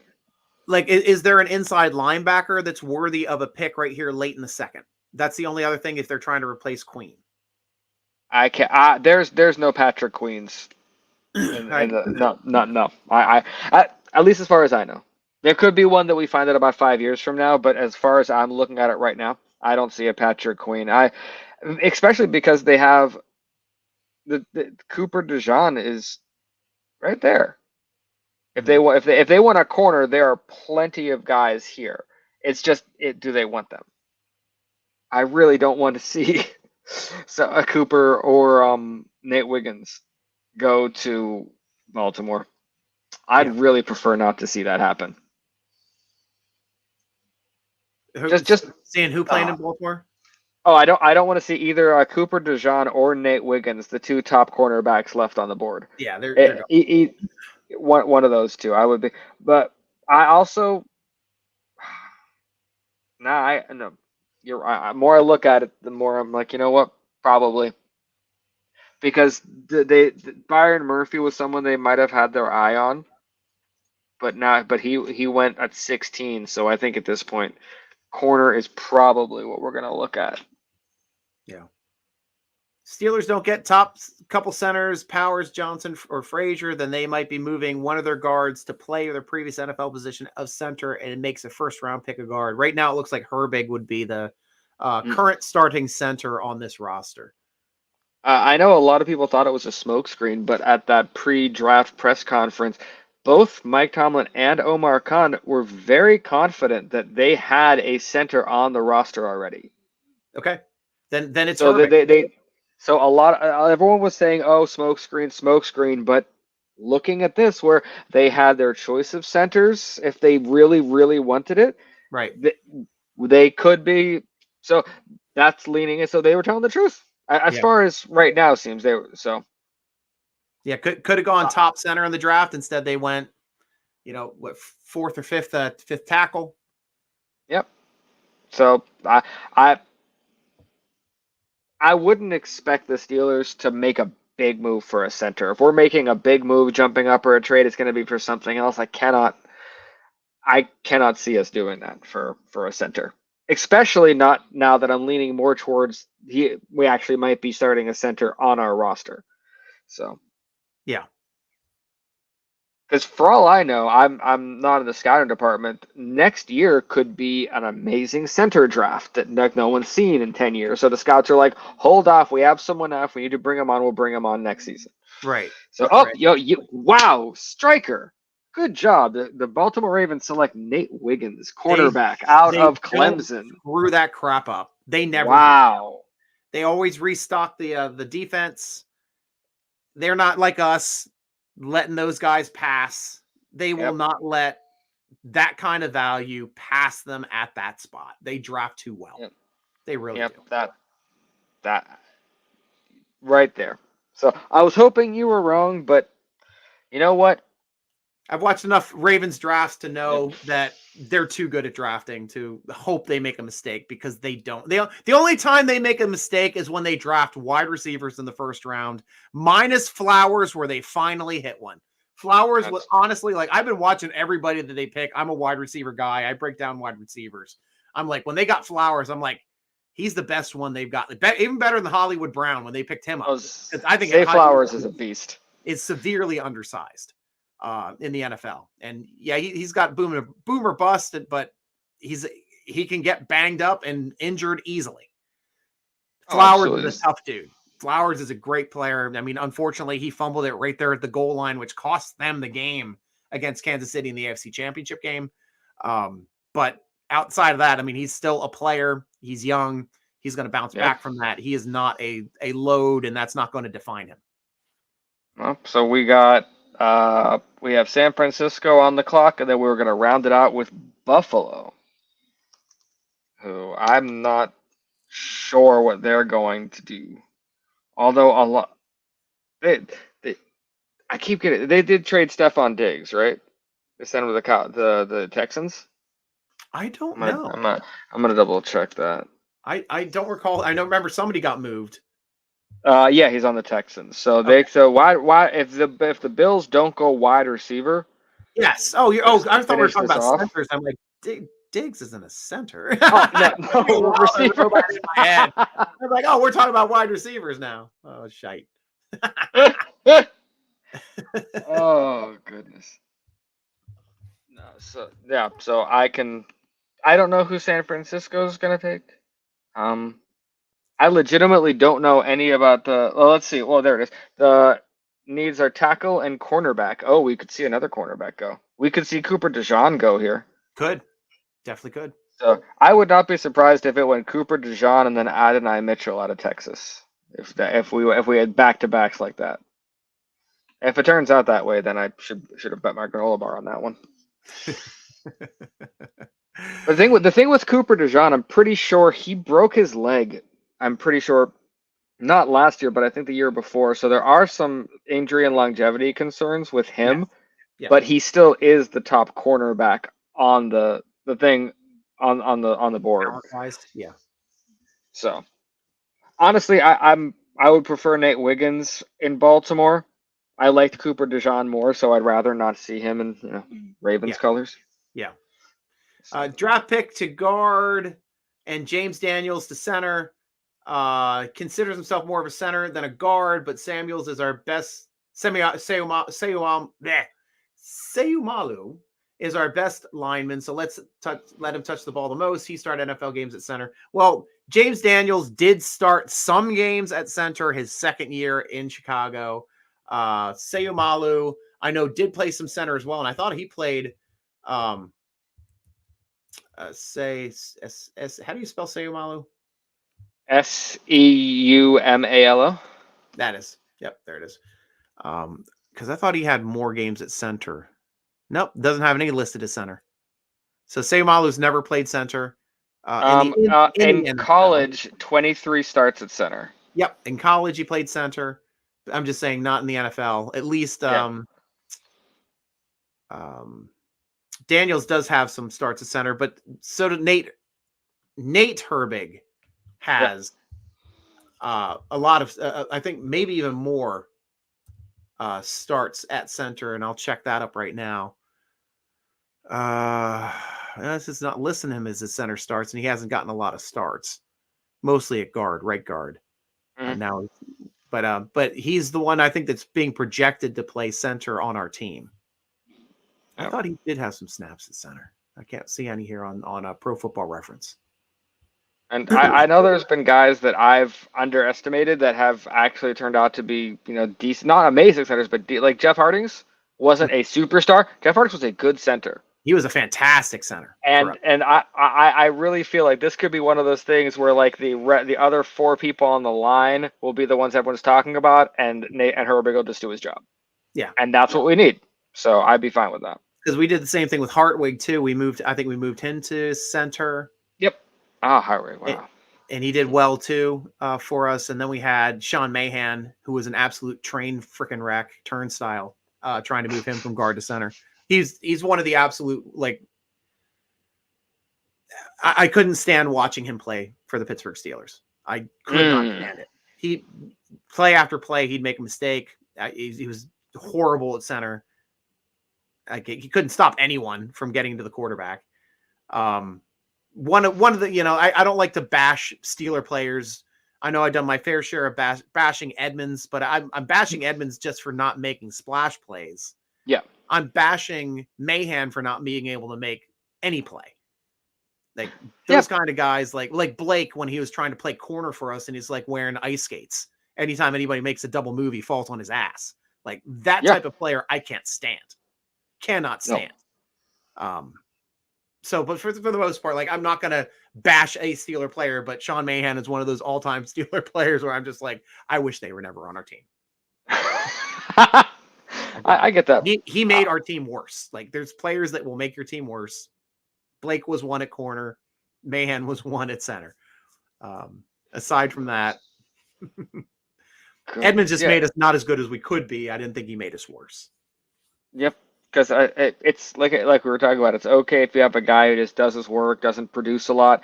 If you enable the guy on the other side from you to be an all pro superstar, that's not what happened. Edmonds didn't have that in his DNA. So, the receiver I wanted is off the board. Ricky Pearsall out of Florida goes to the San Francisco 49ers. That's a good pick for them. Ricky Pearsall is going to be a very good NFL wide receiver. And the Bills are on the clock. This is an interesting draft pick then, because this is an overlap pick for Brandon Ayuk. Because isn't Pearsall a possession receiver? Yes, he is. Boom. Now we're talking about San Francisco knowing they're probably not going to keep Ayuk. They're not going to probably be able to re-sign him. They just drafted his replacement. And that's a solid replace for the type of football that they play. And if Ayuk's the guy they're going to replace, then that's an excellent take on that. That's a really good take, because that could open up a whole other conversation about tomorrow. If they already feel they got their guy and they get an offer they like from us. I like that. I saw it more as irritating Buffalo, since Buffalo definitely needed a receiver, and now another one's gone. So did Carolina just trade? This is why you listen to my show, guys, because I come up with this stuff quickly. I make associations. I might not be the most knowledgeable person in the room, but I can make associations like nobody's business. And that's really interesting to me also, because I think it opens up for Ayuk to be able to be moved sometime during this draft. I agree. And Buffalo may have been pissed off enough about that pick, because they just traded to Carolina. Oh, jeez. Carolina has the final pick in the first round. I honestly think that they were just like, I cannot believe that happened. Threw the phone up in the air. Call Carolina.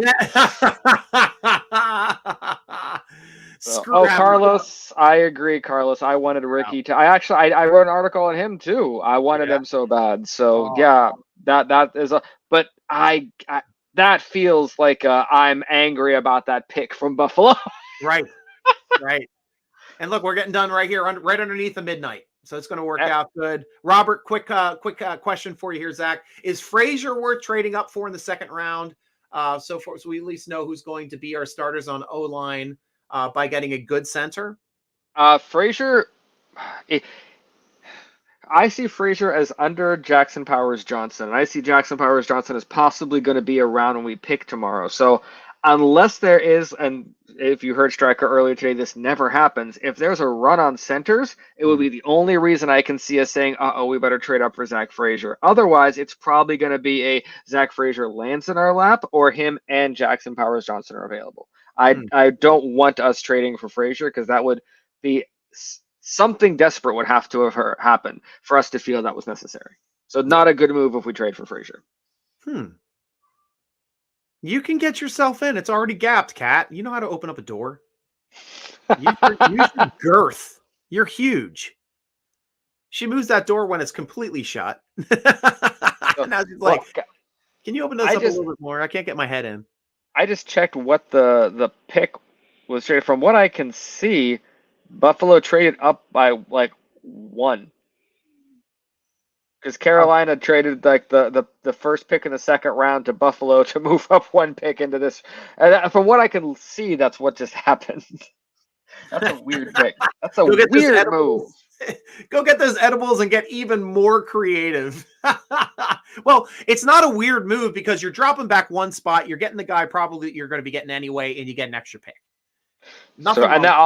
And it also could have been a result of the receiver pick if they're like, well, that's the guy we wanted. We'll move back and get something out of it. Yeah. Oh, here it is. The Panthers got the 22nd, the last pick in this round, and a 6th-round pick from this year. And the Bills got the first pick in the 2nd round this year and a 5th-round pick this year. So a So they swapped very, the very first even picks. trade.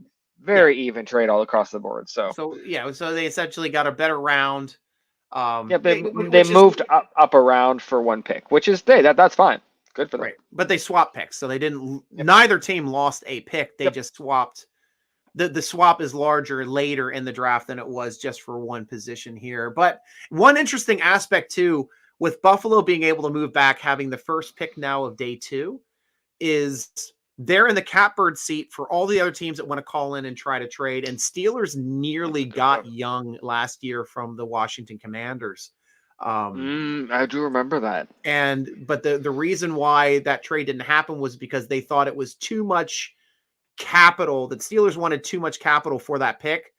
But Steelers do it right. They see it as a completely different day. They've got the top pick of the draft, day 2. You want that spot, you got to pay for it. So that could have been having Young on our team as opposed to having Joey Porter Jr., which we have now. Either way, interesting to think about. But what happened is we ended up getting Joey Porter Jr., which I'm happy with. And he's a good corner and good player anyway. The pick is in Xavier Legette. We were talking about Xavier Legette earlier in this draft. Yeah. So it's looking more like if the Steelers are going to take a receiver in the 2nd round, it'll probably be the trade for Ayuk, or I can't see us taking one. Well, Buffalo might be in a position to be able to trade that top pick of the 2nd round for Ayuk. Ooh, because you're looking at a wide receiver needy team. I know they're going on like barn sale now since they can't beat Kansas City for some damn reason, like us not being able to beat New England. Yes. But it's the way it is. It's like, how can like the Ravens always beat New England in the playoffs, and just like the Cincinnati Bengals know how to beat Kansas City. It's like it's like certain team matchups just are like odd the way they work out franchise wise. But Xavier Legette was another wide receiver we talked about earlier in this draft, being a highly talented guy as well. Looked like a lot of wide receivers went in the 1st round. This is a thick wide receiver draft. Let me see how many. 4, 5, 6. I'm pretty sure if I count right, that's the 7th wide receiver in the 1st round. So yeah, Lots of tackles, lots of wide receivers, lots of quarterbacks. Yep. So even though it started out kind of weird, no defensive players going in that first, but it was just set up everything else for just a strange slant. Like I guarantee no one's really recovered from that strange offensive slant yet. 3, 4, 5, 6, 7, 8, 9. 9 defensive players taken in the 1st round. 9. Wow, that's a lot considering it didn't start till late. That's pretty much on average, though, for the rest of that, because none were taken in the top 14. 9 were taken, I guess, in the next 17. So it's right around half. Right? Okay. Because so that would be about average. 1, 2, 3, 4, 5, 6, 7, 8, 9, 10, 11, 12, 13, 14, 15, 16, 17, 18. Nope, exactly half. 9 in the next 18 pick, which is what you expect. You expect, 16 players to be defense, 16 players to be offense. It's usually the way your numbers and averages work out.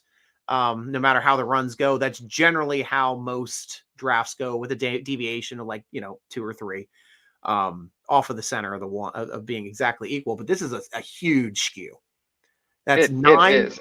Yeah, 9. And it didn't feel like there was any desperate pick. Like there were some weird picks. There's some I don't understand them picks, but there was no I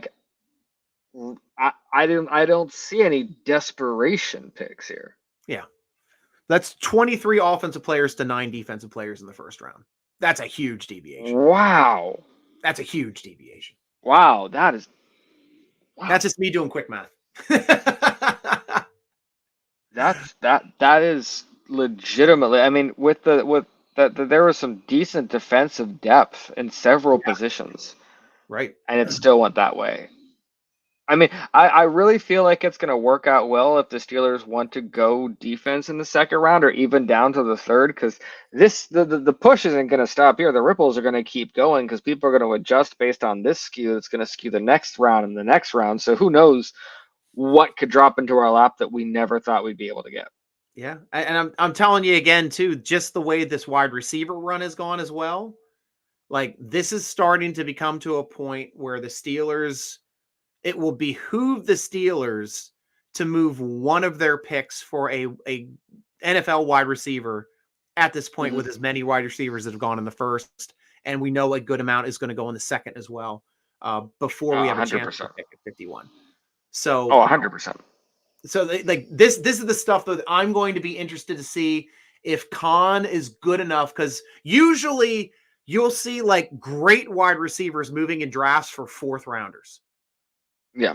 Randy Moss went for a fourth rounder that Yeah. 1 year, and he ended up setting the record in NFL touchdowns that year with the Patriots. Yep. So like these are the aspects where you can get really good value out of a player that might be a 1 year rental, like an Ayuk. Trying to think of other wide receivers that are still like X capable that are on the trading block right now. Other than Diggs is already moved. And you're gonna overpay for Jefferson. So Ayuk just, he seems to fit. I know that he fits perfectly in this system. It's not just the system. I 100% agree. He fits the system. It seems to just be the kind of guy we need, the type of guy we need for this season and what kind of campaign we're putting together. Right. So I'm hoping for that. I would not be upset at all as long as we don't give away the farm for him. Right. Right. That's why you're hoping, like, if you can get a single draft pick, if it's one of the thirds, I'm happy about it. I don't know if I want to give up a second rounder for him. I really don't. I wouldn't. I think with the value of players that are going to be available to us at 51, yeah, you can only consider third and below for that. Right. And I'm fine with either third. I'd rather have the higher third, but if you're talking about Brendan Ayuk, exactly, because having the option there of the thirds is going to help. So right, and then plus it's like you're getting a starter, you're getting a All-Pro, Pro Bowl caliber player for a third round draft pick. To me, that's a no-brainer. Yeah, there's no guesswork here. It's not I hope he works out. He's gonna work out. Right. So, and the last time we made a trade it was a first round for Minka, but that worked out really well. Oh, well, that was a no-brainer, and there's an interesting aspect of that trade too, Zach, and that's why every year, like, people are like, oh, gotta trade a first round for that guy. Gotta trade first round for that guy. They traded a first round draft pick for a guy that was on his rookie contract, a top 15 player on his rookie contract, only a year and a half into his contract. Steelers got another 2.5 years out of that contract plus the 5th-year option, which they turned that 5th-year option into a contract extension. That is an instance where it was a no-brainer because you got another 2.5 years on contract plus 3.5 years with that trade, utilizing a 5th-year option, which the Steelers did. It value-wise made perfect sense for trading a first-round draft pick in that instance for a guy that's only played a year and a half for that one team. That makes sense. I get that. Yeah. It's such amazing value. Like I'm floored, and that's something that's a unicorn. That does not happen every year in the NFL. You don't see people trying to trade people after a year and a half. It never happens in the NFL. And it's rare when people get rid of a player, especially like a first round quarterback in their first 2 years. It happened with the Washington team, and we ended up getting that quarterback, which I thought was going to be like our future as well before he died. In Florida. Dwayne Haskins? Yeah, Dwayne Haskins. Yep. And then the weirdest of weird is we got rid of Kenny Pickett after 3 before his contract was up. So did he play 2 years for us? Was it only 2 he played? Yeah, he only played 2. Oh, 2 seasons. Yeah, like that's rare. When you bail on a first round draft pick quarterback under 4 years, no matter what, but in the 2-year range, it's insane. And players I can if we're think all being honest, even if I honestly feel even if Kenny Pickett would have come in and competed, he would have ended up a backup no matter what. So I think we just kind of, the inevitable was happening. And so when Kenny Pickett started acting up more, we're like, well, we know what we're doing with this. So I'm fine with that. Yeah. I'm going through the last comments, guys. We're about ready to end the show. It's midnight. I thought they would possibly trade for Moore and an extra pick before the draft, but I guess they are keeping him for now. Yeah, it's draft is still going, and you can still pretty much trade up to the pick that it's going to be for. Steelers just have to figure out what their value for Moore is, and might be more beneficial also to wait till after the draft if they can't work something out for a higher pick now. Robert, we need 2 wide receivers, not 1. We need another bigger guy to pair up alongside George for the outside, and then a second possession wide receiver. Now you need a possession guy. George is the big-bodied receiver. You're thinking more slot. Slot options right now. We got to figure out a way to get Miles Austin to work because he did not work at all as an X receiver. He was a horrific X receiver last year. Our offense couldn't move with him as the X receiver, and he did not get a catch and only had one. Well, the game he started did not get a catch, and he had 1 target. Usually, our X receiver averages 8 targets a game. That's an average. 1 target at X. Being your possession guy, could not get open. Guy couldn't get open. Better slot guy, but I did not like him at the X at all. Those are the positions you're thinking about. Other big body, we've never had like twin towers on either side. I mean, it's rare and few and far between where you can get like a Jamar Chase that's got that kind of size to be able to be an X receiver. I'd be your possession guy and your break guy. You know, it's rare. Yeah, it happens. And the Megatron being another one, he could do everything. Megatron was insane. Megatron. Yeah. Yep. The guy that would have broken all the records if he didn't play for Detroit. Like a lot of players would have broken all the records. Sanders as well, because they hate that franchise, and I don't blame them. Now, hopefully, they're getting better. Tamburo, Moore may be a better left guard than he was a left tackle, so slide him over there and Isaac Seumalo to be center, and then we don't need to draft a center. That's not a bad option as well. I don't know how good Seumalo is as a center, but still not a bad thing to think about. That's a good option. James Daniels publicly said that he prefers to play center and guard, put him at center, let the new draft pick be the new great guard, and then still draft another great right tackle. Another right tackle. Yeah, they could. Point is, Steelers still need more elite beef on both sides of the line, and that's just as important as the wide receiver, cornerback. Exactly. Yeah, we've been talking about that for years. Absolutely agree with that. All right, guys. Well, Zach, thank you so much for being on my show with me, man. It's absolutely. It was a lot of fun. Yeah, I'm glad you texted me earlier. I didn't even know I was going to be doing the show until like 7. So I texted Justin. I'm like, are there any any of the social medias you're not using? He's like, you can use YouTube. I'm like, how about Facebook too? Like, can we jump on that? I'm not sure if we even got any Facebook comments. No, I think everything came in through YouTube today. Facebook is active. Oh yeah, no, we got some Facebook. John Green and them were jumping on. Usually Facebook's a little bit more active, but wasn't too much tonight. But either way, happy to have you on the show, Zach. I'm glad you reached out to me earlier so I could be like, oh, Zach, hey, you want to jump on with me? Hell yeah. We made our night complete. So thank you for making mine more enjoyable and bringing the knowledge that I lacked. Absolutely. Awesome. All right, Zach, I'll be talking to you soon as well. And Ian's going to stay us out here. Have a good night, Stryker and Zach. I'll have an early apartment tomorrow. Going to record day 2, so don't miss it. Go Steelers. Yeah, sorry, we're not going to have the show anymore for the weekend, but hopefully the Steelers can do well. Drink your drinks, toast your new Steelers, jump into the show. Obviously, follow me on social media at SN Stryker on the Tickety Talks, on the X spot, on the X's, and on the, what's the other one? Grammys. Instagram, yeah. And how do we follow you, Zach? I am changed my Twitter name. It's more professional. It's at Franciscus Zach. FranciscusZac. My name. So perfect. Franciscus Zach. Wunderbar. Well, guys, enjoy your evening. Thank you for choosing to spend it with us tonight. I hope you enjoyed it more than watching talking heads that get boring. Of course, we like to talk more Steelers than those guys too. So hope you enjoyed your night. Have a blessed weekend. and enjoy the rest of the draft. And Zach and I will be rooting with you as always. Go